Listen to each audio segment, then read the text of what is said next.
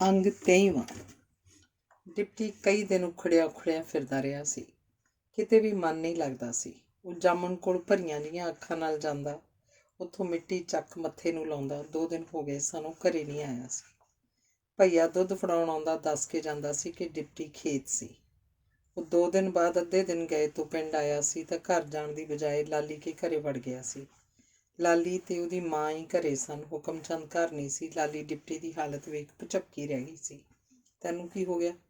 ਮੂੰਹ ਉੱਡਿਆ ਪਿਆ, ਸੁੱਖ ਤਾਂ ਹੈ? ਲਾਲੀ ਨੇ ਪੁੱਛਿਆ ਸੀ। ਲਾਲੀ ਦੀ ਮਾਂ ਤਕੜਾ ਪੁੱਤ ਆਖ ਪਾਸਾ ਜਿਹਾ ਵੱਟ ਗਈ ਸੀ। ਲਾਲੀ ਬੰਦਾ ਕਿਤੇ ਕਿਤੇ ਕਿੰਨਾ ਮਜਬੂਰ ਹੋ ਜਾਂਦਾ ਹਾਲਾਤ ਪੱਖੋਂ। ਡਿਪਟੀ ਨੇ ਹੌਕਾ ਲਿਆ। ਕੀ ਗੱਲ ਹੋ ਗਈ? ਕੱਪੜੇ ਵੀ ਤੇਰੇ ਮੈਲ ਨਾਲ ਭਰੇ ਆ। ਚਿਹਰਾ ਵੀ ਐਂ ਲੱਗਦਾ ਜਿਵੇਂ ਕਈ ਦਿਨਾਂ ਤੋਂ ਪਿੰਡੇ ਤੇ ਪਾਣੀ ਵੀ ਨਾ ਪਾਇਆ ਹੋਵੇ। ਲਾਲੀ ਨੇ ਪੁੱਛਿਆ ਤਾਂ ਡਿਪਟੀ ਤੋਂ ਕੁਝ ਬੋਲ ਹੀ ਨਹੀਂ ਹੋਇਆ। ਅੱਖਾਂ ਭਰਦੀਆਂ ਗਈਆਂ।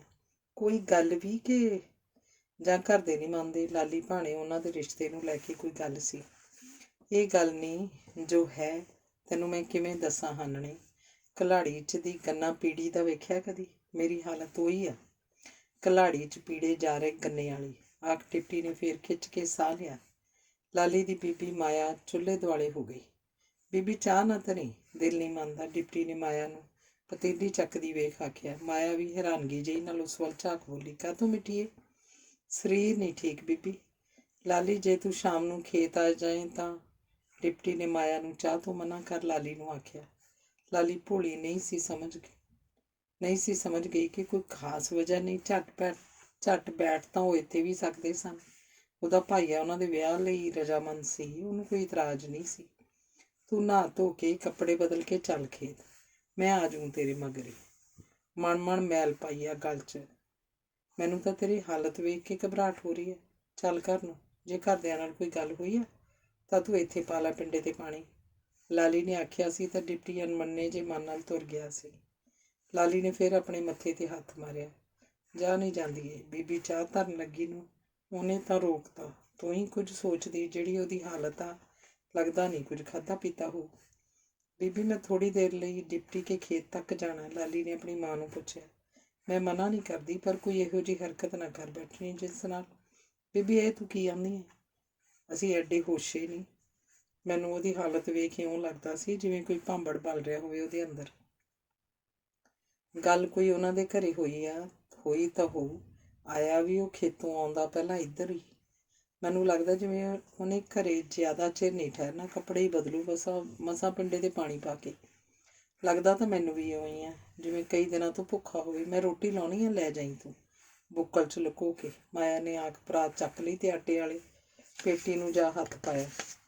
ਡਿਪਟੀ ਘਰੇ ਵੜਿਆ ਸੀ ਤਾਂ ਛਿੰਦਰ ਸਿਰ ਫੜੀ ਬੈਠੀ ਸੀ। ਰਾਤ ਦਾ ਨੀਂਦਰਾ ਅੱਖਾਂ 'ਚੋਂ ਰੜਕ ਰਿਹਾ ਸੀ। ਉਹ ਸਾਰੀ ਰਾਤ ਸੋਚਾਂ 'ਚ ਘਿਰੀ ਰਹੀ ਸੀ। ਉਹਨੇ ਵੀ ਅੱਜ ਪਿੰਡੇ 'ਤੇ ਪਾਣੀ ਤੱਕ ਨਹੀਂ ਪਾਇਆ ਸੀ, ਨਾ ਸਿਰ ਵਾਹਿਆ ਸੀ। ਜੁੰਡੇ ਕਮਲੀ ਦੇ ਝਾਟੇ ਵਾਂਗ ਖਿਲਰੇ ਪਏ ਸੀ। ਆ ਗਿਆ ਪੁੱਤ? ਡਿਪਟੀ ਨੂੰ ਵੇਖ ਉਹ ਸੀਖ ਪਰਨੇ ਖੜੀ ਹੋ ਗਈ। ਡਿਪਟੀ ਵੱਲ ਵੇਖ ਦਿਲ ਨੂੰ ਵਾੜ ਜੀ ਪਈ ਸੀ, ਜਿਵੇਂ ਖੁੰਡੀ ਆਰੀ ਫਿਰ ਗਈ ਹੋਵੇ। ਤੂੰ ਪੁੱਤ ਇਹ ਕੀ ਹਾਲਤ ਬਣਾਈ ਹੈ? ਛਿੰਦਰ ਨੇ ਜਗਦਿਆਂ ਹੀ ਪੁੱਛਿਆ। ਡਿਪਟੀ ਦੀਆਂ ਅੱਖਾਂ ਤੋਂ ਡਰ ਜਿਹਾ ਲੱਗਿਆ। ਮੇਰੀ ਹਾਲਤ ਨੂੰ ਕੀ ਹੋਇਆ? ਠੀਕ ਤਾਂ ਹੈ। ਮੇਰੀ ਹਾਲਤ ਇਹ ਤੋਂ ਠੀਕ ਤਾਂ ਹੋ ਹੀ ਨਹੀਂ ਸਕਦੀ। ਆਖ ਡਿਪਟੀ ਖੜਾ ਨਹੀਂ ਸੀ, ਆਪਣੇ ਕਮਰੇ 'ਚ ਵੜਿਆ। ਕੁੜਤਾ ਪਜਾਮਾ ਚੱਕ ਵਾਸ਼ਰੂਮ 'ਚ ਵੜ ਗਿਆ। ਛਿੰਦਰ ਰਸੋਈ ਨੂੰ ਭੌਂ ਗਈ ਸੀ। ਜਦ ਡਿਪਟੀ ਨਹਾ ਕੇ ਨਿਕਲਿਆ ਤਾਂ ਉਹਦੀ ਹਾਲਤ ਕਾਫੀ ਸੁਧਰ ਚੁੱਕੀ ਸੀ, ਪਰ ਸੁਧਾਰ ਸਰੀਰ 'ਚ ਸੀ। ਆਤਮਾ ਤਾਂ ਜਿਵੇਂ ਖੁੰਡੀ ਦਾਤਰੀ ਨਾਲ ਛਿੱਲੀ ਵੀ ਜਾ ਰਹੀ ਸੀ। ਲੈ ਮੇਰਾ ਪੁੱਤ ਤੂੰ ਚਾਹ ਪੀ, ਮੈਂ ਰੋਟੀ ਲਾਉਣੀ ਆ। ਤੂੰ ਇਹ ਨਹੀਂ ਸੋਚਿਆ ਘਰ ਮਾਂ 'ਤੇ ਕੀ ਬੀਤਦੀ ਹੋਊ? ਛਿੰਦਰ ਨੇ ਡਿਪਟੀ ਦੇ ਕਮਰੇ 'ਚ ਹੀ ਟੇਬਲ 'ਤੇ ਚਾਹ ਦਾ ਕੱਪ ਧਰਦਿਆਂ ਕਿਹਾ। ਡਿਪਟੀ ਨੇ ਕੋਈ ਹੁੰਗਾਰਾ ਨਾ ਦਿੱਤਾ। ਛਿੰਦਰ ਤੁਰ ਗਈ ਤਾਂ ਡਿਪਟੀ ਹੈਂਗਰ ਵੱਲ ਝਾਕਿਆ। ਆਪਣੇ ਕੱਪੜਿਆਂ ਦੇ 2-4 ਜੋੜੇ ਇਕੱਠੇ ਕੀਤੇ, ਬੈਗ 'ਚ ਪਾ ਲਏ। ਉਦੋਂ ਹੀ ਛਿੰਦਰ ਫੇਰ ਅੰਦਰ ਆਈ ਤੇ ਚਾਹ ਵਾਲਾ ਕੱਪ ਜਿਉਂਦਾ ਤਿਉਂ ਪਿਆ ਵੇਖ ਧੱਕਾ ਜਿਹਾ ਲੱਗਿਆ। ਚਾਹ ਪੀ ਪੁੱਤ, ਦਿਲ ਨਹੀਂ ਥੋੜ੍ਹਾ ਕਰੀਦਾ। ਮੈਂ ਮਨਾਊਂ ਤੇਰੇ ਤਾਏ ਨੂੰ। ਤੇਰਾ ਵਿਆਹ ਪੰਡਤਾਂ ਦੀ ਕੁੜੀ ਨਾਲ ਹੀ ਕਰਾਂਗੇ, ਫਿਕਰ ਨਾ ਕਰ ਤੂੰ। ਛਿੰਦਰ ਭਾਣੇ ਇਹੋ ਗੱਲ ਸੀ। ਉਹਨੇ ਕੱਪ ਚੱਕ ਡਿਪਟੀ ਵੱਲ ਵਧਾਇਆ ਤਾਂ ਡਿਪਟੀ ਨੇ ਕੱਪ ਫੜ ਟੇਬਲ 'ਤੇ ਰੱਖਤਾ। ਉਹਦੀਆਂ ਅੱਖਾਂ ਮੱਚ ਰਹੀਆਂ ਸਨ, ਜਿਵੇਂ ਮਿਰਚਾਂ ਦੀ ਲੱਪ ਧੂੜੀ ਜਾ ਚੁੱਕੀ ਹੋਵੇ। ਮੈਂ ਰੋਟੀ ਲਾਉਣੀ ਆ, ਆਖ ਛਿੰਦਰ ਕਮਰੇ 'ਚੋਂ ਬਾਹਰ ਹੋਣ ਲੱਗੀ ਤਾਂ ਡਿਪਟੀ ਨੇ ਜਿਵੇਂ ਉਹਦੇ ਸਿਰ 'ਚ ਬੰਬ ਫੋੜਤਾ। ਬਾਪੂ ਦਾ ਕਸੂਰ ਕੀ ਸੀ? ਐਂ ਤਾਂ ਕੋਈ ਆਪਣੇ ਦੁਸ਼ਮਣ ਨਾਲ ਵੀ ਨਹੀਂ ਕਰਦਾ। ਤਾਏ ਦਾ ਤਾਂ ਸ਼ਰੀਕ ਸੀ, ਤੇਰਾ ਤਾਂ। ਕੀ ਆਖਿਆ? ਛਿੰਦਰ ਨੂੰ ਜਿਵੇਂ ਆਪਣੇ ਕੰਨਾਂ 'ਤੇ ਸੱਚ ਜਿਹਾ ਨਾ ਆਇਆ। ਮੈਂ ਕੀ ਆਖਣਾ, ਮਾਂ ਜੋ ਆ ਮੇਰੀ ਜਨਮਦਾਤੀ, ਪਰ ਮੈਂ ਹੁਣ ਇਸ ਘਰੇ ਸਾਹ ਵੀ ਨਹੀਂ ਲੈ ਸਕਦਾ। ਮੇਰਾ ਦਮ ਘੁੱਟੀ ਦਾ ਦਮ। ਤੁਸੀਂ ਕੀ ਸੋਚਿਆ ਸੀ, ਸੱਚ ਕਿਤੇ ਸਾਹਮਣੇ ਨਾ ਆਊ? ਉਫ, ਆਖ ਡਿਪਟੀ ਨੇ ਬੈਗ ਚੱਕ ਲਿਆ। ਛਿੰਦਰ ਦੀਆਂ ਖਾਨੇ ਹੋ ਗਈਆਂ। ਬੇਟੇ ਫਿਕਰ ਨਾ ਕਰ, ਆਤਮ ਹੱਤਿਆ ਨਹੀਂ ਕਰਦਾ। ਮੈਂ ਨਾ ਹੀ ਪਿੰਡ ਛੱਡਾਂ। ਆਖ ਡਿਪਟੀ ਤੁਰਨ ਲੱਗਾ ਤਾਂ ਛਿੰਦਰ ਨੇ ਅੱਗੇ ਹੋ ਕੇ ਰਾਹ ਰੋਕ ਲਿਆ। ਨਾ ਲਾਲਵੇ, ਮੈਨੂੰ ਐਡੀ ਵੱਡੀ ਸਜ਼ਾ ਨਾ ਦੇ, ਜਿਉਂਦੀ ਮਰ ਜਾਊਂ ਮੈਂ ਤਾਂ। ਛਿੰਦਰ ਹੁੱਕੀਆਂ ਰੋਣ ਲੱਗ ਪਈ। ਡਿਪਟੀ ਉਹਨੂੰ ਮੋਢਿਓਂ ਫੜ ਪਾਸੇ ਕਰਦਾ ਕਮਰੇ 'ਚੋਂ ਬਾਹਰ ਨਿਕਲ ਗਿਆ। ਡਿਪਟੀ ਖੇਤ ਆਇਆ ਸੀ ਤਾਂ ਰਾਮੂ ਭਈਆ ਚੌਲਾਂ ਚਾਲੂਆਂ ਦੀ ਸਬਜ਼ੀ ਰਲਾ ਕੇ ਛਕ ਰਿਹਾ ਸੀ। ਭਈਏ ਨੂੰ ਉਹ ਰਾਸ਼ਨ ਦਿੰਦੇ ਸਨ। ਭਈਆ ਆਪਣਾ ਖਾਣਾ ਦਾਣਾ ਆਪ ਬਣਾਉਂਦਾ ਸੀ। ਰਾਮੂ, ਆਟਾ ਹੈ ਤਾਂ ਰੋਟੀਆਂ ਲਾ ਦੋਏ, ਡਿਪਟੀ ਨੇ ਆਖਿਆ ਸੀ। ਭੁੱਖ ਅੱਗੇ ਕੀ ਜ਼ੋਰ, ਢਿੱਡ ਨੂੰ ਤਾਂ ਬਾਲਣ ਚਾਹੀਦਾ ਸੀ। ਕਿਉਂ ਸਰਦਾਰ, ਘਰੇ ਨਹੀਂ ਖਾ ਕੇ ਆਈ ਹੈਗੀ? ਭਈਆ ਸਹਿਜ ਹੀ ਆ ਗਿਆ ਸੀ ਤੇ ਵੱਡਾ ਸਾਰਾ ਡਕਾਰ ਲਿਆ ਸੀ। ਉਦੋਂ ਹੀ ਡਿਪਟੀ ਨੂੰ ਵੱਟੋ ਵੱਟ ਆਉਂਦੀ ਲਾਲੀ ਦਿਸੀ ਸੀ। ਭਈਆ ਭਾਂਡੇ ਸਮੇਟ ਬੋਰ ਵਾਲੀ ਡਿੱਗੀ ਵੱਲ ਤੁਰ ਪਿਆ ਸੀ। ਲਾਲੀ ਰੋਟੀ ਵਾਲਾ ਡੱਬਾ ਮੰਜੇ 'ਤੇ ਰੱਖ ਆਪ ਵੀ ਬੈਠ ਗਈ ਤੇ ਬੋਲੀ ਕੁਝ ਨਾ। ਇਹ ਕੀ ਚੱਕੀ ਫਿਰਦੀ ਐ? ਡਿਪਟੀ ਸਭ ਜਾਣਦਾ ਵੀ ਪੁੱਛ ਗਿਆ ਸੀ। ਉਹ ਇਸ ਗੱਲੋਂ ਆਪਣੇ ਪਿਆਰ ਦੀ ਮਾਣ ਜਿਹਾ ਵੀ ਕਰ ਗਿਆ ਸੀ। ਦਿਲ ਦੀਆਂ ਗੁੱਝੀਆਂ ਰਮਜ਼ਾਂ ਸਮਝਣ ਵਾਲੀ ਹਾਨਣ ਕੁਦਰਤ ਨੇ ਉਹਦੀ ਝੋਲੀ ਪਾਈ ਸੀ। ਮਨ 'ਚ ਕੁਦਰਤ ਦਾ ਸਿਜਦਾ ਵੀ ਕੀਤਾ ਸੀ। ਰੋਟੀ ਆ? ਡਿਪਟੀ ਨੇ ਪੁੱਛਿਆ ਸੀ ਤਾਂ ਲਾਲੀ ਨੇ ਸਿਰ ਹਿਲਾਇਆ ਸੀ। ਤੈਨੂੰ ਕੀ ਪਤਾ ਸੀ ਮੈਂ ਭੁੱਖਾਂ? ਤੂੰ ਇੱਕ ਔਰਤ ਦੇ ਦਿਲ ਨੂੰ ਨਹੀਂ ਸਮਝ ਸਕਦਾ ਹਾਣੀਆਂ, ਆਖਦਿਆਂ ਲਾਲੀ ਨੇ ਡੱਬਾ ਖੋਲ੍ਹਿਆ। ਰੋਟੀਆਂ ਦੇ ਸੰਨ 'ਚ ਪਾਈ ਆਲੂਆਂ ਦੀ ਸੁੱਕੀ ਸਬਜ਼ੀ ਆਪਣੀ ਮਹਿਕ ਖਿਲਾਰ ਨਾਸਾਂ 'ਚ ਜਲੂਣ ਛੇੜ ਗਈ। ਰਾਮੂ ਭਾਂਡੇ ਧੋ ਰੱਖਦਾ ਟੇਢਾ ਟੇਢਾ ਜਿਹਾ ਝਾਕਦਾ ਕਹੀ ਚੱਕ ਖਾਲ ਪੈ ਗਿਆ। ਲਾਲੀ ਨੇ ਬੁਰਕੀ ਭੰਨ ਸਬਜ਼ੀ ਲਾਈ ਤੇ ਕੋਰ ਡਿਪਟੀ ਦੇ ਮੂੰਹ ਵੱਲ ਲੈ ਗਈ। ਡਿਪਟੀ ਨੇ ਚਿੜੀ ਦੇ ਬੱਚੇ ਵਾਂਗ ਮੂੰਹ ਟੱਡ ਦਿੱਤਾ। ਫਿਰ ਉਹ ਪ੍ਰਕਿਰਿਆ ਡਿਪਟੀ ਨੇ ਵੀ ਨਿਭਾਈ। ਤੁਸੀਂ ਖਾਓ, ਮੈਂ ਖਾ ਕੇ ਆਈ ਹਾਂ। ਚੱਲ ਇੱਕ ਅੱਧੀ ਤਾਂ ਖਾ, ਡਿਪਟੀ ਨੇ ਸਾਥ ਦੇਣ ਨੂੰ ਆਖਿਆ।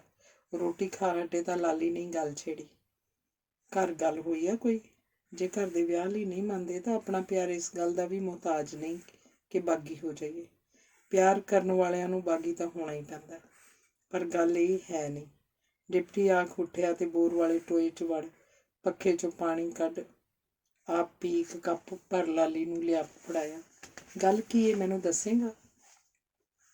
ਤੈਨੂੰ ਖੇਤ ਸੱਦਿਆ ਹੀ ਤਾਂ ਮੇਰੇ ਦਿਮਾਗ 'ਤੇ ਇੰਨਾ ਬੋਝ ਆ ਕਿ ਕਿਤੇ ਕਿਤੇ ਲੱਗਦਾ ਜੇ ਦਿਲ ਹਲਕਾ ਨਾ ਕੀਤਾ ਤਾਂ ਦਿਮਾਗ ਫਟ ਜਾਊਗਾ। ਮਰਦ ਤਾਂ ਵੱਡੇ ਵੱਡੇ ਹਾਦਸੇ ਹੱਸ ਕੇ ਝੱਲ ਜਾਂਦੇ ਆ। ਐਡੀ ਕਿਹੜੀ ਗੱਲ ਹੈ ਜਿਹੜੀ ਤੈਨੂੰ ਵਿੱਚ ਖਾਈ ਜਾਂਦੀ ਹੈ?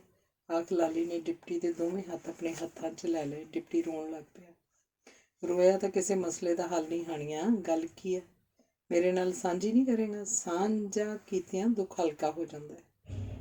ਮੇਰੇ ਬਾਪੂ ਦਾ ਕਤਲ ਕੀਤਾ ਗਿਆ ਸੀ, ਹੋਰ ਗੁੰਮ ਕਿੱਥੇ ਹੋਣਾ ਸੀ? ਆਖ ਡਿਪਟੀ ਨੇ ਆਪਣੀਆਂ ਅੱਖਾਂ ਭੁੰਨੀਆਂ। ਕਤਲ?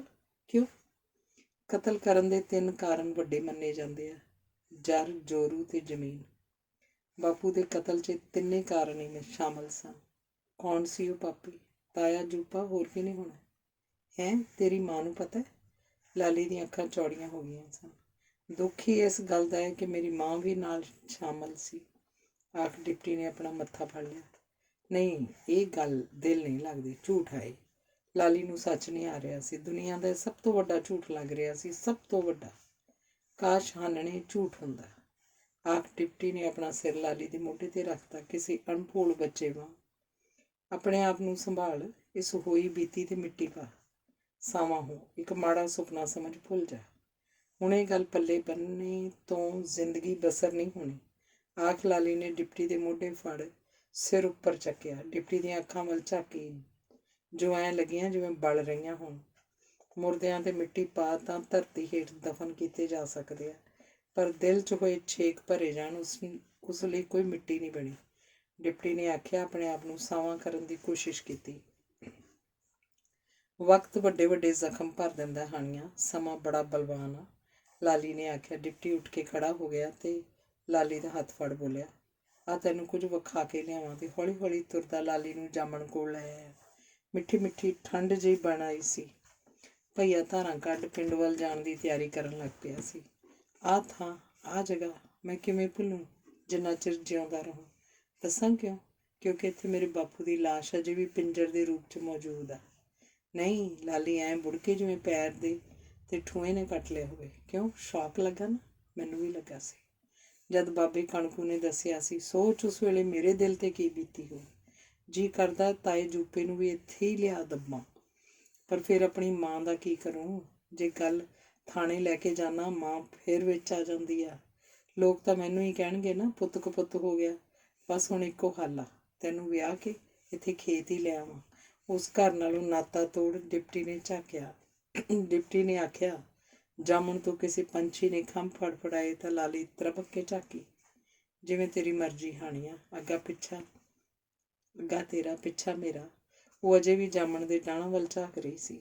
ਨਹੀਂ ਹੀਰੀਏ, ਅੱਗੇ ਪਿੱਛੇ ਵਾਲੀਆਂ ਗੱਲਾਂ ਛੱਡ, ਬਰਾਬਰ ਤੁਰਨ ਦੀਆਂ ਕਰ। ਇੱਕ ਗੱਲ ਹੋਰ ਆ, ਬਾਪੂ ਦੀਆਂ ਚੋਰੀ ਛਪੋਰੀ ਹੱਡੀਆਂ ਕੱਢ ਜਲ ਪ੍ਰਵਾਹ ਕਰ ਦੀਏ, ਕੁਝ ਤਾਂ ਮਨ ਨੂੰ ਸਕੂਨ ਮਿਲੂ। ਡਿਪਟੀ ਨੇ ਆਖਿਆ, ਤੁਸੀਂ ਸਿਆਣੇ ਆ, ਜੋ ਚੰਗਾ ਲੱਗੇ।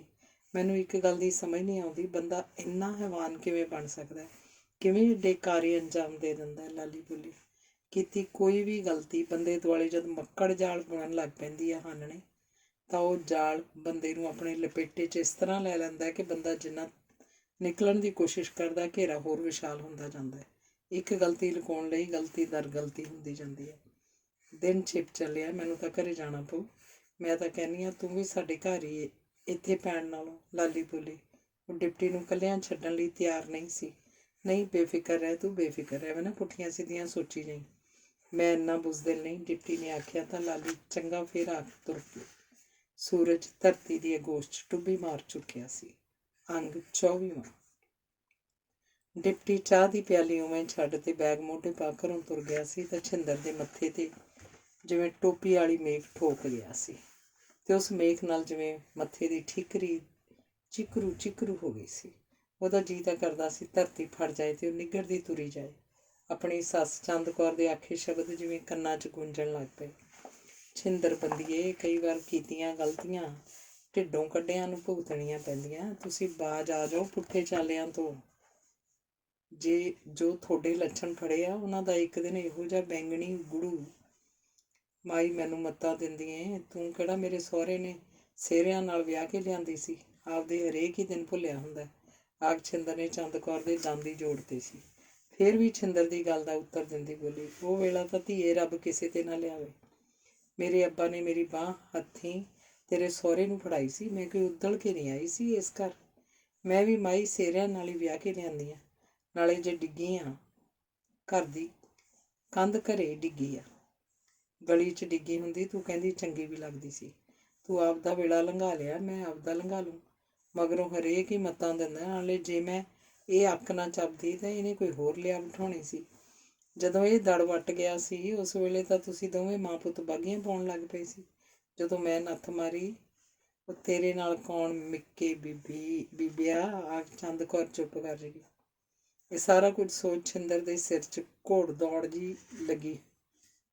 ਜੂਪਾ ਤਾਂ ਪਹਿਲਾਂ ਹੀ ਇਹ ਗੱਲ 20 ਵਾਰ ਆਖ ਚੁੱਕਿਆ ਸੀ ਕਿ ਇਹਨੇ ਵੀ ਆਪਦੇ ਪਿਓ ਵਾਲੀ ਕਰਾਉਣੀ ਆ।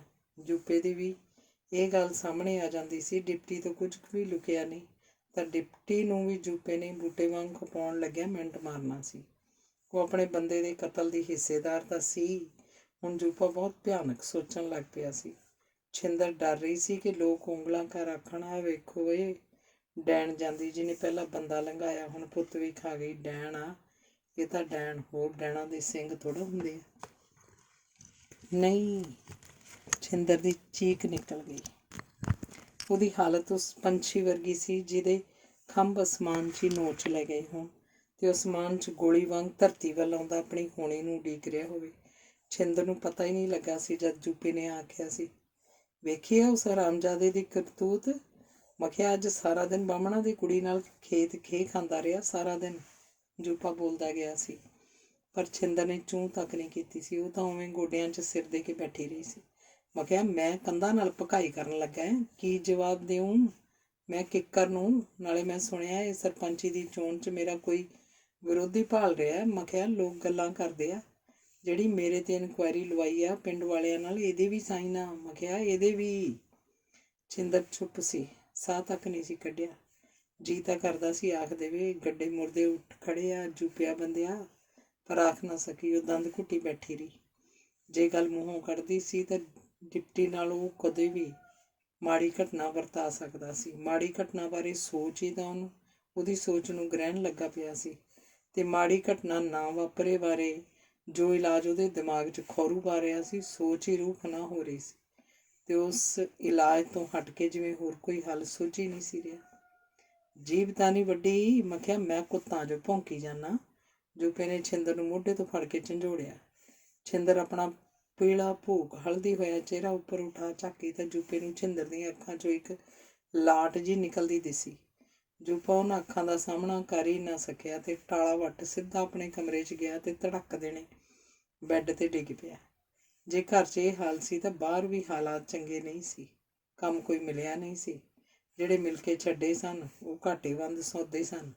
ਚਲਦੀ ਸਰਕਾਰ ਦਾ ਪੱਖ ਪੂਰਨ ਵਾਲੇ ਬੰਦੇ ਕਮਾਈ ਵਾਲੇ ਕੰਮਾਂ ਨੂੰ ਹੱਥ ਪਾ ਗਏ ਸਨ, ਪਰ ਜੁਪੇ ਦੇ ਟਰੈਕਟਰ ਤੇ ਹੋਰ ਸੰਦ ਪੈੜੇ ਘਰੇ ਚਿੱਟੇ ਹਾਥੀ ਬਣੇ ਖੜੇ ਸਨ। ਉਹ ਕੰਮ ਤਾਂ ਉਹਨੇ ਫਿਰ ਵੀ ਸੱਜਾ ਖੱਬਾ ਕਰ ਸਿਰੇ ਚਾੜ ਲੈਣੇ ਸਨ, ਪਰ ਜੋ ਅੱਜ ਥਾਣੇ ਦੇ ਮੁਖੀ ਨੇ ਵਾਰਨਿੰਗ ਦਿੱਤੀ ਸੀ, ਵੇਖ ਜੂਪ ਸਿੰਘ, ਤੈਨੂੰ ਫੀਮ ਵੇਚਣ ਦਾ ਧੰਦਾ ਜਾਂ ਤਾਂ ਬੰਦ ਕਰਨਾ ਪਊ ਜਾਂ ਕਿਸੇ ਮੰਤਰੀ ਨਾਲ ਸਾਂਢ ਗਾਂਢ ਕਰਨੀ ਪਊ। ਸਿੱਧੀ ਗੱਲ ਆ। ਮੈਂ ਕਿਹਾ ਕਿਉਂ ਕਾਹਦੀ? ਆਪਣੀ ਸਰਕਾਰ 'ਚ ਬਥੇਰੇ ਬੁੱਲੇ ਲੁੱਟੇ ਆ ਤੁਸੀਂ, ਸਾਰੀ ਉਮਰ ਠੇਕਾ ਤਾਂ ਨਹੀਂ ਲਿਆ, ਦੂਜਿਆਂ ਨੂੰ ਲੁੱਟ ਲੈਣ ਦਿਓ। ਤਾਣਾ ਮੁਖੀ ਕੱਛਾਂ 'ਚ ਹੱਸਿਆ ਸੀ। ਬਥੇਰੀਆਂ ਚੰਮਦੀਆਂ ਚਲਾਈਆਂ ਸੀ ਜੁਪੇ ਹੋਣਾ ਲਾਲ ਜੀ ਦੇ ਸਿਰ ਤੇ ਹੁਣ ਬਾਜੀ ਪਲਟ ਚੁੱਕੀ ਸੀ। ਮੈਂ ਕਿਹਾ ਹੱਦ ਹੋ ਗਈ, ਤੂੰ ਆਪਦਾ ਹਿੱਸਾ ਚੱਕੀ ਚੱਲੀ, ਤੈਨੂੰ ਕੀ? ਮੇਰਾ ਮਾਲ ਥੋਕ ਜਾਂਦਾ। ਮੈਂ ਕਿਹਾ ਇੱਕ ਅੱਧ ਦਿਨ ਦੀ ਗੇਮ ਹੁੰਦੀ ਆ। ਜੁਪਾ ਬੋਲਿਆ, ਉਸ ਕੋਲ ਹੈਰੋਇਨ ਤੇ ਅਫੀਮ ਇਕੱਠੀ ਆਉਂਦੀ ਸੀ ਤੇ ਇਕੱਠੀ ਨਿਕਲ ਜਾਂਦੀ ਸੀ। ਪਿੰਡ 'ਚ ਤਾਂ ਇਸ ਗੱਲ ਦਾ ਪਤਾ ਵੀ ਨਹੀਂ ਸੀ ਕਿ ਉਹ ਬਹੁਤ ਵੱਡਾ ਸਮਗਲਰ ਵੀ ਸੀ। ਸਾਨੂੰ ਮੁੱਖ ਮੰਤਰੀ ਸਾਹਿਬ ਦੀਆਂ ਸਿੱਧੀਆਂ ਹਦਾਇਤਾਂ ਨੇ, ਉੱਪਰੋਂ ਹੀ ਲਿਸਟ ਬਣ ਕੇ ਆਈ ਆ ਤੁਹਾਡੇ ਨਾਵਾਂ ਦੀ। ਹੋਰ ਦੱਸ। ਫੇਰ ਜੁਪਾ ਪਾਣੀ 'ਚ ਹੀ ਬਹਿ ਗਿਆ ਸੀ। ਫੇਰ ਕੀ? ਪਲਟੀ ਨਹੀਂ ਮਾਰੀ ਦੀ? ਤੂੰ ਲਾਲ ਜੀ ਨਾਲ ਵਿਆਹ? ਮੁਖੀ ਨੇ ਆਖਿਆ। ਪਲਟੀ ਵੱਜੀ ਨਹੀਂ। ਮੈਂ ਕਿਹਾ ਜੀ ਤਾਂ ਬਥੇਰਾ ਕਰਦਾ ਸੀ ਪਲਟੀ ਮਾਰਨ ਨੂੰ। ਜੁਪਾ ਸਿਰ ਫੜ ਬੈਠ ਗਿਆ। ਚਲੋ ਤੇਰੀ ਸਿਰਦਰਦੀ ਆ, ਹੁਣ ਤਾਂ ਫਿਰ ਦੜ ਵੱਟਣੀ ਪਊ। ਮੁਖੀ ਆਖ ਉੱਠ ਖਲੋਤਾ ਸੀ। ਜੁਪੇ ਨੇ ਆਪਣੇ ਆਪ ਨੂੰ ਚਾਰੇ ਬੰਨਿਆਂ ਤੋਂ ਘਿਰਿਆ ਪਾਇਆ ਸੀ। ਪੰਚਾਇਤ ਸੈਕਟਰੀ ਤਾਂ 6 ਮਹੀਨਿਆਂ ਦੀ ਛੁੱਟੀ ਲੈ ਆਪਣੇ ਮੁੰਡੇ ਕੋਲ ਕਨੇਡੇ ਵੱਜਿਆ ਸੀ। ਜੇ ਹੁਣ ਉਹ ਗਬਨ ਦੇ ਕੇਸਾਂ 'ਚ ਵੀ ਫਸਦਾ ਤਾਂ ਇਕੱਲਾ ਹੀ ਫਸਦਾ ਸੀ। ਉਹ ਹਰ ਨਵੇਂ ਔਗਣ ਅਖਬਾਰਾਂ 'ਚ ਖਬਰਾਂ ਪੜ੍ਹਦਾ ਸੁਣਦਾ ਸੀ ਕਿ ਕਈਆਂ ਪਿੰਡਾਂ ਦੇ ਸਰਪੰਚ ਗਬਨ ਦੇ ਕੇਸਾਂ 'ਚ ਅੰਦਰ ਹਨ, ਤੇ ਉਹ ਦਿਨ ਦੂਰ ਨਹੀਂ ਸੀ ਜਦ ਉਹਨੇ ਵੀ ਜੁਪਿਆ ਜਾਣਾ ਸੀ। ਉਧਰੋਂ ਕਿੱਕਰ ਦੇ ਬੋਲ ਕੰਨਾਂ 'ਚ ਗੂੰਜ ਰਹੇ ਸੀ, ਉਹ ਮੁੰਡਾ ਤਾਂ ਤੈਨੂੰ ਮਨਾਉਣਾ ਹੀ ਪਊ ਜੂਪ ਸਿਆ, ਨਹੀਂ ਤਾਂ ਆਪ ਸਿਆਣਾ ਹੈ। ਕਿੱਕਰ ਸਿੱਧਾ ਹੀ ਧਮਕੀਆਂ ਤੇ ਉਤਰਿਆ ਪਿਆ ਸੀ। ਉਹਦੀ ਬਦਚਲਣ ਕੁੜੀ ਕੋਈ ਵੀ ਆਪਣੇ ਗਲ ਮੜਨ ਨੂੰ ਤਿਆਰ ਨਹੀਂ ਸੀ। ਜੁਪੇ ਤੇ ਆਸ ਸੀ ਜੋ ਟੁੱਟ ਰਹੀ ਲੱਗਦੀ ਸੀ। ਉਹ ਤਾਂ ਆਪਣੇ ਜਾਣੇ ਪੱਖ ਸਮਝੀ ਬੈਠਾ ਸੀ। ਮੈਥੋਂ ਕੰਮ ਬੇਵਾਰਾ ਹੋਇਆ ਪਿਆ। ਮੈਂ ਕਿਹਾ ਮੈਂ ਜ਼ਬਾਨ ਨਹੀਂ ਫੜਾਉਂਦਾ ਕਿੱਕਰ ਸਿਆ, ਉਹ ਤੂੰ ਮੁੰਡੇ ਨੂੰ ਮਨਾ, ਕਿਵੇਂ ਵੀ ਮਨਾ, ਬਸ। ਕਿੱਕਰ ਉਹਦੀ ਇੱਕ ਵੀ ਸੁਣਨ ਨੂੰ ਤਿਆਰ ਨਹੀਂ ਸੀ। ਜੁਪਾ ਇਸ ਤਾਣੇ ਬਾਣੇ 'ਚ ਉਲਝਿਆ ਪੈਗ ਦੀ ਪੈਗ ਚੜ੍ਹਾ ਰਿਹਾ ਸੀ, ਗਲਾਸ ਤੇ ਗਲਾਸ ਅੰਦਰ ਸੁੱਟ ਰਿਹਾ ਸੀ। ਕਿੱਕਰ ਦੀ ਲੱਖਾਂ ਰੁਪਈਆਂ ਦੀ ਹੱਥੋਂ ਦੀ ਜਾਇਦਾਦ ਨਿਕਲਦੀ ਦਿਸ ਰਹੀ ਸੀ। ਕਿੱਕਰ ਪਾਵਰਫੁੱਲ ਬੰਦਾ ਸੀ। ਉਸ ਨਾਲ ਹੋਈ ਅਣਬਣ ਕਾਫੀ ਮਹਿੰਗੀ ਪੈ ਸਕਦੀ ਸੀ। ਛਿੰਦਰ ਰੋਟੀ ਲਿਆਈ ਸੀ ਤਾਂ ਹੁਣ ਸੀ, ਢੰਗ ਨਾਲ ਰੋਟੀ ਵੀ ਨਹੀਂ ਖਾਧੀ ਗਈ ਸੀ, ਉਵੇਂ ਟੇਢਾ ਹੋ ਗਿਆ। ਛਿੰਦਰ ਨੂੰ ਅਚਵੀ ਜਿਹੀ ਲੱਗੀ ਪਈ ਸੀ। ਰੋਟੀ ਬਣਾ ਜੁਪੇ ਨੂੰ ਖਵਾਈ, ਪਰ ਆਪਣੇ ਸੰਗੋਂ ਬੁਰਕੀ ਅੰਦਰ ਨਹੀਂ ਕੀਤੀ ਸੀ। ਉਹਦੇ ਕੋਲ ਜ਼ਿੰਦਗੀ ਜਿਉਣ ਦਾ ਜਿਵੇਂ ਕੋਈ ਮਕਸਦ ਹੀ ਨਹੀਂ ਰਹਿ ਗਿਆ ਸੀ। ਉਹ ਜ਼ਿੰਦਗੀ ਦੀ ਇਸ ਸ਼ਤਰੰਜ 'ਚੋਂ ਸਾਰੇ ਪਾਸਿਆਂ ਤੋਂ ਘਿਰ ਚੁੱਕੀ ਸੀ। ਡਿਪਟੀ ਦੀ ਨਫ਼ਰਤ ਤੇ ਜੁਪੇ ਹੱਥੋਂ ਉਹਦੇ ਕਤਲ ਦਾ ਡਰ। ਉਹਨੂੰ ਕੋਈ ਵੀ ਰਸਤਾ ਦਿਸ ਨਹੀਂ ਸੀ ਰਿਹਾ ਜਿਹੜਾ ਇਸ ਘਰ ਦੀ ਗੱਡੀ ਲੀਹ 'ਤੇ ਲਿਆ ਸਕਦਾ ਸੀ। ਬਸ ਇੱਕੋ ਰਸਤਾ ਰਹਿ ਜਾਂਦਾ ਸੀ, ਤੇ ਉਸ ਰਸਤੇ ਬਾਰੇ ਸੋਚ ਸਰੀਰ ਨੂੰ ਕੰਬਣੀ ਜਿਹੀ ਚੜ੍ਹਦੀ ਸੀ। ਉਹ ਬਥੇਰਾ ਆਪਣੇ ਦਿਮਾਗ 'ਚ ਪਨਪ ਰਹੇ ਇਸ ਖਿਆਲ ਨੂੰ ਪਾਸੇ ਕਰਨ ਦੀ ਕੋਸ਼ਿਸ਼ ਕਰਦੀ ਸੀ। ਉਲਝੀ ਹੋਈ ਤਾਣੀ ਨੂੰ ਕਿਵੇਂ ਸੁਲਝਾਇਆ ਜਾਏ ਸੋਚਦੀ ਸੀ, ਪਰ ਮੁੜ ਘਿੜ ਕੇ ਇੱਕੋ ਹੀ ਹੱਲ ਦਿਸ ਰਿਹਾ ਸੀ, ਇੱਕੋ ਹੀ। ਹੇ ਛਿੰਦਰ ਬੰਦੀਏ, ਤੇਰੀਆਂ ਕੀਤੀਆਂ ਤੇਰੀ ਔਲਾਦ ਅੱਗੇ ਆਈਆਂ। ਬੇਬੇ ਚੰਦ ਕੌਰ ਤੈਨੂੰ ਬਥੇਰੀਆਂ ਮੱਤਾਂ ਦਿੰਦੀ ਰਹੀ, ਪਰ ਤੂੰ ਕੰਨ ਬੰਦ ਕਰੀ ਰੱਖੇ। ਤੇਰੀ ਤਾਂ ਬੁੱਧ ਭ੍ਰਿਸ਼ਟ ਹੋ ਗਈ ਸੀ। ਇਹ ਸੱਚੇ ਪਾਤਸ਼ਾਹ, ਹੁਣ ਤਾਂ ਤੂੰ ਹੀ ਮੇਰਾ ਰਾਹ ਦਸੇਰਾ ਹੈ। ਮੈਂ ਇਸ ਮੱਕੜ ਜਾਲ 'ਚ ਫਸ ਚੁੱਕੀ ਹਾਂ, ਜਿਸ 'ਚੋਂ ਨਿਕਲਣ ਦਾ ਮੈਨੂੰ ਕੋਈ ਰਾਹ ਨਹੀਂ ਦਿਸ ਰਿਹਾ। ਜੇ ਜੁਪੇ ਨੇ ਮੁੰਡੇ ਦਾ ਕਤਲ ਕਰਤਾ, ਇਸ ਘਰ ਦਾ ਦੀਵਾ ਗੁੱਲ ਹੋ ਜਾਊ। ਜੇ ਮੁੰਡਾ ਮੇਰਾ ਤੇ ਜੁਪੇ ਦਾ ਕਤਲ ਕਰਨ ਪੈ ਗਿਆ, ਦੀਵਾ ਗੁੱਲ ਫੇਰ ਵੀ ਆ। ਜੇ ਹਾਦਸੇ ਨਹੀਂ ਵਾਪਰਦੇ, ਫਿਰ ਵੀ ਮੈਂ ਪੁੱਤ ਦੇ ਮੱਥੇ ਕਿਹੜੇ ਮੂੰਹ ਲੱਗਿਆ ਕਰੂੰ। ਮੈਨੂੰ ਕੋਈ ਹੱਲ ਨਹੀਂ ਦਿਸ ਰਿਹਾ, ਕੋਈ ਹੱਲ। ਹੀ ਮੇਰੇ ਦਾਤਿਆ, ਕਿਹੜੇ ਚੱਕਰ ਵਿੱਚ ਫਸ ਚੁੱਕੀ ਹਾਂ ਮੈਂ। ਛਿੰਦਰ ਆਪਣੇ ਆਪ ਨਾਲ ਗੱਲਾਂ ਕਰਦੀ ਰਹੀ। ਫਿਰ ਉਹ ਇੱਕਦਮ ਜਿਵੇਂ ਸ਼ਾਂਤ ਹੋ ਗਈ, ਜਿਵੇਂ ਇਸ ਚੱਕਰ ਵੀ ਉਹਨੂੰ ਤੋੜਨ ਦੀ ਚਾਬੀ ਹੱਥ ਆ ਗਈ ਹੋਵੇ। ਉਹ ਬੈੱਡ ਤੋਂ ਉੱਠੀ, ਕਾਰਸਨ ਤੋਂ ਇੱਕ ਪੈਨ ਤੇ ਇੱਕ ਕਾਪੀ ਚੱਕੀ। ਜਦ ਘਰ ਦੇ ਸੌਦੇ ਮੰਗਵਾਉਣੇ ਹੁੰਦੇ ਸਨ ਤਾਂ ਉਹੀ ਕਾਪੀ ਵਰਤਿਆ ਕਰਦੀ ਸੀ। ਉਹਨੇ ਕੁਝ ਸ਼ਬਦ ਲਿਖ ਕਾਪੀ ਨਾਲੋਂ ਵਰਕਾ ਪਾੜਿਆ ਤੇ ਆਪਣੇ ਬੈੱਡ ਤੇ ਰੱਖ ਉੱਤੇ ਖੁੱਲ੍ਹਾ ਬਾਲ ਪੈਨ ਰੱਖਤਾ। ਮਾਫ਼ ਕਰੀਂ ਦਾਤਿਆ, ਆਖ ਪੇਟੀ ਜਾ ਖੋਲ੍ਹੀ। ਜੂਪੇ ਕੋਲ 2 ਹਥਿਆਰ ਸੀ, 2 ਨਾਲੀ 12 ਬੋਰ ਬੰਦੂਕ ਤੇ ਇੱਕ 6 ਗੋਲੀ ਦਾ ਪਿਸਤੌਲ, ਜੋ ਇਸੇ ਅਲਮਾਰੀ 'ਚ ਹੀ ਹੁੰਦੇ ਸੀ। ਉਹਨੇ ਬੰਦੂਕ ਚੱਕ ਲੋਡ ਕੀਤੀ। ਪਤਾ ਨਹੀਂ ਕੀ ਖਿਆਲ ਆਇਆ, ਬੈੱਡ ਤੇ ਬੰਦੂਕ ਰੱਖ ਕੋਠੀ 'ਚੋਂ ਬਾਹਰ ਆ। ਗਲੀ ਵਾਲੇ ਬਾਰ ਨੂੰ ਅਰਲ ਮਾਰ ਆਈ। ਸਾਰਾ ਪਿੰਡ ਘੂਕ ਸੁੱਤਾ ਪਿਆ ਸੀ। ਉਹ ਫਿਰ ਕੋਠੀ 'ਚ ਆ ਜੂਪੇ ਦੇ ਬੈੱਡਰੂਮ 'ਚ ਵੜ ਗਈ। ਉਹ ਘੂਕ ਸੁੱਤਾ ਪਿਆ ਸੀ।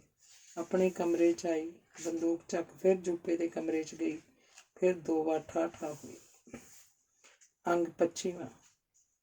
ਰਾਮੂ ਸਵੇਰੇ ਸੂਰਜ ਨਿਕਲਦੇ ਨਾਲ ਹਰ ਰੋਜ਼ ਦੀ ਤਰ੍ਹਾਂ ਮੱਝਾਂ ਚੋ ਕੇ ਦੁੱਧ ਦੀ ਡਰਮੀ ਸਾਈਕਲ ਦੇ ਹੈਂਡਲ ਨਾਲ ਬੰਨ੍ਹ ਤੇ ਲੋੜ ਜੋਗਾ ਦੁੱਧ ਰੱਖ ਪਿੰਡ ਨੂੰ ਤੁਰ ਗਿਆ। ਡਿਪਟੀ ਪਹੀ ਤੇ ਦਾਤਣ ਕਰਦਾ ਟਹਿਲ ਕਦਮੀ ਕਰ ਰਿਹਾ ਸੀ ਤੇ ਉਹਦੀ ਚਾਹ ਰਾਮੂ ਨੇ ਚੁੱਲ੍ਹੇ 'ਤੇ ਪਈ ਰਹਿਣਤੀ ਸੀ।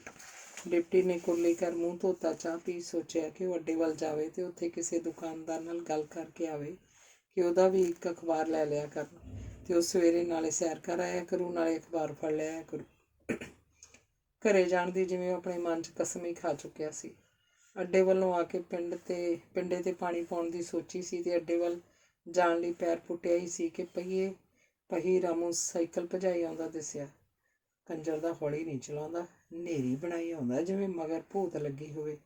ਡਿਪਟੀ ਨੇ ਆਪਣੇ ਮਨ 'ਚ ਆਖਿਆ। ਰਾਮੂ ਨੇ ਨੇੜੇ ਜਿਵੇਂ ਚੀਕ ਮਾਰੀ, ਸਰਦਾਰ ਜੀ, ਉਸ ਤੋਂ ਸਾਈਕਲ ਦਾ ਸਟੈਂਡ ਵੀ ਨਹੀਂ ਲੱਗਾ ਸੀ, ਸਾਈਕਲ ਸੁੱਟ ਹੀ ਦਿੱਤਾ।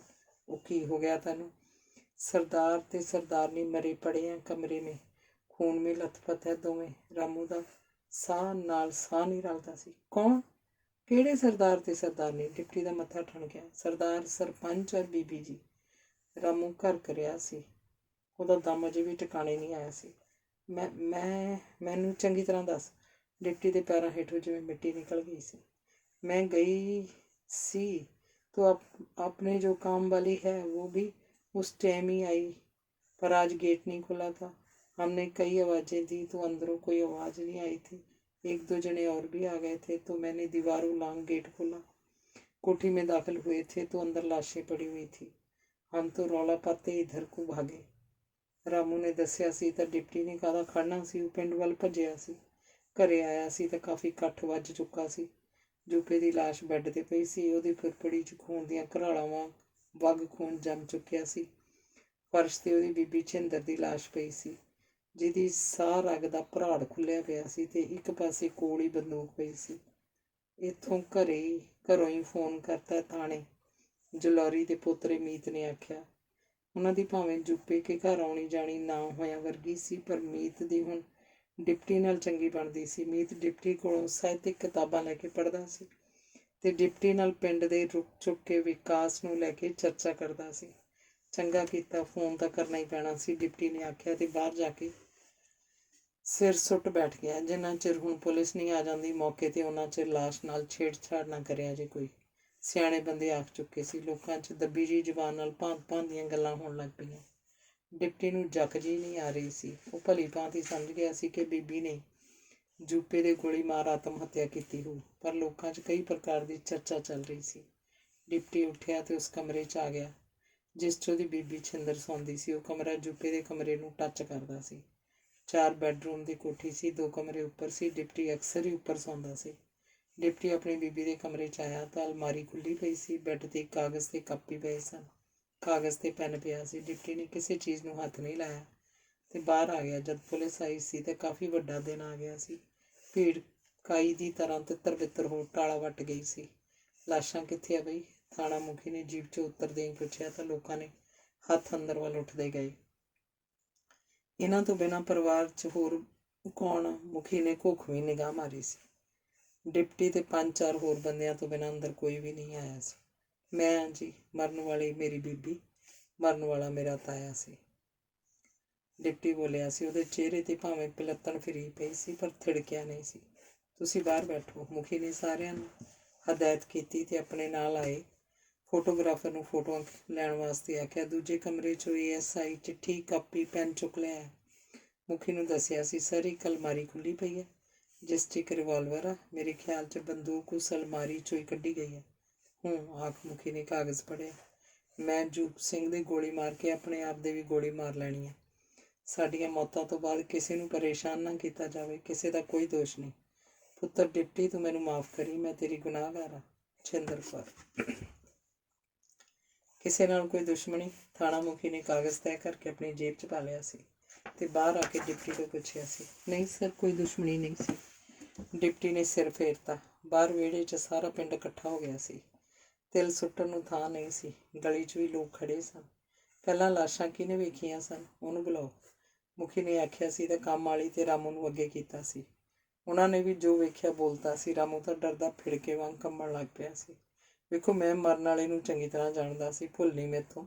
ਇਹ ਵਧੀਆ ਬੰਦਾ ਤਾਂ ਹੈ ਹੀ ਨਹੀਂ ਸੀ। ਮੈਥੋਂ ਕੁਝ ਵੀ ਲੁਕਾਉਣਾ ਬੇਕਾਰ ਹੈ। ਨਹੀਂ ਜਨਾਬ, ਪਿੰਡ ਉਹਦਾ ਸਿਆਸੀ ਤੌਰ 'ਤੇ ਤਣਾਅ ਤਾਂ ਭਾਵੇਂ ਰਹਿੰਦਾ ਸੀ, ਪਰ ਇਹ ਗੱਲ ਨਹੀਂ ਸੀ ਕਿ ਕੋਈ ਉਹਨੂੰ ਕਤਲ ਹੀ ਕਰ ਦਿੰਦਾ। ਉਹ ਵੀ 2 ਕਤਲ। ਮੀਤ ਬੋਲਿਆ ਸੀ। ਮੌਜੂਦ ਆਦਮੀਆਂ ਦੇ ਅੰਗੂਠੇ ਲਵਾ ਲਾਸ਼ਾਂ ਪੋਸਟਮਾਰਟਮ ਲਈ ਭੇਜਤੀਆਂ। ਵਾਕੇ ਵਾਲੇ ਕਮਰੇ 'ਚੋਂ ਫਿੰਗਰਪ੍ਰਿੰਟਸ ਵੀ ਉਠਾ ਲਏ ਗਏ। ਥਾਣਾ ਮੁਖੀ ਨੇ ਡਿਪਟੀ ਤੋਂ ਸੰਸਕਾਰ ਤੋਂ ਬਾਅਦ ਪੁੱਛਗਿੱਛ ਕਰਨ ਦੀ ਸੋਚੀ ਸੀ। ਭਾਵੇਂ ਛਿੰਦਰ ਦਾ ਲਿਖਿਆ ਨੋਟ ਮਿਲ ਗਿਆ ਸੀ, ਪਰ ਕਈ ਸਵਾਲ ਅਜੇ ਬਾਕੀ ਸਨ। ਲਾਸ਼ਾਂ ਪੋਸਟਮਾਰਟਮ ਹੋ ਕੇ ਆਈਆਂ ਤਾਂ ਦਿਨ ਛੋਟਾ ਹੀ ਸੀ। ਇਹਨਾਂ ਮੌਤਾਂ ਨਾਲ ਜਿੱਥੇ ਪਿੰਡ 'ਚ ਸੋਗ ਦੀ ਲਹਿਰ ਦੌੜੀ ਸੀ, ਦੂਜੇ ਪਾਸੇ ਲੋਕ ਮਾੜੇ ਕੰਮਾਂ ਦੇ ਮਾੜੇ ਨਤੀਜੇ ਅਗਲੇ ਪਿੱਛੇ ਤੱਥ ਵੀ ਜੋੜ ਰਹੇ ਸਨ। ਜੂਪੇ ਦੀ ਜ਼ਿੰਦਗੀ 'ਤੇ ਧਿਆਨ ਮਾਰਦੇ ਸਨ। ਉਹਨਾਂ ਨੂੰ ਜੂਪੇ ਦਾ ਇੱਕ ਵੀ ਚੰਗਾ ਕੰਮ ਕੀਤਾ ਨਜ਼ਰ ਨਹੀਂ ਸੀ ਆ ਰਿਹਾ। ਪਿੰਡ ਦਿਓਂ ਦੱਦ ਮਗਰੋਂ ਲੈ ਗਈ ਭਲਿਓ ਮਾਨਸੋ। ਇਸ ਬੰਦੇ ਦੇ ਹੱਥ ਲੰਮਾ ਸਮਾਂ ਪਿੰਡ ਦੀ ਵਾਗਡੋਰ ਰਹੀ। ਪਿੰਡ ਸਮੇਂ ਦੇ ਹਿਸਾਬ ਨਾਲ 50 ਸਾਲ ਪਿੱਛੇ ਧੱਕਿਆ ਗਿਆ। ਯਾਰ, ਉਹ ਘੋੜੀ ਬਣਾਈ ਰੱਖਿਆ ਪਿੰਡ ਨੂੰ। ਤਾਂ ਪਤਾ ਨਹੀਂ ਕਿਉਂ ਕੋਈ ਇਹਦੇ ਅੱਗੇ ਬੋਲਦਾ ਨਹੀਂ ਸੀ। ਸੱਪ ਸੁੰਘ ਜਾਂਦਾ ਸੀ ਸਾਰਿਆਂ ਨੂੰ। ਬੋਲਦਾ ਸੀ ਧੰਨਾ ਸਿਉਂ ਬੋਲਦਾ ਸੀ। ਹੁਣ ਉਹਦਾ ਮੁੰਡਾ ਬੋਲਦਾ। ਦੀਪਾ ਰੇੜੂ ਵੀ ਸਿਰ ਚੱਕਦਾ ਸੀ। ਦੀਪਾ ਰੇੜੂ ਕਿਹੜੀਆਂ ਘੱਟ ਭੱਦਰਕਾਰੀਆਂ ਕਰਦਾ ਰਿਹਾ। ਆਪਣੀ ਸਰਪੰਚੀ ਵੇਲੇ ਜੱਟ ਨੇ ਥੋੜ੍ਹੀਆਂ ਚੋਰੀਆਂ ਕਰਵਾਈਆਂ। ਜੂਪਾ ਵੀ ਕਿਸੇ ਵੇਲੇ ਇਹਦੇ ਘੜੇ ਦੀ ਮੱਛੀ ਸੀ। ਨਾਲੇ ਉਹ ਸਿਆਸੀ ਤੌਰ 'ਤੇ ਵੀ ਬੋਲਦੇ। ਭਰਾਓ, ਕੋਈ ਨਹੀਂ ਘੱਟ ਰਹਿੰਦਾ। ਸਾਰੇ ਕੁੱਤੇ ਦੇ ਸਾਲੇ ਬਣ ਜਾਂਦੇ ਆ। ਕੰਮ ਬੜਾ ਚਲਾਇਆ ਜੱਟ ਨੇ। ਇੱਥੇ ਸਾਰੀ ਉਮਰ ਧੰਦ ਪਿੱਟ ਕੇ ਖੋਲਾ ਨਹੀਂ ਪਿਆ ਕੋਈ। ਇਹਦੇ ਵੱਲ ਵੇਖ ਲਓ, ਕੋਠੀਆਂ ਦਾ ਮਾਲਕ ਬਣ ਬੈਠਾ। ਜ਼ਮੀਨ ਵੀ ਥੋੜ੍ਹੀ ਬਹੁਤੀ ਲੈ ਗਿਆ। 4 ਛਿੱਲੜ ਵੀ ਸਾਲੇ ਕੋਲ ਹੈਗੇ ਸੀ। ਯਾਰ, ਫਿਰ ਰੱਬ ਦੇ ਘਰੇ ਨਿਆਂ ਤਾਂ ਕੋਈ ਨਹੀਂ। ਨਿਆਂ ਹੋਇਆ ਦਿਸ ਨਹੀਂ ਰਿਹਾ ਤੁਹਾਨੂੰ? ਹੋਰ ਰੱਬ ਡਾਂਗ ਫੜ ਕੇ ਲੜੇ। ਨਾਲੇ ਯਾਰ, ਇੱਕ ਗੱਲ ਹੋਰ ਆ, ਇਹ ਤਾਂ ਜੱਟ ਚਗਲ ਸੀ। ਛਿੰਦਰ ਨੇ ਕੀ ਸੋਚਿਆ? ਬੂਟਾ ਵੀ ਇਹਨਾਂ ਦੇ ਪੈਰੋਂ ਹੀ। ਹੋਰ ਬੂਟਾ ਉੱਡ ਥੋੜ੍ਹੇ ਗਿਆ ਸੀ। ਉਹ ਪਾਪ ਹੀ ਅੱਗੇ ਆਏ ਆ। ਹੁਣ ਵੀ ਘਰੇ ਦੱਸਦੇ ਆ ਤਣਾਈ ਸੀ। ਡਿਪਟੀ ਦਾ ਵਿਚਾਰਾ ਹੁੰਦਾ ਹੀ ਖੇਤ ਸੀ ਕਈ ਦਿਨਾਂ ਤੋਂ। ਪਿੰਡ ਦੇ ਲੋਕ ਗੱਲਾਂ ਕਰਦੇ ਸੀ, ਮੂੰਹ ਜੋੜ ਸੰਸਕਾਰ ਕਿਤੇ ਦਿਨ ਛਿਪੇ ਜਾ ਕੇ ਹੋਇਆ ਸੀ। ਅਸਾਂ ਤੇਰੇ ਨਾਲ ਖੜੇ ਹਾਂ। ਜੋ ਹੋਇਆ ਮਾੜਾ ਹੀ ਹੋਇਆ ਬਈ। ਧੰਨਾ ਸਿਉਂਦਾ ਸੀ। ਤੂੰ ਵੱਡੀ ਰਾਤ ਤੱਕ ਡਿਪਟੀ ਦੇ ਘਰੇ ਬੈਠਾ ਰਿਹਾ ਸੀ। ਹੋਰ ਵੀ ਕਾਫੀ ਬੰਦੇ ਬੁੜੀਆਂ ਸਨ। ਜਲੌਰੀ ਦਾ ਪਰਿਵਾਰ ਵੀ ਪਾਣੀ ਧਾਣੀ ਪਿਆ ਰਿਹਾ ਸੀ। ਅਸੀਂ ਤੇਰੇ ਨਾਲ ਖੜੇ ਹਾਂ ਡਿਪਟੀ ਸਿਆਂ। ਜੋ ਹੋਇਆ ਮਾੜਾ ਹੋਇਆ। ਮਿਹਰਬਾਨੀ ਆ ਬਾਈ ਤੁਸਾਂ ਦੀ, ਡਿਪਟੀ ਨੇ ਧੰਨਵਾਦ ਵਜੋਂ ਆਖਿਆ ਸੀ। ਹੌਲੀ ਹੌਲੀ ਸਾਰੇ ਤੁਰ ਗਏ ਸਨ। ਹੁਕਮ ਚੰਦ ਤੇ ਮਾਇਆ ਹੀ ਰਹਿ ਗਏ ਸੀ। ਜਲੌਰੀ ਕਾ ਮੀਤ 2 ਕੁ ਮੁੰਡੇ ਨਾਲ ਲੈ ਸਿਵਿਆਂ ਵੱਲ ਤੁਰ ਗਿਆ ਸੀ। ਦੂਜੇ ਦਿਨ ਥਾਣਾ ਮੁਖੀ ਨੇ ਡਿਪਟੀ ਨੂੰ ਥਾਣੇ ਸੱਦਿਆ ਸੀ ਤਾਂ ਡਿਪਟੀ ਨਾਲ ਅੱਧਾ ਪਿੰਡ ਤੁਰ ਪਿਆ ਸੀ। ਡਿਪਟੀ ਨਾਲ ਕਿਸੇ ਦਾ ਵੈਰ ਵਿਰੋਧ ਹੈ ਹੀ ਨਹੀਂ ਸੀ। ਤੁਹਾਨੂੰ ਸਾਰੇ ਪਿੰਡ ਨੂੰ ਆਉਣ ਦੀ ਕੋਈ ਲੋੜ ਨਹੀਂ ਸੀ। ਅਸੀਂ ਡਿਪਟੀ ਸਿੰਘ ਤੋਂ ਕੁਝ ਪੁੱਛਗਿੱਛ ਕਰਨੀ ਆ। ਤੁਸੀਂ ਜਾ ਸਕਦੇ ਹੋ। ਥਾਣਾ ਮੁਖੀ ਭਰਪੂਰ ਸਿੰਘ ਨੇ ਭੀੜ ਵੱਲ ਵੇਖ ਕੇ ਕਿਹਾ। ਇਸ ਕਾਂਡ ਨਾਲ ਸਰਦਾਰ ਜੀ ਡਿਪਟੀ ਦਾ ਕੋਈ ਸਬੰਧ ਨਹੀਂ। ਇਹ ਬਹੁਤ ਸਾਊ ਮੁੰਡਾ ਹੈ। ਅਸੀਂ ਇਹਦੇ ਨਾਲ ਆ। ਇਹਨੂੰ ਲਪੇਟਣ ਦੀ ਕੋਸ਼ਿਸ਼ ਕੀਤੀ ਤਾਂ ਅਸੀਂ ਉੱਪਰ ਤੱਕ ਜਾਵਾਂਗੇ, ਮੀਤ ਨੇ ਆਖਿਆ ਸੀ। ਮੀਤ ਸਮਝ ਰਿਹਾ ਸੀ ਕੁਝ ਦਿਨ ਖੇਤ ਰਹਿਣਾ ਡਿਪਟੀ ਦੇ ਵਿਰੋਧ 'ਚ ਨਾ ਜਾ ਵੜੇ। ਸ਼ੱਕ 'ਚ ਐਵੇਂ ਨਾ ਬਿਠਾ ਲੈਣ। ਝਿੜਕਿਆ ਝੰਬਿਆ ਬੰਦਾ ਕਈ ਵਾਰ ਅਣਹੋਈਆਂ ਵੀ ਬਿਆਨ ਕਰ ਪੈਂਦਾ। ਮੀਤ ਨੂੰ ਇਹੋ ਜਿਹੀ ਖਦਸ਼ੇ ਸੀ। ਨਹੀਂ ਕਾਕਾ ਜੀ, ਇਹੋ ਜਿਹੀ ਕੋਈ ਗੱਲ ਨਹੀਂ, ਪਰ ਸਾਨੂੰ ਪੁੱਛਗਿੱਛ ਤਾਂ ਕਰਨੀ ਪਊ। ਅਸੀਂ ਵੀ ਉੱਪਰ ਜਵਾਬਦੇਹ ਹਾਂ, ਪਰ ਯਕੀਨ ਕਰੋ ਜ਼ਿਆਦਤੀ ਨਹੀਂ ਹੋਏਗੀ। ਹਾਂ, ਕੇਸ ਨੂੰ ਕਿਸੇ ਤਨ ਪੱਤਨ ਲਾਉਣ ਵਾਸਤੇ ਬਿਆਨ ਜ਼ਰੂਰੀ ਹੈ। ਆਖ ਮੁਖੀ ਡਿਪਟੀ ਨੂੰ ਪੁੱਛਗਿੱਛ ਰੂਮ 'ਚ ਲੈ ਆਇਆ। ਭੀੜ ਥਾਣਿਓਂ ਬਾਹਰ ਆ ਬੈਠੀ। ਪੁੱਛਗਿੱਛ ਰੂਮ 'ਚ ਕਈ ਇਹੋ ਜਿਹੇ ਸੰਦ ਪੈੜੇ ਪਏ ਸੀ ਜਿਹੜੇ ਮੁਲਜ਼ਮ ਨੂੰ ਅਸਲੀਤ ਉਗਲਣ ਲਈ ਉਹਨਾਂ ਦੀ ਵਰਤੋਂ ਤੋਂ ਬਿਨਾਂ ਹੀ ਮਜਬੂਰ ਕਰ ਦਿੰਦੇ ਸੀ। ਕਾਕਾ, ਪਹਿਲਾਂ ਇਹ ਦੱਸ, ਤੂੰ ਕਈ ਦਿਨਾਂ ਤੋਂ ਰਾਤ ਨੂੰ ਖੇਤ ਹੀ ਕਿਉਂ ਸੌਂਦਾ ਸੈਂ। ਮੁਖੀ ਨੇ ਆਪਣੀਆਂ ਨਜ਼ਰਾਂ ਡਿਪਟੀ 'ਤੇ ਕੱਢਤੀਆਂ। ਸਰ, ਮੈਂ ਆਪਣੀ ਮਰਜ਼ੀ ਨਾਲ ਵਿਆਹ ਕਰਵਾਉਣਾ ਚਾਹੁੰਦਾ, ਜਦ ਕਿ ਮੇਰਾ ਤਾਇਆ ਮੇਰੇ ਲਈ ਕਿਤੇ ਹੋਰ ਵੇਖੀ ਬੈਠਾ ਸੀ। ਉਹ ਵੀ ਕਹਿੰਦੇ ਕਹਾਉਂਦੇ ਬਦਮਾਸ਼ ਦੀ ਧੀ। ਕੌਣ ਸੀ ਉਹ ਬਦਮਾਸ਼? ਕਿੱਕਰ। ਉਹ ਆਈ ਸੀ। ਉਹ ਕੁੜੀ ਤਾਂ ਡਰੱਗਸ ਵੀ ਲੈਂਦੀ ਆ, ਪੂਰੀ ਬਦਮਾਸ਼ ਆ। ਪਰ ਪਿੰਡ 'ਚ ਪੂਰੀ ਹਵਾ ਹੈ ਕਿ ਤੇਰੇ ਤਾਏ ਨੇ ਤੇਰੇ ਪਿਓ ਦੇ ਗੁੰਮ ਹੋ ਜਾਣ ਤੋਂ ਬਾਅਦ ਤੇਰੀ ਮਾਂ 'ਤੇ ਚਾਦਰ ਨਹੀਂ ਪਾਈ ਸੀ, ਊਂ ਕਬਜ਼ਾ ਸੀ ਤੇਰੇ ਬਾਪ ਦੇ ਜਿਉਂਦਿਆਂ ਤੋਂ ਹੀ। ਆਹ ਮੁਖੀ ਨੇ ਡਿਪਟੀ ਦੀਆਂ ਅੱਖਾਂ 'ਚੋਂ ਆਪਣੀਆਂ ਅੱਖਾਂ ਕੱਢਤੀਆਂ। ਮੈਨੂੰ ਸਰ ਚਾਦਰ ਵਾਲੀ ਕਿਸੇ ਰਸਮ ਦਾ ਨਹੀਂ ਪਤਾ। ਹਾਂ, ਜੂਪਾ ਮੇਰਾ ਤਾਇਆ ਸੀ, ਵਿਆਹਿਆ ਨਹੀਂ ਸੀ। ਰਹਿਣਾ ਤਾਂ ਉਹਨੇ ਘਰ 'ਚ ਹੀ ਸੀ। ਲੋਕੀ ਕਿਹੜੀ ਨਜ਼ਰ ਨਾਲ ਵਹਿੰਦੇ ਰਹੇ ਆ ਉਹ ਜਾਣੋ। ਤੇਰਾ ਪਿਓ ਗੁੰਮ ਹੋਇਆ ਸੀ? ਸਰ, ਮੈਂ ਕੀ ਜਾਣਾ, ਮੈਂ ਤਾਂ ਉਸ ਵੇਲੇ ਸੀ ਬਹੁਤ ਛੋਟਾ। ਕਿਤੇ ਦਿਓਰ ਭਰਜਾਈ ਨੇ ਮਿਲ ਕੇ। ਸਰ, ਤੁਸੀਂ ਮੈਨੂੰ ਜਲੀਲ ਕਰ ਰਹੇ ਹੋ। ਉਹਨਾਂ ਗੱਲਾਂ ਨੂੰ ਸਮਾਂ ਬੀਤ ਗਿਆ। ਕੀ ਹੋਇਆ ਹੋਊ, ਕੀ ਨਹੀਂ, ਮੈਂ ਨਹੀਂ ਜਾਣਦਾ। ਮੁਖੀ ਸਵਾਲ 'ਤੇ ਸਵਾਲ ਪੁੱਛ ਰਿਹਾ ਸੀ, ਪਰ ਜਵਾਬ ਦਿੰਦਿਆਂ ਡਿਪਟੀ ਬਿਲਕੁਲ ਨਹੀਂ ਘਬਰਾ ਰਿਹਾ ਸੀ। ਥਾਣਾ ਮੁਖੀ ਦੀ ਤਸੱਲੀ ਹੋ ਗਈ ਸੀ ਕਿ ਇਹਨਾਂ ਮੌਤਾਂ ਨਾਲ ਡਿਪਟੀ ਦਾ ਕੋਈ ਸਬੰਧ ਨਹੀਂ ਸੀ। ਲਿਖੀ ਚਿੱਠੀ ਵੀ ਬੋਲ ਰਹੀ ਸੀ। ਹੁਣ ਤਾਂ ਉਹ ਜੇਬ ਗਰਮ ਦੀ ਸੋਚ ਰਿਹਾ ਸੀ ਕਿ ਵੱਧ ਤੋਂ ਵੱਧ ਕਿਵੇਂ ਕੀਤੀ ਜਾ ਸਕਦੀ। ਜੇ ਮੈਂ ਚਾਹਵਾਂ ਤਾਂ ਸ਼ੱਕ ਦੇ ਅਧੀਨ ਤੈਨੂੰ ਇਹਨਾਂ ਕਤਲਾਂ 'ਚ ਅੰਦਰ ਤੁੰਨ ਸਕਦਾ। ਤੇਰੀ ਮਰਨ ਵਾਲੀ ਮਾਂ ਵੱਲੋਂ ਲਿਖਿਆ ਕਾਗਜ਼ ਦਾ ਉਹ ਟੁਕੜਾ ਵੀ ਖੁਰਦ-ਬੁਰਦ ਹੋ ਸਕਦਾ, ਪਰ ਮੇਰਾ ਵੀ ਦੀਨ ਇਮਾਨ ਹੈ। 20,000 ਰੁਪਈਆ ਲੱਗੂ, ਫਾਈਲ ਬੰਦ। ਨਹੀਂ, ਜੇ ਮੈਂ ਪਟਾ ਚੜਾਇਆ ਤਾਂ ਤੂੰ ਤੋਤੇ ਵਾਂਗ ਰਟੇਂਗਾ ਜਿਵੇਂ ਮੈਂ ਰਟਾਵਾਂਗਾ। ਹੁਣ ਤੂੰ ਦੱਸ ਕਿਵੇਂ ਕਰਨੀ ਹੈ? ਜਨਾਬ, ਮੈਨੂੰ ਪਤਾ ਤੂੰ ਕੀ ਆਖੇਂਗਾ, ਪਰ ਇੱਥੇ ਸੱਚ ਝੂਠ ਨਹੀਂ ਚੱਲਣਾ ਮਿੱਤਰਾ। ਅਦਾਲਤ 'ਚੋਂ ਕੁਝ ਹੀ ਅੱਗੇ ਆਉਣਾ ਜੋ ਮੈਂ ਵਿਖਾਉਣਾ, ਜੋ ਮੈਂ ਵਿਖਾਉਣਾ ਤੂੰ ਸੋਚ ਵੀ ਨਹੀਂ ਸਕਦਾ। ਇੱਥੇ ਵੱਡੇ ਵੱਡਿਆਂ ਦੀ ਭਿਆਂ ਬੋਲ ਜਾਂਦੀ ਹੈ। ਤੂੰ ਕੀ ਹੈ? ਇੱਕ ਆਮ ਆਦਮੀ ਜਿਹਨੇ ਪੁਲਿਸ ਦੇ ਹੱਥ ਕੰਡਿਆਂ ਬਾਰੇ ਸੁਣਿਆ ਤਾਂ ਹੋ ਸਕਦਾ, ਪਰ ਵੇਖਿਆ ਕੁਝ ਨਹੀਂ। ਆਖ ਮੁਖੀ ਮੁੱਛਾਂ 'ਚ ਹੱਸ ਰਿਹਾ ਸੀ। ਜੀ। ਡਿਪਟੀ ਦੇ ਮਨ 'ਚ ਇਹ ਗੱਲ ਖੁਰਦਲੂ ਪਾਉਣ ਲੱਗ ਪਈ ਕਿ ਜੇ ਇਹਨੂੰ ਟੌਰਚਰ ਕੀਤਾ ਜਾਂਦਾ ਸੀ ਤਾਂ ਉਹ ਤੋਂ ਪੁਲਿਸ ਦੀ ਕੁੱਟ ਅੱਗੇ ਟਿਕਿਆ ਨਹੀਂ ਜਾਣਾ ਸੀ। ਹੋਰ ਨਹੀਂ ਤਾਂ ਆਪਣੇ ਬਾਪੂ ਦੀ ਧਰਤੀ 'ਚ ਗੱਡੀ ਲਾਸ਼ ਬਾਰੇ ਜ਼ਰੂਰ ਦੱਸ ਹੋ ਜਾਣਾ ਸੀ।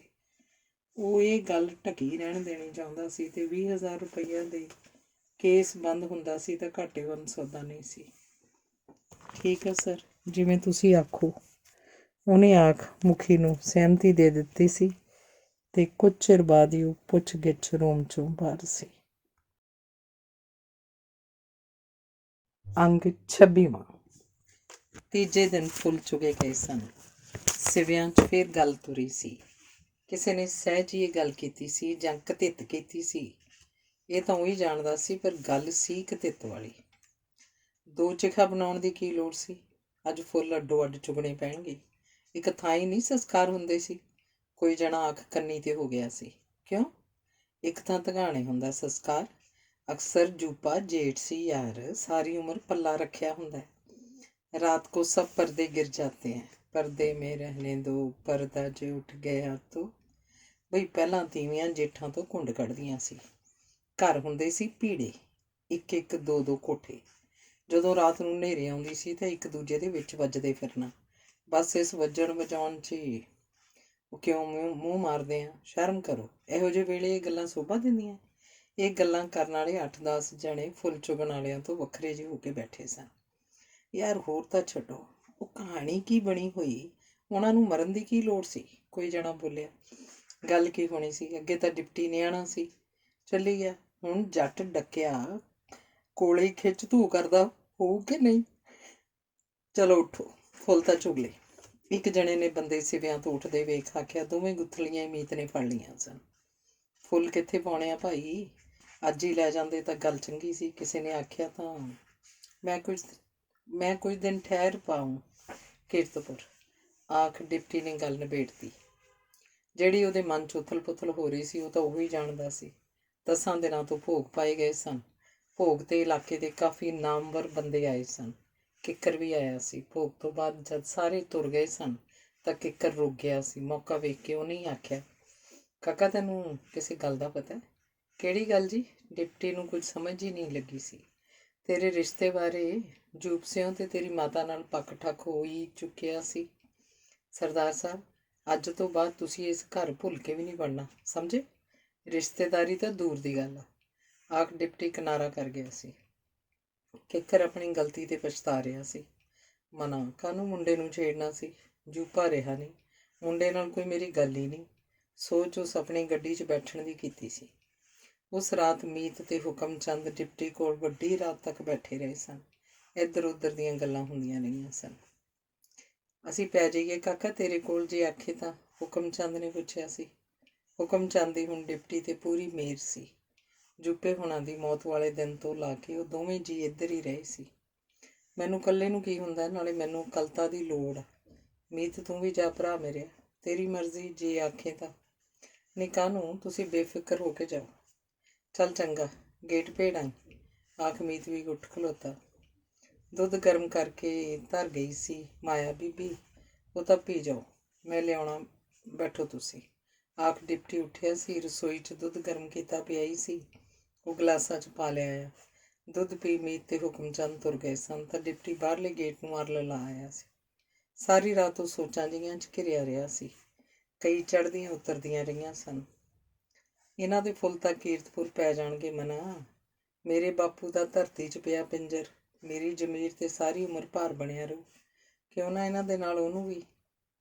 ਜੇ ਮੈਂ ਥਾਣੇਦਾਰ ਕੋਲ ਸੱਚੀ ਘਟਨਾ ਬਿਆਨ ਕਰ ਦਿੰਦਾ ਤਾਂ ਪੁਲਿਸ ਨੇ ਪਿੰਜਰ ਕਢਵਾ ਸੰਸਕਾਰ ਕਰਵਾ ਦੇਣਾ ਸੀ। ਤੇ ਫੇਰ ਨਹੀਂ ਡਿਪਟੀਆ, ਨਹੀਂ, ਐਂ ਤੇਰੀ ਮਾਂ ਦੀ ਬਦਨਾਮੀ ਹੋਣੀ ਸੀ। ਹੁਣ ਤੈਨੂੰ ਜਾਂ ਲਾਲੀ ਨੂੰ ਪਤਾ ਹੈ ਜਾਂ ਕਣਕੂ ਨੂੰ। ਕਣਕੂ ਨਰ ਬੰਦਾ ਹੈ ਜਿਹਨੇ ਸਾਰੀ ਉਮਰ ਇਹ ਰਾਜ ਆਪਣੇ ਅੰਦਰ ਦਫਨ ਰੱਖਿਆ। ਦੱਸਿਆ ਵੀ ਤਾਂ ਤੈਨੂੰ, ਬਹੁਤ ਵੱਡਾ ਜੇਰਾ ਉਸ ਬੰਦੇ ਦਾ। ਤੇ ਇੱਥੋਂ ਤਾਂ 2 ਦਿਨ ਨਹੀਂ ਇਹ ਗੱਲ ਪਚਾਈ ਗਈ। ਲਾਲੀ ਕੋਲ ਮੂੰਹ ਖੋਲ ਬੈਠਾ। ਚਲੋ ਲਾਲੀ ਹੁਣ ਕਿਹੜਾ ਉੱਪਰੀ ਆ, ਉਹ ਸਾਰੀ ਰਾਤ ਹੀ ਸੋਚਾਂ 'ਚ ਘਿਰਿਆ ਰਿਹਾ ਸੀ। ਫਿਰ ਐਂ ਹੀ 2-3 ਦਿਨ ਨਿਕਲ ਗਏ। ਇੱਕ ਦਿਨ ਸ਼ਾਮ ਨੂੰ ਉਹ ਖੇਤ ਜਾ ਕੇ ਰਾਮੂ ਨੂੰ ਆਖ ਆਇਆ ਕਿ ਉਹ ਅੱਜ ਰਾਤ ਨੂੰ ਘਰੇ ਜਾ ਸੋਵੇਂ, ਉਹਨੇ ਕਿਤੇ ਬਾਹਰ ਜਾਣਾ। ਰਾਮੂ ਨੂੰ ਕੀ ਇਤਰਾਜ਼ ਹੋ ਸਕਦਾ ਸੀ, ਨੌਕਰ ਬੰਦਾ ਸੀ, ਉਹ ਘਰੇ ਜਾ ਸੁੱਤਾ। ਡਿਪਟੀ ਟਿੱਕੀ ਰਾਤ ਤੋਂ ਖੇਤ ਜਾਮਣ ਕੋਲ ਆ ਗਿਆ। ਚਾਰੇ ਬੰਨੇ ਚੁੱਪ ਦਾ ਰਾਜ ਸੀ। ਜਦ ਉਹਨੇ ਕਹੀ ਵਾਹੁਣੀ ਸ਼ੁਰੂ ਕਰਤੀ, ਉਹਦਾ ਸਾਹ ਨਾਲ ਸਾਹ ਨਹੀਂ ਰਲ ਰਿਹਾ ਸੀ। ਕਹੀ ਚੱਲ ਰਹੀ ਸੀ। ਜਿਵੇਂ ਜਿਵੇਂ ਟੋਆ ਡੂੰਘਾ ਹੁੰਦਾ ਜਾ ਰਿਹਾ ਸੀ, ਉਹਦੇ ਦਿਲ ਦੀ ਧੜਕਣ ਵੀ ਵੱਧ ਰਹੀ ਸੀ। ਉਹ ਮੁੜਕੋ ਮੁੜਕੀ ਹੋ ਗਿਆ ਸੀ। ਜਦ ਕਦੀ ਜਾਮਣ 'ਤੇ ਬੈਠਾ ਕੋਈ ਪੰਛੀ ਖੰਭ ਫੜਫੜਾਉਂਦਾ ਸੀ ਤਾਂ ਉਹਦਾ ਜਿਵੇਂ ਤਰਾਹ ਜਿਹਾ ਨਿਕਲ ਜਾਂਦਾ। ਹੱਡਾਂ ਰੋੜੀ ਵੱਲੋਂ ਕੁੱਤੇ ਭੌਂਕਣ ਦੀ ਆਵਾਜ਼ ਆਉਂਦੀ। ਦੂਰ ਕਿਤੇ ਕਿਸੇ ਰਾਤ ਦੀ ਪਾਣੀ ਦੀ ਵਾਰੀ ਵਾਲੇ ਦੀ ਆਵਾਜ਼ ਸੁਣਾਈ ਦਿੰਦੀ। ਕਹੀ ਨੇ ਠੱਕ ਕੀਤੀ ਤਾਂ ਉਹਨੇ ਹੱਥ ਰੋਕ ਲਿਆ। ਟੋਏ 'ਚੋਂ ਬਾਹਰ ਆ ਕੇ ਬੈਟਰੀ ਚੱਕੀ, ਚਾਨਣ ਮਾਰਿਆ। ਪਤਾ ਲੱਗਾ ਕਿ ਕਹੀ ਪਿੰਜਰ ਨਾਲ ਹੀ ਲੱਗੀ ਸੀ। ਉਹਨੇ ਬਚਾ ਕੇ ਹੱਥਾਂ ਨਾਲ ਮਿੱਟੀ ਪਾਸੇ ਕਰ ਧੜਕਦੇ ਦਿਲ ਨਾਲ ਪਿੰਜਰ ਟੋਏ 'ਚੋਂ ਬਾਹਰ ਕੱਢ ਲਿਆ। ਮਾਸ ਜਾਂ ਚਰਬੀ ਦਾ ਨਾਂ ਨਿਸ਼ਾਨ ਵੀ ਨਹੀਂ ਸੀ। ਜੁੱਤੀ ਦਾ ਪੈਰ ਵੀ ਮਿਲ ਗਿਆ ਸੀ। ਇਹ ਪੈਰ ਉਸ ਪੈਰ ਨਾਲ ਦਾ ਹੀ ਸੀ ਜਿਹੜਾ ਕਣਕੂ ਨੇ ਉਹਨੂੰ ਫੜਾਉਂਦੇ ਆਖਿਆ ਸੀ, ਲੈ ਸ਼ੇਰਾ, ਮੈਂ ਸਾਂਭੀ ਬੈਠਾ ਸੀ, ਜੇ ਤੂੰ ਰੱਖਣਾ ਤਾਂ ਰੱਖ ਲੈ। ਲਿਆ ਬਾਬਾ, ਨਹਿਰ 'ਚ ਸੁੱਟ ਦਿਆਂਗੇ, ਰੱਖ ਕੇ ਕੀ ਕਰਨਾ। ਤੇ ਡਿਪਟੀ ਉਹ ਜੁੱਤੀ ਦਾ ਪੈਰ ਨਹਿਰ 'ਚ ਤਾਰ ਆਇਆ ਸੀ। ਡਿਪਟੀ ਕਿੰਨਾ ਚਿਰ ਸੁੰਨ ਹੋਇਆ ਟੋਏ 'ਚ ਪਿੰਜਰ ਬਾਹਰ ਕੱਢ ਉਸ ਕੋਲ ਬੈਠਾ ਰਿਹਾ। ਜੀ ਕਰਦਾ ਸੀ ਧਾਹਾਂ ਮਾਰ ਕੇ ਰੋਵੇ, ਪਰ ਹੁਣ ਇਹ ਰੋਇਆ ਮਸਲਾ ਹੱਲ ਹੋਣ ਵਾਲਾ ਨਹੀਂ ਸੀ। ਉਹਨੇ ਅੱਖਾਂ 'ਚ ਆਇਆ ਪਾਣੀ, ਬਾਂਹ ਤਾਂ ਕਰਕੇ ਆਪਣੇ ਡੋਲੇ ਨਾਲ ਪੂੰਝਿਆ ਤੇ ਪੱਲੀ 'ਚ ਪਿੰਜਰ ਪਾ ਕੋਠੇ 'ਚ ਲੈ ਆਇਆ। ਫਿਰ ਖਿਆਲ ਆਇਆ ਟੋਆ ਤਾਂ ਉਹ ਭਰ ਕੇ ਨਹੀਂ ਆਇਆ ਸੀ। ਦੁਬਾਰਾ ਜਾ ਟੋਏ 'ਚ ਮਿੱਟੀ ਪਾ ਫਿਰ ਕੋਠੇ 'ਚ ਆ ਗਿਆ। ਉਹਨੇ ਹੱਥਾਂ ਨਾਲ ਪਿੰਜਰ ਤੋੜਨ ਦੀ ਕੋਸ਼ਿਸ਼ ਕੀਤੀ ਪਰ ਕਾਮਯਾਬ ਨਾ ਹੋ ਸਕਿਆ। ਖੋਪੜੀ ਜਿਉਂ ਦੀ ਤਿਉਂ ਪਈ ਸੀ। ਅੱਖਾਂ ਨੱਕ ਵਾਲੇ ਥਾਂ 'ਤੇ ਖੱਡੇ ਸਨ। ਦੰਦ ਵੇਖ ਕੇ ਡਰ ਆਉਂਦਾ ਸੀ। ਕੁਝ ਪਲ ਲਈ ਤਾਂ ਉਹ ਡਰ ਹੀ ਗਿਆ ਸੀ। ਲਾਈਟ ਦੇ ਚਾਨਣੇ ਵੀ ਉਹਨੂੰ ਐਂ ਲੱਗ ਰਿਹਾ ਸੀ ਜਿਵੇਂ ਉਹ ਕਿਸੇ ਰੂਹੀ ਬੀਆਬਾਨ 'ਚ ਫਿਰ ਰਿਹਾ ਹੋਵੇ। ਆਪਣਾ ਖੇਤ, ਨਿੱਕੇ ਹੁੰਦੇ ਸੁਣੀਆਂ ਬਾਤਾਂ ਵਾਲੇ ਦਿਓ ਦਾ ਵਾਸਾ ਲੱਗ ਰਿਹਾ ਸੀ। ਜੀ ਕੀਤਾ ਉਹ ਇੱਕ ਅੱਧ ਪੈਗ ਸ਼ਰਾਬ ਦਾ ਪੀ ਕੇ ਆਪਣਾ ਦਿਲ ਕਰੜਾ ਕਰੇ, ਪਰ ਇਹ ਸੋਚ ਦਿਮਾਗ ਮੋੜ ਲਿਆ ਕਿ ਆਪਣੇ ਪਿਓ ਦੀ ਪਿੰਜਰਨੁਮਾ ਲਾਸ਼ 'ਤੇ ਸ਼ਰਾਬ ਵਾਲੀ ਹਰਕਤ ਕੀ ਸ਼ੋਭਾ ਦੇਊ। ਪਿਓ ਦੀ ਆਤਮਾ ਜੇ ਕਿਤੋਂ ਵੇਖ ਰਹੀ ਹੋਊ ਤਾਂ ਲਾਹਨਤਾਂ ਨਾ ਪਾਊ। ਹੁਣ ਕਿਵੇਂ ਤੋੜਾਂ ਪਿੰਜਰ, ਜਦ ਸੰਸਕਾਰ ਤੋਂ ਬਾਅਦ ਫੁੱਲ ਚੁਗਦੇ ਆ ਉਹ ਤਾਂ ਹੁੰਦੀ ਥੋੜ੍ਹੇ ਜਿਹੇ, ਹੱਡੀਆਂ ਦੀਆਂ 2 ਮੁੱਠਾਂ, ਉਹ ਵੀ ਹੱਥ ਲਾਏ ਤੋਂ ਭੁਰਦੀਆਂ ਜਾਂਦੀਆਂ। ਇਹਨਾਂ ਨੂੰ ਕਿਵੇਂ ਤੋੜਾਂ ਹੁਣ। ਉਹਦੇ ਲੱਖ ਕੋਸ਼ਿਸ਼ ਕੀਤਿਆਂ ਵੀ ਹੱਡੀਆਂ ਟੁੱਟ ਨਹੀਂ ਸੀ ਰਹੀਆਂ। ਫਿਰ ਉਹ ਸੰਦਾਂ ਵਾਲੇ ਬਕਸੇ 'ਚੋਂ ਹਥੌੜੀ ਚੱਕ ਲਿਆ ਤੇ ਠੱਕ ਠੱਕ ਹੋਣ ਲੱਗ ਪਈ। ਬਾਪੂ ਮੈਨੂੰ ਮਾਫ਼ ਕਰੀ, ਮੇਰੇ ਕੋਲ ਹੋਰ ਕੋਈ ਹੱਲ ਨਹੀਂ। ਤੇਰੀ ਹੱਡ ਕੀਰਤਪੁਰ ਲਿਜਾਣ ਲਈ ਇਹ ਜ਼ਰੂਰੀ ਹੈ। ਉਹ ਆਪਣੇ ਆਪ ਨਾਲ ਗੱਲਾਂ ਜੀਆਂ ਵੀ ਕਰੀ ਗਿਆ ਤੇ ਥੋੜੀ ਵੀ ਚਲਾਈ ਗਿਆ। ਕੁਝ ਚਿਰ ਬਾਅਦ ਉਹਨੂੰ ਹੱਡੀਆਂ ਭੋਰ ਚਾਦਰ ਦੇ ਲੜ ਬੰਨ੍ਹ ਲਈਆਂ ਤੇ ਪੈ ਪਾਟਦੀ ਨੂੰ ਸਾਰੇ ਨਿਸ਼ਾਨ ਮਿਟਾ ਘਰੇ ਆ ਗਿਆ। ਕੁਝ ਦਿਨਾਂ ਬਾਅਦ ਹੀ ਹੁਕਮ ਚੰਦ ਨੂੰ ਨਾਲ ਲਿਜਾ ਕੀਰਤਪੁਰ ਜਾ ਕੇ ਆਪਣਾ ਬੋਝ ਲਾ ਆਇਆ। ਡਿਪਟੀ ਨੇ ਇੱਕ ਟਰੈਕਟਰ ਟਰਾਲੀ ਤੇ ਖੇਤੀ 'ਚ ਕੰਮ ਆਉਣ ਵਾਲੇ ਸੰਦ ਰੱਖ ਬਾਕੀ ਸੰਦ ਪੈੜਾ ਇੱਕ ਠੇਕੇਦਾਰ ਨੂੰ ਵੇਚ ਦਿੱਤਾ ਤੇ ਆਪਣੀ ਜ਼ਿੰਦਗੀ ਨਵੇਂ ਸਿਰੇ ਤੋਂ ਸ਼ੁਰੂ ਕਰ ਲਈ। ਲਾਲੀ ਅਕਸਰ ਉਹਦੇ ਘਰ ਰਹਿੰਦੀ ਸੀ। ਹੁਕਮ ਚੰਦ ਜਾਂ ਮਾਇਆ ਵੀ ਇੱਕ ਅੱਧਾ ਗੇੜਾ ਮਾਰ ਜਾਂਦੇ ਸੀ। ਮੀਤ ਨੇ ਇੱਕ ਦਿਨ ਗੱਲਾਂ ਹੀ ਗੱਲਾਂ 'ਚ ਆਖਿਆ ਸੀ, ਵੇਖ ਡਿਪਟੀ, ਲੋਕ ਅਕਸਰ ਹੀ ਚਰਚਾ ਕਰਦੇ ਆ ਕਿ ਲਾਲੀ ਤੇਰੇ ਕੋਲ ਆਉਂਦੀ ਆ। ਲੋਕ ਸੱਚੇ ਆ। ਹੁਣ ਤਾਂ ਤੇਰਾ ਰੋਟੀ ਪਾਣੀ ਵੀ ਉਹ ਕਰਕੇ ਜਾਂਦੀ ਹੈ। ਅਸੀਂ ਛੇਤੀ ਵਿਆਹ ਕਰ ਰਹੇ ਹਾਂ ਮੀਤ। ਵਿਆਹ ਤੋਂ ਬਾਅਦ ਸਾਰਿਆਂ ਦੇ ਮੂੰਹ ਬੰਦ ਹੋ ਜਾਣਗੇ। ਇਹ ਵੱਡਾ ਮਸਲਾ ਨਹੀਂ ਹੈ, ਡਿਪਟੀ ਨੇ ਆਖਿਆ ਸੀ। ਉਹ ਕਿਹੜਾ ਨਿਆਣਾ ਸੀ, ਸਭ ਸਮਝਦਾ ਸੀ ਕਿ ਲੋਕ ਉਂਗਲਾਂ ਤਾਂ ਉਠਾਉਂਦੇ ਹੀ ਹੋਣਗੇ। ਫਿਰ ਵਿਆਹ ਕਰਵਾ ਹੀ ਲਓ। ਕਰਵਾਉਂਗੀ ਕਦੋਂ? ਜਦ ਲੋਕ ਮੂੰਹੋਂ ਖੰਭਾਂ ਦੀਆਂ ਡਾਰਾਂ ਬਣਾਉਣ ਲੱਗ ਪਏ। ਲੋਕਾਂ ਦਾ ਕੀ ਆ ਮੀਤ ਸਿਆ, ਲੋਕਾਂ ਨੂੰ ਤਾਂ ਇੱਕ ਮੁੱਦਾ ਚਾਹੀਦਾ ਚਰਚਾ ਕਰਨ ਵਾਸਤੇ।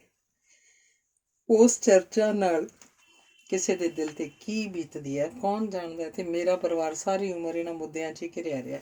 ਇੱਕ ਮੁੱਦਾ ਹੋਰ ਸਹੀ, ਗੱਲ ਨੂੰ ਘੁਮਾਣਾ। ਇਹ ਦੱਸ, ਵਿਆਹ ਗੱਜ ਵੱਜ ਕੇ ਕਰਨਾ ਹੈ ਜਾਂ? ਆਖ ਮੀਤ ਉਹਦੇ ਮੂੰਹ ਵੱਲ ਝਾਕਿਆ। ਦੋ ਮੌਤਾਂ ਹੋਈਆਂ ਘਰ 'ਚ, ਗੱਜ ਵੱਜ ਕੇ ਵਿਆਹ ਕਿਵੇਂ ਹੋ ਜੂ? ਸਾਦਾ ਰੱਖ ਲਾਂਗੇ, ਚਾਹ ਪਾਣੀ ਤੱਕ ਸੀਮਤ, ਡਿਪਟੀ ਨੇ ਆਖਿਆ। ਲੋਕ ਤੁਹਾਡੇ ਵਿਆਹ ਦੀ ਚਰਚਾ ਤਾਂ ਜ਼ਰੂਰ ਕਰਨਗੇ, ਮੀਤ ਬੋਲਿਆ। ਚਰਚਾ ਵਾਲੀ ਕਿਹੜੀ ਗੱਲ ਆ, ਜਦ ਲਾਲੀ ਦੀ ਮਾਂ ਤੇ ਭਾਈਏ ਹੁਕਮ ਚੰਦ ਦੀ ਸਹਿਮਤੀ ਆ। ਲੋਕਾਂ ਨੂੰ ਕੀ ਇਤਰਾਜ਼ ਹੋ ਸਕਦਾ ਹੈ? ਚੱਲ ਇਹ ਛੱਡ, ਤੂੰ ਮੈਨੂੰ ਇੱਕ ਹੋਰ ਮਸਲੇ ਤੇ ਰਾਏ ਦੇ। ਡਿਪਟੀ ਨੇ ਗੱਲ ਬਦਲੀ। ਬੋਲ। ਇਹ ਤਾਂ ਕਿਸੇ ਨੂੰ ਭੁੱਲ ਹੀ ਨਹੀਂ ਕਿ ਤਾਏ ਜੂਪੇ ਨੇ ਬਲਾਤਕਾਰ ਦੇ ਕੇਸ 'ਚ ਜੇਲ੍ਹ ਕੱਟੀ ਸੀ। ਇਹ ਵੀ ਕਿਸੇ ਤੋਂ ਭੁੱਲ ਨਹੀਂ ਕਿ ਉਹ ਬੀਬੋ ਨਾਂ ਦੀ ਕੁੜੀ ਆਪਣੇ ਮਾਂ ਪਿਓ ਨਾਲ ਪਿੰਡ ਛੱਡ ਗਈ ਸੀ। ਆਖ ਡਿਪਟੀ ਮੀਤ ਦੇ ਮੂੰਹ ਵੱਲ ਝਾਕਿਆ। ਹਾਂ ਪਤਾ ਹੈ, ਭਾਵੇਂ ਲੋਕ ਇਹ ਗੱਲ ਭੁੱਲ ਭੁਲਾ ਚੁੱਕੇ ਆ। ਹੁਣ ਵਾਲੀ ਪਨੀਰੀ ਨੂੰ ਭਾਵੇਂ ਨਾ ਪਤਾ ਹੋਵੇ, ਪਰ ਸੁਣ ਤੋਂ ਸੁਣਤੀ ਗੱਲ ਪੀੜ੍ਹੀਏ ਰਹਿੰਦੀ ਆ। ਕਈ ਵਾਰ ਵੱਡੇ ਵੱਡੇ ਹਾਦਸੇ ਵਕਤ ਦਫਨ ਵੀ ਕਰ ਦਿੰਦਾ, ਮੀਤ ਬੋਲੇ। ਉਹ ਬੀਬੋ ਨਾਂ ਦੀ ਔਰਤ ਹੁਣ ਮੋਗੇ ਕੋਲ ਆਪਣੀ ਜ਼ਿੰਦਗੀ ਬਸਰ ਕਰ ਰਹੀ ਹੈ। ਦੋਵੇਂ ਜੀ ਆ ਔਲਾਦ ਹੈ ਨਹੀਂ। ਤੂੰ ਕਹਿਣਾ ਕੀ ਚਾਹੁੰਦਾ? ਕਿਉਂ ਨਾ ਉਹਨੂੰ ਆਪਣੇ ਪਿੰਡ ਲੈ ਆਈਏ? ਆਖ ਡਿਪਟੀ ਮੀਤ ਦੇ ਮੂੰਹ ਵੱਲ ਝਾਕਿਆ। ਮੀਤ ਦਾ ਮੂੰਹ ਅੱਡੇ ਦਾ ਅੱਡਾ ਰਹਿ ਗਿਆ। ਫਿਰ ਕੁਝ ਸੋਚ ਬੋਲੇ, ਮੂਰਖ ਹੈ ਤੂੰ, ਨਿਰਾ ਮੂਰਖ, ਕਮਲਿਆ ਬੰਦਿਆ। ਹੋ ਸਕਦਾ ਉਹਦੇ ਬੰਦੇ ਨੂੰ ਉਸ ਨਾਲ ਵਾਪਰੇ ਬਲਾਤਕਾਰ ਵਾਲੇ ਹਾਦਸੇ ਦਾ ਨਾਂ ਪਤਾ ਹੋਵੇ। ਜੇ ਹੁਣ ਲੱਗ ਗਿਆ, ਬੀਬੋ ਦਾ ਧੌਲਾ ਝਾਟਾ ਤਾਂ ਖਰਾਬ ਹੋਈ। ਇਸ ਉਮਰ 'ਚ ਦੋਹਾਂ ਜੀਆਂ 'ਚ ਤਰੇੜ ਵੀ ਪੈ ਜੂ। ਹਤਮ ਤਾਈਮ ਬਣਨ ਨੂੰ ਰਹਿਣ ਦੇ ਤੂੰ। ਫਿਰ ਮੈਂ ਕੀ ਕਰਾਂ? ਤੂੰ ਕੀ ਕਰਾਂ? ਤੂੰ ਕੀ ਕਰਨਾ? ਗੁੱਸਾ ਨਾ ਕਰੀ। ਤੇਰੇ ਤਾਏ ਨੇ ਪਤਾ ਨਹੀਂ ਆਪਣੀ ਉਮਰ 'ਚ ਕਿੱਥੇ ਕਿੱਥੇ ਕੀ ਕੀ ਕੀਤਾ ਹੋ, ਕਿਹੜੇ ਕਿਹੜੇ ਉਹਦੇ ਪਾਪ ਧੋਂਦਾ ਫਿਰੇਂਗਾ। ਤੂੰ ਵਿਆਹ ਕਰਵਾ ਕੇ ਪੁਰਾਣਾ ਭੁੱਲ, ਨਵੀਂ ਸ਼ੁਰੂਆਤ ਕਰ, ਮੀਤ ਨੇ ਡਿਪਟੀ ਨੂੰ ਆਖਿਆ। ਠੀਕ ਆ ਮੀਤ, ਕਿਸੇ ਹਿਸਾਬ ਆਰਥਿਕ ਮਦਦ ਉਸ ਔਰਤ ਦੀ ਜ਼ਰੂਰ ਕਰ ਆਉਂ। ਮੈਂ ਕੱਲ੍ਹ ਨੂੰ ਹੀ ਹੁਕਮ ਚੰਦ ਨਾਲ ਗੱਲ ਕਰਕੇ ਵਿਆਹ ਦਾ ਦਿਨ ਬੰਨ੍ਹਦਾ, ਡਿਪਟੀ ਬੋਲਿਆ। ਤੇ ਮੀਤ ਹੱਸ ਪਿਆ। ਕੀ ਗੱਲ ਹੱਸ ਪਿਆ? ਹੁਣ ਆਪਣੇ ਸਹੁਰੇ ਨੂੰ ਹੁਕਮ ਚੰਦ ਆਖਿਆ ਕਰੇਗਾ? ਸੌਰੀ ਯਾਰ, ਆਖ ਡਿਪਟੀ ਵੀ ਹੱਸ ਪਿਆ। ਕਈ ਦਿਨਾਂ ਬਾਅਦ ਉਹਦੇ ਮੂੰਹ ਤੇ ਹਾਸਾ ਰੁਮਕਿਆ ਸੀ। ਦੋਵੇਂ ਵੱਡੀ ਰਾਤ ਤੱਕ ਗੱਲਾਂ ਕਰਦੇ ਰਹੇ ਸਨ। ਉਹਨਾਂ ਦੀਆਂ ਗੱਲਾਂ ਦਾ ਮੁੱਖ ਰਾਜਨੀਤੀ ਵੱਲ ਭੌਂ ਗਿਆ ਸੀ। ਕਿਵੇਂ ਰਾਜਨੇਤਾ ਆਪਣੀਆਂ ਗੱਦੀਆਂ ਕਾਇਮ ਰੱਖਣ ਲਈ ਹੱਥ ਕੰਡੇ ਵਰਤ ਰਹੇ ਸਨ। ਸਿਆਸਤ ਕਿੰਨੀ ਗੰਦਲ ਚੁੱਕੀ ਸੀ, ਇਸ ਵਿਸ਼ੇ ਤੇ ਉਹ ਇੰਨੇ ਭੱਖ ਗਏ ਸਨ ਕਿ ਪਤਾ ਹੀ ਨਹੀਂ ਲੱਗਾ ਕਦੋਂ ਅੱਧੋਂ ਰਾਤ ਢਲ ਗਈ ਸੀ। ਫਿਰ ਮੀਤ ਵੀ ਉੱਥੇ ਹੀ ਟੇਢਾ ਹੋ ਗਿਆ। ਅੰਗ 27ਵਾਂ। ਡਿਪਟੀ ਤੇ ਲਾਲੀ ਦੇ ਵਿਆਹ ਦਾ ਦਿਨ ਵੱਜਿਆ ਸੀ ਤਾਂ ਪਿੰਡ 'ਚ ਇਹ ਗੱਲ ਜੰਗਲ ਦੀ ਅੱਗ ਵਾਂਗ ਫੈਲ ਗਈ ਸੀ। ਕਿਸੇ ਦੇ ਗੱਲ ਹਜ਼ਮ ਹੋ ਰਹੀ ਸੀ, ਕਿਸੇ ਦੇ ਨਹੀਂ। ਪਰ ਜਿਨ੍ਹਾਂ ਦੇ ਹਜ਼ਮ ਹੋ ਰਹੀ ਸੀ ਉਹ ਲੋਕ ਘੱਟ ਹੀ ਸਨ। ਜਿੱਥੇ ਚਾਰ ਬੰਦੇ ਜੁੜ ਬਹਿੰਦੇ, ਗੱਲ ਹੁਕਮ ਚੰਦ ਤੋਂ ਡਿਪਟੀ ਕੇ ਘਰ ਵੱਲ ਮੋੜਾ ਖਾਈ ਜਾਂਦੀ। ਤੀਵੀਆਂ ਵੀ ਚਟਕਾਰੇ ਲੈ ਲੈ ਗੱਲਾਂ ਕਰਦੀਆਂ। ਢਿੱਡ ਜ਼ਿਆਦਾ ਆਫਰ ਜਾਂਦੇ ਤਾਂ ਆਂਢ ਗੁਆਂਢ ਹਵਾ ਕੱਢ ਆਉਂਦੀਆਂ, ਮੂੰਹ ਜੋੜ ਗੱਲਾਂ ਕਰਦੀਆਂ, ਅਸਮਾਨ ਨੂੰ ਟਾਕੀ ਲਾਉਣ ਤੱਕ ਜਾਂਦੀਆਂ। ਕੁੰਡਾਂ 'ਤੇ ਬੈਠੇ ਵਿਹਲੜ ਵੀ ਜਾਗ ਮਸਾਲਾ ਲਾ ਗੱਲਾਂ ਕਰਦੇ। ਇਸ ਮੁੰਡੇ ਦੇ ਸਿਰ ਤੋਂ ਜੂਪੇ ਤੇ ਛਿੰਦਰ ਦਾ ਹੱਥ ਕਾਹਦਾ ਚੱਕਿਆ ਗਿਆ? ਇਹ ਵੀ ਆਪ ਹੁਦਰੀਆਂ 'ਤੇ ਉਤਰ ਆਇਆ, ਕੋਈ ਜਣਾ ਬੋਲਦਾ। ਜਦੋਂ ਕੋਈ ਰੋਕਣ ਟੋਕਣ ਵਾਲਾ ਰਿਹਾ ਹੀ ਨਹੀਂ ਤਾਂ ਆਪ ਹੁਦਰੀਆਂ ਹੀ ਤਾਂ ਕਰਨੀਆਂ ਕਿ ਨਹੀਂ ਕਰਨੀਆਂ? ਰੋਕਣ ਟੋਕਣ ਵਾਲੇ ਤਾਂ ਆਪ ਆਕਾਸ਼ੀ ਸਤਰੰਗੀ ਪੀਂਘਾਂ ਝੂਟਦੇ ਸੀ, ਰੋਕ ਟੋਕ ਕੀ ਨਹੀਂ ਕਰਨੀ ਸੀ? ਇਸ ਘਰੇ ਵੀ ਸਾਰੀ ਉਮਰ ਕੋਈ ਨਾ ਕੋਈ ਮੁੱਦਾ ਹੀ ਰਿਹਾ ਹੀ ਆ। ਪਿੱਛੋਂ ਲਾ ਕੇ ਵੇਖ ਲਓ ਭਾਵੇਂ। ਡਿਪਟੀ ਤਾਂ ਸਿਆਣਾ ਸੀ, ਆਹ ਗਲਤ ਕਦਮ ਚੱਕ ਬੈਠਾ। ਪਿੰਡ 'ਚ ਹੀ ਆਸ਼ਕੀ ਕਰਨ ਵਾਲਾ ਕਿ ਨਹੀਂ? ਜੇ ਆਸ਼ਕੀ ਕੀਤੀ, ਨਿਭਾਈ ਵੀ ਆ, ਵਿਆਹ ਹੋ ਜਾਊ, ਗੱਲ ਖਤਮ। 4 ਦਿਨ ਆਪਾਂ ਜਾਬਾਂ ਤਾਂ ਭੇੜ ਕਰਾਂਗੇ। ਫਿਰ ਉਹ ਕੁੜੀ ਕਿਸੇ ਦੀ ਭਾਬੀ, ਕਿਸੇ ਦੀ ਚਾਚੀ, ਕਿਸੇ ਦੀ ਆਂਟੀ। ਨਹੀਂ ਭਰਾਓ, ਪਿੰਡ 'ਚ ਇਹੋ ਜਿਹੀਆਂ ਗੱਲਾਂ ਸ਼ੋਭਾ ਨਹੀਂ ਦਿੰਦੀਆਂ। ਪਿੰਡ 'ਚ ਭਰੱਪਾ ਪਾਸੇ, ਜਿੱਥੇ ਮਰਜ਼ੀ ਬੰਦਾ ਧੱਕੇ ਖਾਂਦਾ ਫਿਰੇ। ਪਿੰਡ 'ਚ ਤਾਂ ਧੀਆਂ ਭੈਣਾਂ ਸਭ ਦੀਆਂ ਸਾਂਝੀਆਂ ਹੁੰਦੀਆਂ। ਅੱਛਾ, ਜੇ ਕੋਈ ਵਿਆਹ ਕਰਾਉਣ ਨੂੰ ਤਿਆਰ ਹੋ ਗਿਆ ਤਾਂ ਧੀਆਂ ਭੈਣਾਂ ਸਾਂਝੀਆਂ ਹੁੰਦੀਆਂ। ਭਾਵੇਂ ਜਿੱਥੇ ਮਰਜ਼ੀ ਅੱਖ ਮਟੱਕੇ ਕਰਦੇ ਫਿਰੋ। ਫੁੱਲਾਂ ਵਾਲੀ ਕਾਰ ਨੂੰ ਮਾਰਦੇ ਫਿਰ ਉਹ ਟਕੂਏ। ਅਗਲਿਆਂ ਦੀ ਆਸ਼ਕੀ ਕੀਤੀ, ਨਿਭਾਉਣ ਦੀ ਵੀ ਸੋਚੀ, ਤੁਹਾਡੇ ਵਾਂਗੂ ਨਹੀਂ। ਕੀ ਨਹੀਂ ਹੋਏ ਸਾਡੇ ਵਾਂਗੂ? ਢਕੀ ਰਹਿਣ ਦਿਓ ਏ, ਢਕੀ ਰਹਿਣ ਦਿਓ। ਕਿਸੇ ਦੀ ਅੰਡ ਪੰਡ ਆ ਚਿੱਤਰੋ ਚਿੱਤਰੀ ਤੁਸੀਂ ਹੋ ਪੈਣਾ। ਨਹੀਂ ਤਾਂ ਇਹ ਗੱਲ ਲਾ ਕੇ ਕਰਦਾ। ਮੈਨੂੰ ਪਤਾ ਹੈ ਇਹ ਜਿੱਥੋਂ ਬੋਲਿਆ ਸੀ। ਮੁੰਡੇ ਦਾ ਕੋਈ ਮੁੱਲ ਨਹੀਂ ਭਰਾਓ, ਗੱਲਾਂ ਭਾਵੇਂ ਜਿੰਨੀਆਂ ਮਰਜ਼ੀ ਕਰੀ ਜਾਓ। ਜਿਹੜੀ ਗੱਲ ਆ ਦੋਹਾਂ ਪਰਿਵਾਰਾਂ ਦੀ ਜਦੋਂ ਹੈ ਹੀ ਸਹਿਮਤੀ, ਕਿਸੇ ਦਾ ਕੀ ਢਿੱਡ ਦੁਖਦਾ? ਮੈਨੂੰ ਸਮਝ ਨਹੀਂ ਆਉਂਦੀ। ਹੁਣ ਗੱਲਾਂ ਵੀ ਨਾ ਕਰੀਏ। ਗੱਲਾਂ ਤਾਂ ਕਰਨ ਨੂੰ ਬਣੀਆਂ ਕਿ ਗੱਲਾਂ 'ਤੇ ਵੀ ਕਰਫਿਊ ਲੱਗਾ, ਮੂੰਹ 'ਤੇ ਛਿਕਲੇ ਚੜ੍ਹਾ ਲਈਏ। ਜ਼ਰੂਰੀ ਤਾਂ ਨਹੀਂ ਲੋਕਾਂ ਦੇ ਪੋਤੜੇ ਫਰੋਲਦੇ ਫਿਰੀਏ। ਗੱਲਾਂ ਹੋਰ ਵੀ ਬਥੇਰੀਆਂ ਕਰਨ ਨੂੰ। ਤੁਸੀਂ ਮੋੜ ਘੋੜ ਕੇ ਉਹ ਰੀਲ ਪਾ ਲੈਂਦੇ ਆ। ਗੱਲ ਨਹੀਂ ਬਾਤ ਨਹੀਂ, ਤੁਹਾਡੇ ਐਵੇਂ ਸਿੰਘ ਫਸਾਏ ਆ। ਯਾਰ ਸਿੰਘ ਫਸਾਈਏ ਨਾ, ਕੁੜੀ ਦੇ ਨਾਨਕੇ ਆ ਇੱਥੇ, ਇੱਕ ਹੈ ਪੰਡਤ। ਇਹ ਗੱਲ ਸ਼ੋਭਾ ਦਿੰਦੀ ਆ ਭਲਾ? ਲੋਕ ਲੱਜ ਵੀ ਕੋਈ ਚੀਜ਼ ਹੁੰਦੀ ਆ ਕਿ ਨਹੀਂ? ਜਵਾਕਾਂ 'ਤੇ ਹੀ ਅਸਰ ਹੁੰਦਾ। ਭੈਣ ਦੇਣਾ ਪਿੰਡ ਹੀ ਦਿਸਿਆ ਹੁੰਦਾ ਆਸ਼ਕੀ ਕਰਨ ਨੂੰ, ਹੋਰ ਥੋੜ੍ਹਾ ਮੁਲਕ ਪਿਆ ਹੁੰਦਾ ਖੇ ਮਿੱਟੀ ਖਾਣ ਨੂੰ। ਵਾਈਸ ਵਾਲੀ ਪੁੱਠੀ ਵੱਗ ਪਈ, ਘਰ ਘਰ ਮਿਰਜ਼ੇ ਸਾਹਿਬਾਂ ਜੰਮਣ ਲੱਗ ਪਏ। ਨਾ ਥਾਂ ਵੇਖਣ ਨਾ ਕੁਥਾਂ, ਸਹੀ ਵਾਂਗ ਆਪਣਾ ਮਾਸ ਬਚਾਓ ਮਿੱਤਰੋ ਆਪਣਾ। ਸੱਥ 'ਚ ਲੋਕ ਗੱਲਾਂ ਕਰਦੇ, ਸਵਾਦ ਲੈ ਲੈ ਕੇ ਕਰਦੇ। ਹੁਕਮ ਚੰਦ ਨੂੰ ਵੀ ਉਹਨਾਂ ਦੇ ਸਕੀਰੀਦਾਰਾਂ ਆ ਘੇਰਿਆ ਸੀ। ਇੱਕ ਦਿਨ ਹੁਕਮ ਚੰਦ ਦੀ ਭੂਆ ਦਾ ਪੁੱਤ ਅਤੇ ਉਹਦੇ ਘਰੋਂ ਆ ਬਰਾਜੇ। ਮਗਰ ਹੀ ਹੁਕਮ ਚੰਦ ਦਾ ਭਾਂਜਾ ਉਹਦੇ ਘਰੋਂ ਸਿਰਾ ਕੱਢਿਆ ਸੀ। ਵਿਆਹ ਦਾ ਕਾਰਡ ਮਿਲਦਿਆਂ ਪੈਰ ਜੁੱਤੀ ਨਹੀਂ ਪਾਈ ਸੀ। ਜੇ ਬਾਈ ਤਾਂ ਜੱਟਾਂ ਦੇ ਘਰ ਕੁੜੀ ਵਿਆਹੁਣੀ ਆ, ਤੇਰੀ ਸਾਡੀ ਬਸ। ਨਾ ਅਸੀਂ ਤੇਰੇ ਆਈਏ ਨਾ ਤੂੰ ਸਾਡੇ ਆਈ। ਜਿਹੜੀ ਗੱਲ ਆ ਮਾੜੀ ਮੋਟੀ ਸੰਗ ਸ਼ਰਮ ਤਾਂ ਕੀਤੀ ਹੁੰਦੀ, ਜਮਾਂ ਹੀ ਤੁਸੀਂ ਤਾਂ ਗਰਕਣ 'ਤੇ ਹੋ ਗਏ। ਹੁਕਮ ਚੰਦ ਦੀ ਭੂਆ ਦਾ ਮੁੰਡਾ ਵਿਜੇ ਮੂੰਹ ਤੋਂ ਝੱਗ ਸੁੱਟ ਰਿਹਾ ਸੀ। ਇਹਨਾਂ ਤਾਂ ਪਾਣੀ ਧਾਣੀ ਵੀ ਨਹੀਂ ਸੀ ਪੀਤਾ। ਬੈਠਣ ਸਾਰੀ ਗੱਲ ਛੇੜ ਲਈ। ਅਸੀਂ ਭਾਈ ਪੈਰ ਨਹੀਂ ਪਾਉਣਾ ਤੁਸਾਂ ਦੇ ਵਿਹੜੇ, ਇਕੱਲੇ ਹੀ ਭੰਗੜੇ ਪਾਈ ਜਾਇਆ ਜੇ।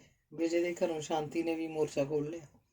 ਮਾਮਾ ਨਿਆਣਾ ਤਾਂ ਨਹੀਂ, ਢੰਗ ਨਾਲ ਗੱਲ ਕਰੋ। ਉੱਚੀ ਬੋਲ ਕੇ ਕਿਹਨੂੰ ਸੁਣਾਉਣਾ? ਹੁਕਮ ਚੰਦ ਦੇ ਭਾਣਜੇ ਨੂੰ ਵੀ ਬੋਲਣਾ ਪਿਆ। ਵਿਜੇ ਦੀ ਗੱਲ ਕਰਨ ਦਾ ਢੰਗ ਬੁਰਾ ਲੱਗਾ ਸੀ। ਅਣਸੁਣਿਆਂ ਨੂੰ ਅਸੀਂ ਸੁਣਾਉਣੇ ਆ। ਇਸ ਪਿੰਡ 'ਚ ਤਾਂ ਪਹਿਲਾਂ ਹੀ ਢੋਲ ਵੱਜੇ ਪਏ ਹੋਣਗੇ। ਪਹਿਲਾਂ ਹੀ ਵਿਜੇ ਨੇ ਜੇਬ 'ਚੋਂ ਰੁਮਾਲ ਕੱਢ ਮੂੰਹ 'ਤੇ ਫੇਰਿਆ। ਲਾਲੀ ਨੇ ਆਪਣੇ ਬੁੱਲ੍ਹ ਚੱਬਦਿਆਂ ਚਾਹ ਦਾ ਪਾਣੀ ਰੱਖਤਾ ਸੀ। ਨਹੀਂ ਜੀ, ਸਾਡੀ ਤਾਂ ਟੁੱਟ ਨਖੋਟਾ। ਤੁਸੀਂ ਫੈਸਲਾ ਕਰੋ ਕੀ ਕਰਦੇ ਆ। ਮੁੰਡਾ ਸਾਡੇ ਹੱਥ 'ਚ ਹੈ ਇੱਕ, ਮੁਨੀਮੀ ਕਰਦਾ ਆੜਤ 'ਤੇ। ਹੋਰ ਦੱਸੋ ਕੀ ਚਾਹੀਦਾ? ਸ਼ਾਂਤੀ ਦੀ ਆਵਾਜ਼ ਚੀਕਦੀ ਕੰਧਾਂ ਟੱਪ ਰਹੀ। ਅਸੀਂ ਕੱਲੀ ਕੱਲੀ ਧੀ ਤੁਹਾਡੇ ਆਖੇ ਲੱਗ ਮੌਤ ਦੇ ਮੂੰਹ 'ਚ ਨਹੀਂ ਝੋਕਣੀ। ਮੁੰਡਾ ਡਿਪਟੀ ਕਿਸੇ ਗੱਲੋਂ ਵੀ ਮਾੜਾ ਨਹੀਂ। ਲਾਲੀ ਇਸੇ ਪਿੰਡ 'ਚ ਸਾਡੇ ਕੋਲ ਸਾਡੀ ਧਿਰ ਬਣ ਕੇ ਰਹੂ, ਸਾਡੇ ਬੁਢਾਪੇ ਦਾ ਸਹਾਰਾ। ਮੈਂ ਤੁਹਾਡਾ ਭਰੱਪਾ ਸਿਰ 'ਤੇ ਚੱਕੀ ਫਿਰਾਂ? ਕਰਦੇ ਆ ਗੱਲਾਂ। ਅਸੀਂ ਸਮਝ ਫਿਰ ਤੇਰੇ ਵੱਲੋਂ ਗਏ। ਕਿਉਂ ਮਾਇਆ, ਤੂੰ ਨਹੀਂ ਬੋਲਦੀ? ਕੁਛ ਅਕਸਰ ਮਾਂ ਹੈ ਤੂੰ। ਵਿਜੇ ਨੇ ਮਾਂ ਆਖ ਜਿਵੇਂ ਟੌਂਟ ਕੀਤੀ। ਮਾਇਆ ਵਿਚਾਰੀ ਕੀ ਬੋਲੂ? ਅਸੀਂ ਤੁਹਾਡੇ ਵੱਲੋਂ ਗਏ ਤਾਂ ਗਏ ਸੀ, ਅੱਗੋਂ ਕਿਹੜਾ ਆਪਾਂ ਘੁੰਮ ਕੇ ਵਰਤਦੇ ਸੀ? ਸਾਡੇ ਵੱਲੋਂ ਗਏ ਕਰਤੀ ਆ। ਤੁਹਾਡੇ ਆਖੇ ਲੱਗ ਕਿਸੇ ਭੁੱਖੇ ਨੰਗੇ ਬਾਹਮਣ ਦੇ ਤੋਰਦੇ ਆ, ਫੇਰ ਤਾਂ ਗੱਲ ਆ ਚੰਗੀ। ਜੇ ਕੁੜੀ ਨੇ ਆਪਣੀ ਪਸੰਦ ਚੁਣ ਲਈ, ਉਹ ਵੀ ਸਰਦੇ ਘਰ, ਤਾਂ ਤੁਹਾਡੀ ਬਰਾਦਰੀ ਦੀ ਨੱਕ ਵੱਢੀ ਦੀ ਆ। ਵੇਖੋ, ਸਾਡੀ ਧੀ ਤੋਂ ਵੱਡੀ ਗਲਤੀ ਹੋਈ ਆ, ਅਸੀਂ ਮੰਨਦੇ ਆ। ਜੇ ਇਹਨੇ ਕੀਤਾ ਠੀਕ ਨਹੀਂ ਕੀਤਾ, ਪਰ ਜੇ ਹੁਣ ਅਸੀਂ ਵੀ ਅੜੀ ਫੜ ਲਈਏ, ਸਾਡੀ ਵੀ ਕਿੱਧਰਲੀ ਸਿਆਣਪ ਹੈ। ਜੇ ਸਾਡੀ ਧੀ ਨੇ ਪੁੱਠਾ ਸਿੱਧਾ ਪੈਰ ਨਾ ਵੀ ਚੁੱਕਿਆ, ਘੁੱਟ ਘੁੱਟ ਤਾਂ ਮਰਦੀ ਰਹੂ ਸਾਰੀ ਉਮਰ। ਮਾਇਆ ਨੇ ਵੀ ਆਪਣਾ ਫੈਸਲਾ ਸੁਣਾਤਾ। ਲਾਲੀ ਨੀਵੀਂ ਜੀ ਪਾਈ ਆਈ, ਚਾਹ ਰੱਖ ਮੁੜ ਗਈ। ਜਿੰਨਾ ਚਿਰ ਚਾਹ ਪੀਂਦੇ ਰਹੇ ਜ਼ਰੂਰ ਚੁੱਪ ਵਰਤੀ ਰਹੀ। ਚਾਹ ਵਾਲਾ ਖਾਲੀ ਕੱਪ ਰੱਖ ਵਿਜੇ ਫੇਰ ਮੈਦਾਨ 'ਚ ਆ ਗਿਆ। ਇਹਨਾਂ ਦੇ ਸ਼ਾਂਤੀਏ ਜੱਟ ਕੋਲ ਚਾਰ ਸਿਆੜ ਵੇਖ ਅੱਖਾਂ 'ਚ ਫੋਲੇ ਬਹਿ ਗਏ। ਇਹ ਆਪਣਾ ਦੀਨ ਧਰਮ ਭੁੱਲ ਗਏ ਇਹ ਆਪਣੀ ਉੱਚੀ ਜਾਤ। ਕਿਹੜੀ ਉੱਚੀ ਜਾਤ ਦੀਆਂ ਗੱਲਾਂ ਕਰਦਾ ਹੋਵੇ? ਸਾਰੀ ਉਮਰ ਆਪਣੇ ਦਾਦਿਆਂ ਪੜਦਾਦਿਆਂ ਦੀ ਜੱਟਾਂ ਦੇ ਘਰਾਂ 'ਚ ਸਰਾਧ ਖਾਂਦਿਆਂ ਦੀ ਲੰਘ ਗਈ। ਆਪਾਂ ਤਾਂ ਗਰੀਬ ਬਾਹਮਣ ਸੀ, ਲੋਕਾਂ ਦੇ ਟੁਕੜਿਆਂ 'ਤੇ ਪਲਣ ਵਾਲੇ। ਵੱਡਾ ਆਇਆ ਤੂੰ ਨਹਿਰੂ ਖਾਨਦਾਨ 'ਚੋਂ, ਅਸੀਂ ਜਾਤ ਨੂੰ ਸਿਰ 'ਤੇ ਚੱਕੀ ਫਿਰੀਏ। ਜਾਓ, ਅਸੀਂ ਸਾਡਾ ਕੀ ਭਾਂਡਾ ਤਿਆਗੋਂਗੇ? ਅਸੀਂ ਤੁਹਾਡਾ ਤਿਆਗਦੇ ਹਾਂ। ਜੇ ਵਿਆਹ ਆ ਗਏ ਜੀ ਆਇਆਂ ਨੂੰ, ਜੇ ਨਾ ਆਏ ਸਾਡੀ ਸਿਹਤ 'ਤੇ ਕੀ ਹੋਈ ਅਸਰ ਨਹੀਂ। ਹੁਕਮ ਚੰਦ ਨੇ ਆਖਿਆ ਤਾਂ ਦੋਵੇਂ ਜੀ ਉੱਠ ਖੜੇ ਸਨ। ਵਿਜੇ ਨੇ ਤਾਂ ਜਾ ਸਕੂਟਰ ਨੂੰ ਹੱਥ ਪਾਇਆ ਸੀ। ਹੁਕਮ ਚੰਦ ਦਾ ਭਾਂਜਾ ਸਾਰੀ ਗੱਲਬਾਤ 'ਚ ਚੁੱਪ ਹੀ ਰਿਹਾ। ਰੋਟੀ ਬਣਾਉਣੇ ਆ ਸ਼ਾਂਤੀ ਭੈਣ, ਖਾ ਕੇ ਜਾਇਓ। ਐਂ ਜਾਂਦੇ ਚੰਗੇ ਲੱਗਦੇ ਆ ਤੁਸੀਂ? ਮਾਇਆ ਨੇ ਆਖਿਆ ਸੀ ਤਾਂ ਵਿਜੇ ਨੇ ਮੋੜਤਾ ਸੀ। ਬਸ ਰੱਜੇ 'ਤੇ ਆਏ ਹਾਂ ਅਸੀਂ, ਬਹੁਤ ਖਵਾਤੀਆਂ ਤੁਸੀਂ ਰੋਟੀਆਂ। ਆਖੋ ਨੇ ਸਕੂਟਰ ਦੇ ਕਿੱਕ ਮਾਰੀ। ਹੁਣ ਭਾਂਜਾ ਤੂੰ ਦੱਸ, ਜੇ ਤੂੰ ਇਹਨਾਂ ਵਾਂਗ ਤੁਸੀਂ ਵੀ 3-5 ਕਰਨੀਆਂ ਤਾਂ ਡੰਡੀ ਲੱਗੋ ਤੁਸੀਂ ਵੀ। ਸਾਨੂੰ ਇਹੋ ਜਿਹੇ ਰਿਸ਼ਤੇਦਾਰਾਂ ਦੀ ਲੋੜ ਨਹੀਂ। ਜੇ ਸਾਡੇ ਨਾਲ ਸਹਿਮਤ ਹਾਂ ਜੀ ਸਦਕੇ। ਮਾਮਾ ਜੀ, ਤੁਸੀਂ ਆਪਣੀ ਧੀ ਬਾਰੇ ਬੁਰਾ ਕਿਉਂ ਸੋਚੋਗੇ? ਅਸੀਂ ਤਾਂ ਸਹਿਮਤ ਹਾਂ। ਆਖ ਵਿੱਕੀ ਨੇ ਘੰਗੂਰ ਜਿਹੀ ਮਾਰੀ ਸੀ। ਉਹਦੇ ਘਰੋਂ ਉੱਠ ਲਾਲੀ ਕੋਲ ਜਾ ਵੜੀ ਸੀ। ਲਾਲੀ ਵਿਜੇ ਤੇ ਸ਼ਾਂਤੀ ਦੀਆਂ ਸੁਣ ਤਾਂ ਮਨ 'ਚ ਕੁੜਦੀ ਜਿਹੀ ਰਹੀ ਸੀ, ਪਰ ਜਦੋਂ ਖੁੰਭ ਝਾੜ ਕਰਵਾ ਤੁਰ ਗਏ ਸਨ ਤਾਂ ਮਨ ਨੂੰ ਤਸੱਲੀ ਜਿਹੀ ਹੋਈ ਸੀ। ਆਪਣੇ ਮਾਂ ਪਿਓ ਦੇ ਮਾਣ ਜਿਹਾ ਵੀ ਮਹਿਸੂਸ ਹੋਇਆ ਸੀ, ਜਿਨ੍ਹਾਂ ਉਹਦੀ ਖੁਸ਼ੀ ਲਈ ਉਹਦੇ ਫੈਸਲੇ 'ਤੇ ਮੋਹਰ ਲਾ ਦਿੱਤੀ ਸੀ। ਕਿਉਂ ਵਿਖਾਤਾ ਦੇ ਕਿੱਥੇ ਲੁਕੋ ਰੱਖਿਆ ਹੈ? ਕ੍ਰਿਸ਼ਨਾ ਨੇ ਅੰਦਰ ਵੜਦੇ ਹੀ ਲਾਲੀ ਦੀ ਵੱਖੀ 'ਚ ਆਪਣੇ ਸੱਜੇ ਹੱਥ ਦੀ ਅੰਗੂਠੇ ਨਾਲ ਦੀ ਉਂਗਲ ਜਾ ਖੋਬੀ। ਕੌਣ ਭਾਬੀ? ਲਾਲੀ ਤਰਬਕੀ ਸੀ। ਉਹ ਤਾਂ ਅੰਬਰੀਆਂ ਉਡਾਰੀਆਂ ਮਾਰ ਰਹੀ ਸੀ। ਜਿਸ ਪਿੱਛੇ ਸ਼ਕੀਰੀਦਾਰਾਂ ਨਾਲ ਕੱਟ ਹੋ ਰਹੀ ਆ। ਹੋਰ ਕੌਣ? ਐਡੀ ਭੋਲੀ ਤਾਂ ਤੂੰ ਹੈ ਨਹੀਂ, ਸਮਝੀ ਨਾ ਹੋਵੇ। ਅੱਛਾ, ਉਹਨੇ ਤਾਂ ਤੁਰਦਿਆਂ ਫਿਰਦਿਆਂ ਇੱਧਰ ਆਈ ਜਾਣਾ ਹੈ। ਬੰਦਿਆਂ ਵਰਗਾ ਬੰਦਾ, ਸਿੰਘ ਥੋੜਾ ਲੱਗੇ ਆ। ਉਸ 'ਚ ਕੁਝ ਖਾਸ ਤਾਂ ਜ਼ਰੂਰ ਹੋਊ ਜਿਹੜਾ ਤੇਰੇ ਨਖਰੇ ਹੇਠ ਆਇਆ। ਕ੍ਰਿਸ਼ਨਾ ਵੀ ਪੂਰੀ ਮੱਛਰ ਗਈ ਸੀ। ਉਹਦੀ ਵੀ ਸਾਈ ਵਧਾਈ ਤਾਂ ਕਿਤੇ ਹੋਰ ਲੱਗੀ ਸੀ, ਪਰ ਵਿਆਹ ਵਿੱਕੀ ਨਾਲ ਹੋ ਗਿਆ ਸੀ। ਹਾਣੀ ਨਾਲ ਖਾਧੀਆਂ ਸੌਹਾਂ ਸੁਗੰਧਾਂ ਧਰੀਆਂ ਧਰਾਈਆਂ ਰਹਿ ਗਈਆਂ ਸੀ। ਹੁਕਮ ਚੰਦ ਤੇ ਵਿੱਕੀ ਬਾਹਰ ਤੁਰਨ ਫਿਰਨ ਗਏ ਸਨ। ਲਾਲੀ ਤੇ ਕ੍ਰਿਸ਼ਨਾ ਅੰਦਰ ਬੈਠੀਆਂ ਗੱਪਾਂ ਮਾਰ ਰਹੀਆਂ ਸਨ। ਜਦ ਡਿਪਟੀ ਨੇ ਆ ਸਿਰ ਕੱਢਿਆ, ਮਾਇਆ ਵਿਹੜੇ 'ਚ ਹੀ ਸੀ। ਆ ਜਾ ਵੀ ਭਾਈ, ਤੇਰੀ ਉਡੀਕ ਹੋਈ ਜਾਂਦੀ। ਕਿਉਂ ਬੀਬੀ, ਕੰਮ ਸੀ ਕੋਈ? ਕਿਉਂ, ਕਾਹਦੀ ਭਾਈ? ਸਾਡੀ ਭਾਣਜ ਨੂੰ ਆਈ ਵੀ ਆ। ਉਹਨੂੰ ਘੰਟਾ ਹੋ ਗਿਆ ਰੱਟ ਲਾਈ ਜਾਂਦੀ ਨੂੰ ਕਿ ਮੁੰਡਾ ਵੇਖਣਾ। ਕੁੜੀਓ ਬਾਹਰ ਨਿਕਲੋ। ਅੰਦਰ ਵੜੀਆਂ ਬੈਠੀਆਂ ਮਾਇਆ ਬੋਲੀ ਸੀ ਤਾਂ ਲਾਲੀ ਨੇ ਕ੍ਰਿਸ਼ਨਾ ਅੰਦਰੋਂ ਬਾਹਰ ਨਿਕਲੀਆਂ ਸਨ। ਕ੍ਰਿਸ਼ਨਾ ਤਾਂ ਗੇਲੀ ਵਰਗਾ ਮੁੰਡਾ ਵੇਖ ਫੁੜਕਣ ਵਾਲੀ ਹੋ ਗਈ ਸੀ। ਕਿੱਥੇ ਉਹਦਾ ਘਰ ਵਾਲਾ ਮਿਰਚ ਜਿਹਾ ਵਿੱਕੀ ਤੇ ਕਿੱਥੇ 6 ਫੁੱਟ ਲੰਬਾ ਉੱਚਾ ਗੋਰਾ ਨਚੋ ਜਵਾਨ। ਸਤਿ ਸ੍ਰੀ ਅਕਾਲ ਜੀ। ਡਿਪਟੀ ਨੇ ਕ੍ਰਿਸ਼ਨਾ ਨੂੰ ਵੇਖ ਦੋਵੇਂ ਹੱਥ ਜੋੜ ਦਿੱਤੇ। ਕ੍ਰਿਸ਼ਨਾ ਵੀ ਦੋਵੇਂ ਹੱਥ ਜੋੜ ਲਾਲੀ ਦੀ ਕਿਸਮਤ ਤੇ ਈਰਖਾ ਜੀ ਕਰਨ ਲੱਗ ਪਈ। ਡਿਪਟੀ ਖੜਾ ਨਹੀਂ, ਗੇੜੀ ਜੀ ਕੱਢ ਮੁੜਨ ਲੱਗਾ ਸੀ ਤਾਂ ਕ੍ਰਿਸ਼ਨਾ ਨੇ ਜਿਵੇਂ ਸੁਪਨੇ 'ਚੋਂ ਜਾਗਦੇ ਆਖਿਆ ਸੀ, ਬਹਿਣਾ ਨਹੀਂ ਵੀਰ ਜੀ? ਕੋਈ ਬਿਠਾਵੇ ਵੀ ਭੈਣ ਜੀ, ਜਦ ਬਿਠਾਉਣ ਵਾਲੀ ਨਹੀਂ ਬੈਠਣ ਨੂੰ ਕਹਿੰਦੀ। ਆਪਾਂ ਬੇਉਕਰਿਆਂ ਵਾਂਗੂ ਥੋੜ੍ਹੇ ਮੰਜਾ ਮੱਲਣਾ ਕਿ ਨਹੀਂ? ਹਾਂ ਵੀਰ ਜੀ, ਇਹ ਵੀ ਤੁਹਾਡੀ ਗੱਲ ਜਾਇਜ਼ ਆ। ਬਿਠਾ ਕੁੜੇ, ਝੱਟ ਇਹੋ ਜਿਹੀ ਮੂਰਤ ਘਰੇ ਆਈ ਤੁਹਾਡੇ। ਕ੍ਰਿਸ਼ਨਾ ਆਪ ਹੀ ਹੱਸ ਪਈ ਸੀ। ਸਾਥੋਂ ਨਹੀਂ ਕਿਸੇ ਦੀਆਂ ਮਿੰਨਤਾਂ ਹੁੰਦੀਆਂ, ਅਸੀਂ ਵੀ ਇੰਨੇ ਬੇਉਕਰੇ ਨਹੀਂ। ਆਖ ਡਿਪਟੀ ਖੜਾ ਨਹੀਂ ਸੀ, ਤੁਰ ਗਿਆ ਸੀ। ਨਹੀਂ ਤੂੰ ਕਿਹੜੇ ਵੇਲੇ ਮੋਤੀ ਪੁੰਨ ਕਰ ਗਈ? ਕਿਹੜੇ ਵੇਲੇ ਜਾਤਾਂ ਮਜ਼ਹਬਾਂ ਦਾ ਰੌਲਾ ਪਾਉਣ ਵਾਲੇ ਕੀ ਜਾਣਨ ਕਿ ਇਹੋ ਜਿਹਾ ਹਾਣੀ ਤਾਂ ਦੇਸ਼ ਗਾਇਆ ਨਹੀਂ ਮਿਲਦਾ। ਮਾਮੀ ਜੀ ਵਧਾਈਆਂ, ਤੁਸਾਂ ਜਿਨ੍ਹਾਂ ਦੇ ਇੰਨਾ ਸੋਹਣਾ ਜਵਾਈ ਟੁੱਕੂ। ਕ੍ਰਿਸ਼ਨਾ ਨੇ ਮਾਇਆ ਨੂੰ ਆਖਿਆ। ਫਿਰ ਲਾਲੀ ਕ੍ਰਿਸ਼ਨਾ ਨੂੰ ਆਪਣੇ ਪਿਆਰ ਬਾਰੇ ਕਿੰਨਾ ਕੁਝ ਦੱਸਦੀ ਰਹੀ। ਜਦ ਹੁਕਮ ਚੰਦ ਤੇ ਵਿੱਕੀ ਘਰੇ ਆਏ ਸਨ ਤਾਂ ਛੋਟਾ ਜਿਹਾ ਦਿਨ ਰਹਿ ਗਿਆ ਸੀ। ਉਹ ਬਾਹਰੋਂ ਹੀ ਘੁੱਟ ਲਾ ਵੀ ਆਏ ਸਨ। ਵਿਆਹ ਤੋਂ ਕੁਝ ਦਿਨ ਪਹਿਲਾਂ ਹੀ ਹੁਕਮ ਚੰਦ ਨੇ ਡਿਪਟੀ ਤੋਂ ਪੁੱਛਿਆ ਸੀ। ਉਹ ਤੇ ਮਾਇਆ ਡਿਪਟੀ ਕੇ ਘਰ ਹੀ ਬੈਠੇ ਰਾਏ ਮਸ਼ਵਰਾ ਕਰਨ ਆਏ ਸੀ। ਕਾਕਾ, ਸਰਦਾ ਪੁੱਛਦਾ ਤਾਂ ਅਸੀਂ ਦੇਣਾ ਹੀ ਦੇਣਾ, ਪਰ ਤੇਰੀ ਕੋਈ ਖਾਸ ਮੰਗ ਹੋਵੇ? ਹਾਂ, ਮੇਰੀ ਮੰਗ ਹੈ ਭਾਈਆ ਜੀ, ਕਾਰ ਲੈਣੀ ਆ। ਹੋਰ ਤਾਂ ਸਾਰਾ ਕੁਝ ਹੈ, ਜੇ ਨਜ਼ਰ 'ਚ ਕੁਛ ਆਇਆ ਤਾਂ ਫਿਰ ਦੱਸ ਦਿਓ। ਹੈ ਕਾਰ? ਹੁਕਮ ਚੰਦ ਦੇ ਕਾਰ ਦਾ ਨਾਂ ਸੁਣ ਕੇ ਹੀ ਆਨੇ ਟੱਡੇ ਗਏ। ਮਾਇਆ ਵੀ ਹੈਰਾਨੀ ਜੀ ਨਾਲ ਡਿਪਟੀ ਵੱਲ ਝਾਕੀ। ਭਾਈਆ ਜੀ, ਤੁਸੀਂ ਦਾਜ ਦਹੇਜ ਦੀ ਗੱਲ ਹੀ ਕਿਉਂ ਕੀਤੀ? ਕਿਸ ਚੀਜ਼ ਦੀ ਘਾਟ ਹੈ ਇਸ ਘਰੇ? ਮੈਨੂੰ ਤੁਹਾਡਾ ਆਸ਼ੀਰਵਾਦ ਚਾਹੀਦਾ, ਹੋਰ ਕੁਝ ਨਹੀਂ। ਪਿੰਡ ਵਾਲਿਆਂ ਨੂੰ ਚਾਹ ਪਾਣੀ ਵੀ ਮੇਰੇ ਵੱਲੋਂ ਹੋਊ, ਤੁਸੀਂ ਕੁਛ ਨਹੀਂ ਕਰਨਾ। ਨਹੀਂ ਬੇਟੇ, ਆਨੰਦ ਕਾਰਜਾਂ 'ਤੇ ਆਏ ਲੋਕਾਂ ਨੂੰ ਚਾਹ ਪਾਣੀ ਮੇਰੇ ਵੱਲੋਂ ਹੀ ਹੋਊ। ਮੈਂ ਇੰਨਾ ਵੀ ਗਿਆ ਗੁਜ਼ਰਿਆ ਨਹੀਂ ਕਿ ਇੰਨਾ ਨਾ ਕਰ ਸਕਾਂ। ਹੁਕਮ ਚੰਦ ਬੋਲਿਆ। ਚਲੋ ਤੁਹਾਡੀ ਖੁਸ਼ੀ ਹੈ, ਆਪਾਂ ਪਿੰਡ ਵਾਲਿਆਂ ਨੂੰ ਖੁੱਲ੍ਹਾ ਸੱਦਾ ਦੇ ਦੇਣਾ। ਸਪੀਕਰ 'ਚ ਲੌਸਮੈਂਟ ਕਰਵਾ ਦੇਵਾਂਗੇ ਇੱਕ ਦਿਨ ਪਹਿਲਾਂ, ਡਿਪਟੀ ਨੇ ਆਖਿਆ। ਨਹੀਂ ਡੱਡੀਏ, ਹੁਣ ਅਗਲੀਆਂ ਗੱਲਾਂ ਗਈਆਂ। ਜਿਸ ਕਿਸੇ ਨੂੰ ਵੀ ਆਖਣਾ ਘਰ ਜਾ ਕੇ ਹੀ ਆਖਣਾ ਪਊ। ਸਪੀਕਰ ਦੇ ਸੱਦੇ 'ਤੇ ਨਹੀਂ ਹੁਣ ਕੋਈ ਆਉਂਦਾ। ਹਾਂ, ਯਾਦ ਕਰਾਉਣ ਵਾਸਤੇ ਵੱਖਰੀ ਗੱਲ ਆ, ਮਾਇਆ ਬੋਲੀ। ਠੀਕ ਆ, ਦੋਹਾਂ ਘਰਾਂ ਵੱਲੋਂ ਲਾਗੀ ਘੱਲ ਦਿਆਂਗੇ। ਜਿਸ ਕਿਸੇ ਨੂੰ ਕਹਿਣਾ ਲਿਸਟ ਬਣਾ ਲੈਂਦੇ ਹਾਂ ਬਹਿ ਕੇ। ਹੋਰ ਕੋਈ ਗੱਲਬਾਤ ਆ ਤਾਂ ਦੱਸੋ। ਹੋਰ ਗੱਲ ਇਹ ਆ ਸ਼ੇਰਾ, ਸ਼ਰਾਬ ਦੀ ਪਾਰਟੀ ਪੂਰਟੀ ਨਾ ਦੇਣ ਬਹਿ ਜੀ। ਘਰੇ ਹੋਈਆਂ ਮੌਤਾਂ ਨੂੰ ਅਜੇ ਚੇਰੀ ਕਿਹੜਾ ਹੋਇਆ, ਲੋਕ ਚਰਚਾ ਕਰਨਗੇ। ਦੋਹੀਂ ਪਾਸੇ ਦੰਦੇ ਹੁੰਦੇ ਆ ਲੋਕਾਂ ਦੇ, ਤਾਂ ਜੱਗ ਨਹੀਂ ਕਿਸੇ ਤੇ ਜਿੱਤਿਆ। ਚਾਹ ਪਾਣੀ ਪਿਆਏ ਬਿਨ ਤਾਂ ਸਰਦਾ ਹੀ ਨਹੀਂ। ਫਿਰ ਭਾਈਆ ਜੀ, ਆਪਾਂ ਹੋਰੋਂ ਕਰੀਏ, ਬੰਦੇ ਪਿੰਡ 'ਚੋਂ ਗਿਣਤੀ ਦੇ ਆਖੀਏ, ਵੱਡਾ ਸੱਦਾ ਨਾ ਦੇਈਏ। ਕੋਈ ਲੋੜ ਨਹੀਂ ਹਲਵਾਈ ਬਿਠਾਉਣ ਦੀ, ਡਿਪਟੀ ਨੇ ਆਖਿਆ। ਜ਼ਿਆਦਾ ਧੂ ਧੜੱਕਾ ਕਰਨ ਦੇ ਉਹ ਵੀ ਹੱਕ 'ਚ ਨਹੀਂ ਸੀ। ਗੱਲ ਇੱਧਰ ਤੁਹਾਡੇ ਘਰ ਦੀ ਆ, ਹਲਵਾਈ ਉੱਧਰ ਸਾਡੇ ਘਰੇ ਹੋਊ ਤਾਂ ਇੰਨੀ ਚਰਚਾ ਨਹੀਂ ਹੋਣੀ। ਜਿਵੇਂ ਤੁਹਾਨੂੰ ਚੰਗਾ ਲੱਗਦਾ, ਸਿਆਣੇ ਹੋ ਤੁਸੀਂ, ਉਵੇਂ ਕਰ ਲਵਾਂਗੇ। ਡਿਪਟੀ ਨੇ ਸਹਿਮਤੀ ਦੇ ਦਿੱਤੀ। ਕੁਝ ਦਿਨਾਂ ਬਾਅਦ ਹੀ ਡਿਪਟੀ ਤੇ ਲਾਲੀ ਇੱਕ ਬੰਧਨ 'ਚ ਬੱਝ ਗਏ।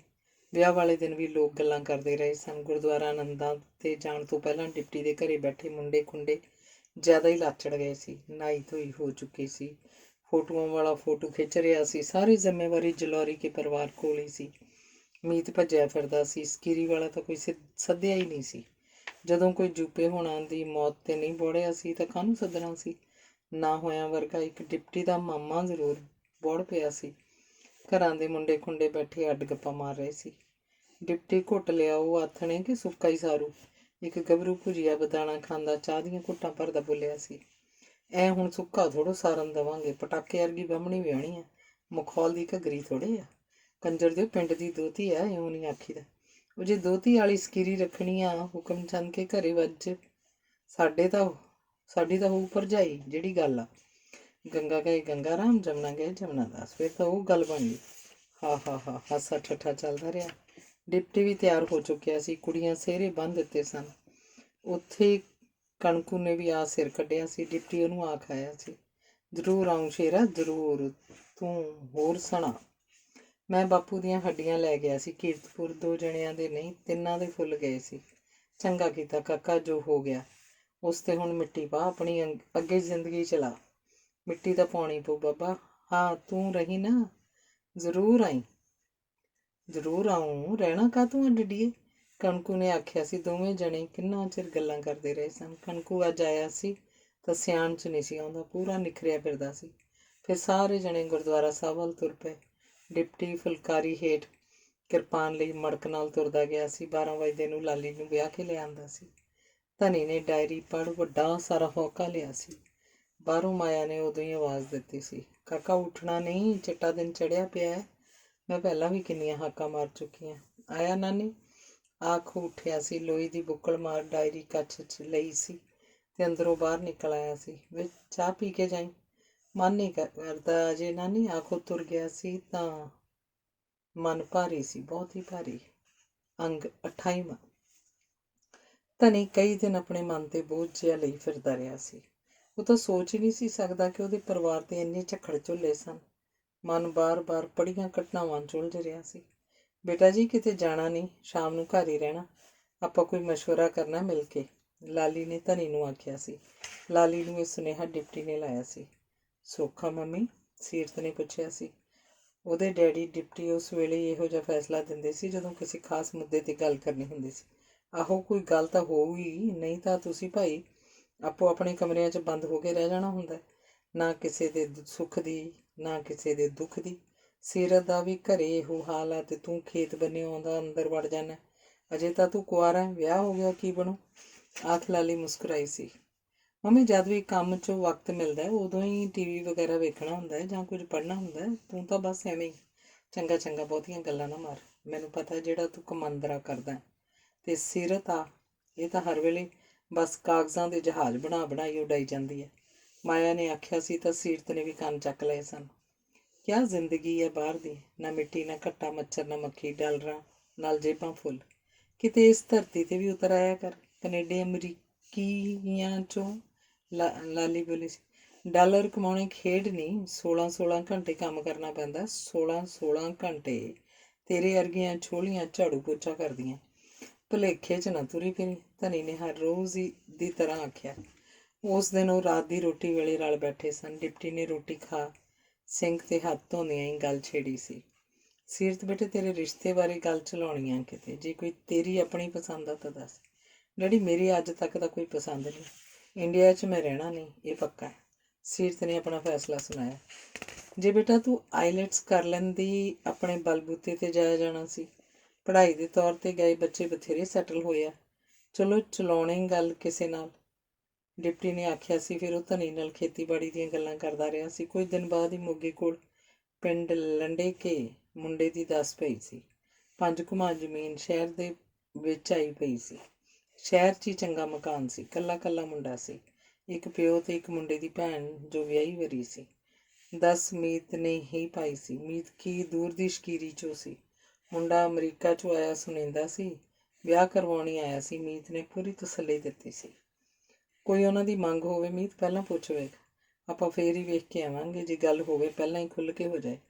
ਬਾਅਦ ਦੇ ਰੇੜਕੇ ਨਾਲੋਂ, ਡਿਪਟੀ ਨੇ ਮੀਤ ਨੂੰ ਆਖਿਆ ਸੀ ਤਾਂ ਮੀਤ ਨੇ ਹਿੱਕ ਠੋਕਰੀ ਸੀ। ਬੇਫਿਕਰ ਰਹਿ ਤੂੰ। ਸੀਰਤ ਮੈਨੂੰ ਉਪਰੀ ਨਹੀਂ, ਤੇਰੀ ਧੀ ਕੀ ਤੇ ਮੇਰੀ ਧੀ ਕੀ। ਮੇਰੀ ਸਾਰੀ ਪੜਤਾਲ ਕੀਤੀ ਹੈ। ਤੈਨੂੰ ਮੁੰਡਾ ਵਿਖਾ ਲਿਆਊਂ ਕਿਸੇ ਦਿਨ। ਉਹ 2 ਮਹੀਨੇ ਹਲੇ ਇੰਡੀਆ 'ਚ ਹੈ, ਮੀਤ ਨੇ ਆਖਿਆ ਸੀ।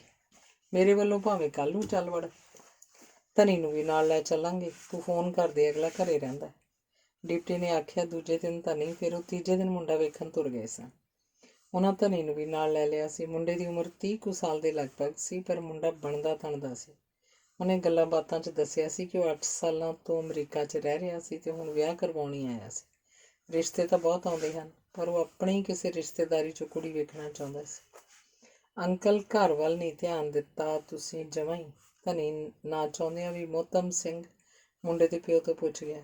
ਕਾਕੇ, ਰਣਧੀਰੇ ਨੇ ਇੱਥੇ ਰਹਿਣਾ ਨਹੀਂ, ਮੈਂ ਇਕੱਲੀ ਜਾਣਾ। ਕੀ ਕਰਨੇ ਆ ਰੁਪਈਏ ਠੱਪ ਗਏ। ਉਹ ਹੁਣ ਸਕੀਮ ਇੱਕ ਬਣੀ ਬਣਾਈ ਕੋਠੀ ਖਰੀਦਣ ਦੀ, ਇਹਦਾ ਜੋ ਵਟਿਆ ਗਿਆ ਵਟ ਲਵਾਂਗੇ। ਮੋਹਤਮ ਸਿੰਘ ਨੇ ਆਖ ਆਪਣੀ ਕਾਲੀ ਕੀਤੀ ਦਾੜੀ ਤੇ ਹੱਥ ਫੇਰਿਆ। ਵੇਖਣ ਚਾਖਣ ਨੂੰ ਉਹ ਬੰਦਾ ਸ਼ਕੀਨ ਲੱਗਦਾ ਸੀ।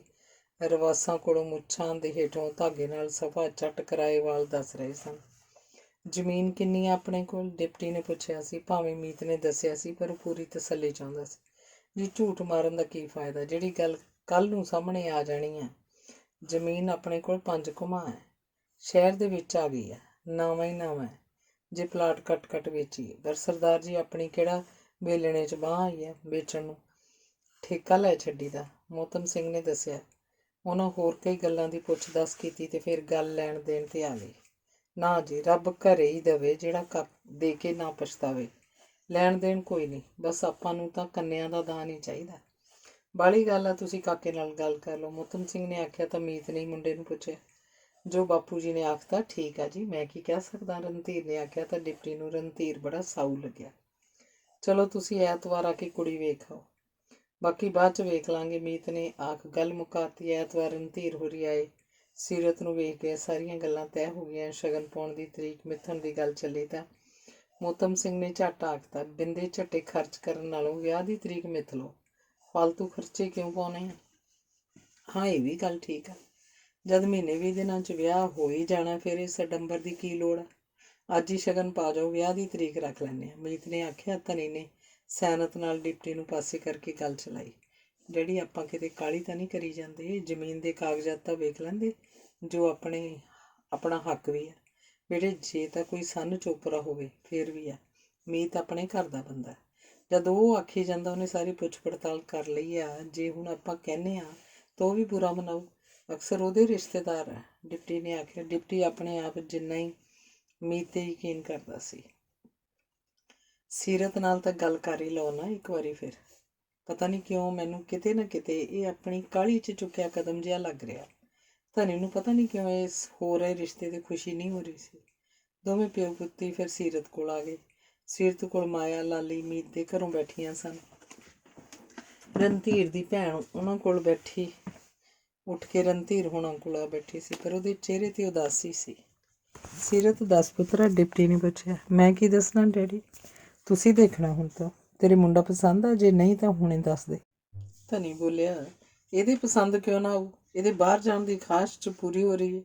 ਮੁੰਡਾ ਭਲਾ ਚੰਗਾ। ਤੁਸੀਂ ਬੇਟਾ ਜੀ ਅੱਗਾ ਪਿੱਛਾ ਨਾ ਵੇਖੋ, ਸ਼ਗਨ ਪਾ, ਵਿਆਹ ਦੀ ਤਰੀਕ ਰੱਖ ਦਿਓ। ਜਿਹੜਾ ਕੰਮ ਹੋ ਜਾਏ ਉਹਦੇ ਨਾਲ ਦੀ ਤਾਂ ਰੀਸ ਨਹੀਂ, ਮਾਇਆ ਨੇ ਆਖਿਆ। ਉਹ ਅੰਦਰੇ ਅੰਦਰ ਸ਼ਗਨ ਦੀ ਤਿਆਰੀ ਪਹਿਲਾਂ ਹੀ ਕਰੀ ਫਿਰਦੇ ਸਨ ਕਿ ਜੇ ਦੋਹਾਂ ਧਿਰਾਂ ਦੀ ਸਹਿਮਤੀ ਹੋ ਗਈ ਤਾਂ ਸ਼ਗਨ ਪਾਤਾ ਜਾਏਗਾ। ਚਾਹ ਪਾਣੀ ਪਿਆਇਆ ਜਾ ਹੀ ਚੁੱਕਿਆ ਸੀ, ਰੋਟੀ ਬਣਾਈ ਜਾ ਰਹੀ ਸੀ। ਇਹ ਸਕੀਮ ਬਣਾਈ ਗਈ ਕਿ ਸ਼ਗਨ ਦੀ ਰਸਮ ਕਰਕੇ ਰੋਟੀ ਬਾਅਦ 'ਚ ਖਵਾਈ ਜਾਏਗੀ। ਪਿਓ ਪੁੱਤ ਆ ਕੇ ਫੇਰ ਰਣਧੀਰੇ ਹੋਣਾ ਕੋਲ ਆ ਬੈਠੇ। ਸਾਡੇ ਵੱਲੋਂ ਪੱਕਾ ਜੀ, ਤੁਸੀਂ ਵਿਆਹ ਦਾ ਦਿਨ ਦੱਸੋ, ਡਿਪਟੀ ਨੇ ਆਖਿਆ। ਅਗਲੇ ਮਹੀਨੇ ਤਾਂ ਜੀ ਮੁੰਡੇ ਦੀ ਵਾਪਸੀ ਆ, ਇਸ ਮਹੀਨੇ 'ਚ ਹੀ ਲੋਟ ਰਹੋ ਫਿਰ ਤਾਂ। ਮੋਹਤਮ ਸਿੰਘ ਨੇ ਆਪਣੀ ਦਾੜੀ ਤੇ ਕਰਜ਼ਿਆਂ 'ਚ ਉਂਗਲ ਘੁਮਾਈ। ਠੀਕ ਆ ਜੀ, 24 ਤਰੀਕ ਰੱਖ ਲਓ, ਐਤਵਾਰ ਬਣਦਾ। ਬਰਾਤ ਸਾਨੂੰ ਦੱਸ ਦਿਓ ਕਿੰਨੀ ਹੋ ਜਾਊ। ਹੋਰ ਕੋਈ ਗੱਲਬਾਤ ਆ ਤਾਂ ਉਹ ਵੀ ਕਲੀਅਰ ਕਰ ਲਓ। ਬਰਾਤ 50 ਬੰਦਿਆਂ ਤੋਂ ਵੱਧ ਨਹੀਂ ਹੁੰਦੀ। ਹੋਰ ਠੀਕ ਆ ਬਸ, ਮੋਹਤਮ ਨੇ ਆਖਿਆ। ਫਿਰ ਸ਼ਗਨ ਦੀ ਰਸਮ ਕਰਨ ਤੋਂ ਬਾਅਦ ਡਿਪਟੀ ਨੇ ਵਿਸਕੀ ਦੀ ਬੋਤਲ ਲਿਆ ਰੱਖੀ। ਮੋਹਤਮ ਨਹੀਂ ਜੀ ਨਹੀਂ ਕਰਦਾ ਰਹਿ ਗਿਆ। ਮੀਤ ਨੇ ਕੜੱਚ ਦੇਣੇ ਬੋਤਲ ਦੀ ਸੀਲ ਪੱਟਤੀ। ਡਿਪਟੀ ਨੇ ਸੀਰਤ ਨੂੰ ਖਾਲੀ ਹੱਥਾਂ ਤੋਰ ਨਹੀਂ ਦੇਣਾ ਸੀ। ਡਿਪਟੀ ਦਾ ਵਧੀਆ ਕੰਮ ਸੀ, 4 ਛਿੱਲੜ ਵੀ ਕੋਲ ਸੀ। ਘਰ 'ਚ ਕਾਰ ਦੇਣ ਦੀ ਗੱਲ ਤਾਂ ਪਹਿਲਾਂ ਹੀ ਚੱਲਦੀ ਸੀ, ਪਰ ਜਦ ਹੁਣ ਮੀਤ ਨਾਲ ਗੱਲ ਹੋਈ ਸੀ ਤਾਂ ਉਹਨੇ ਆਖਿਆ ਸੀ ਕਿ ਜਦ ਕੁੜੀ ਮੁੰਡੇ ਨੇ ਇੱਥੇ ਰਹਿਣਾ ਹੀ ਨਹੀਂ, ਕਿਉਂ ਨਾ ਨਗਦ ਰੁਪਈਏ ਮੁੰਡੇ ਦੀ ਝੋਲੀ ਪਾਏ ਜਾਣ। ਫਿਰ ਅਗਲੇ ਦੀ ਮਰਜ਼ੀ ਆ, ਕਾਰ ਲਵੇ ਜਾਂ ਨਾ ਲਵੇ। ਮੇਰੀ ਗੱਲ ਸੁਣੋ, ਜਦੋਂ ਆਪਾਂ ਦਾਜ ਕਾਰਮੀਆਂ ਹੀ ਨਹੀਂ, ਫਿਰ ਕਿਉਂ ਇਹਨਾਂ ਚੱਕਰਾਂ 'ਚ ਪੈਣਾ। ਨਾ ਦਿਓ ਨਾ ਲਓ।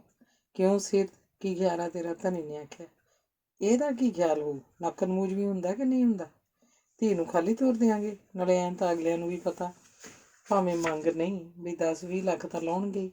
ਲਾਲੀ ਬੋਲੀ ਸੀ। ਮਾਂ ਭੋਲੀਏ, ਕਿਹੜੇ ਜ਼ਮਾਨੇ ਦੀਆਂ ਗੱਲਾਂ ਲੈ ਬੈਠੀ? ਤੁਹਾਡਾ ਵਿਆਹ ਵੀ ਤਾਂ ਬਿਨ ਦਾਜ ਦੇ ਤੋਂ ਹੀ ਹੋਇਆ ਸੀ ਕਿ ਨਹੀਂ ਹੋਇਆ ਸੀ? ਦੱਸ ਮੈਨੂੰ। ਧਨੀ ਬੋਲਿਆ।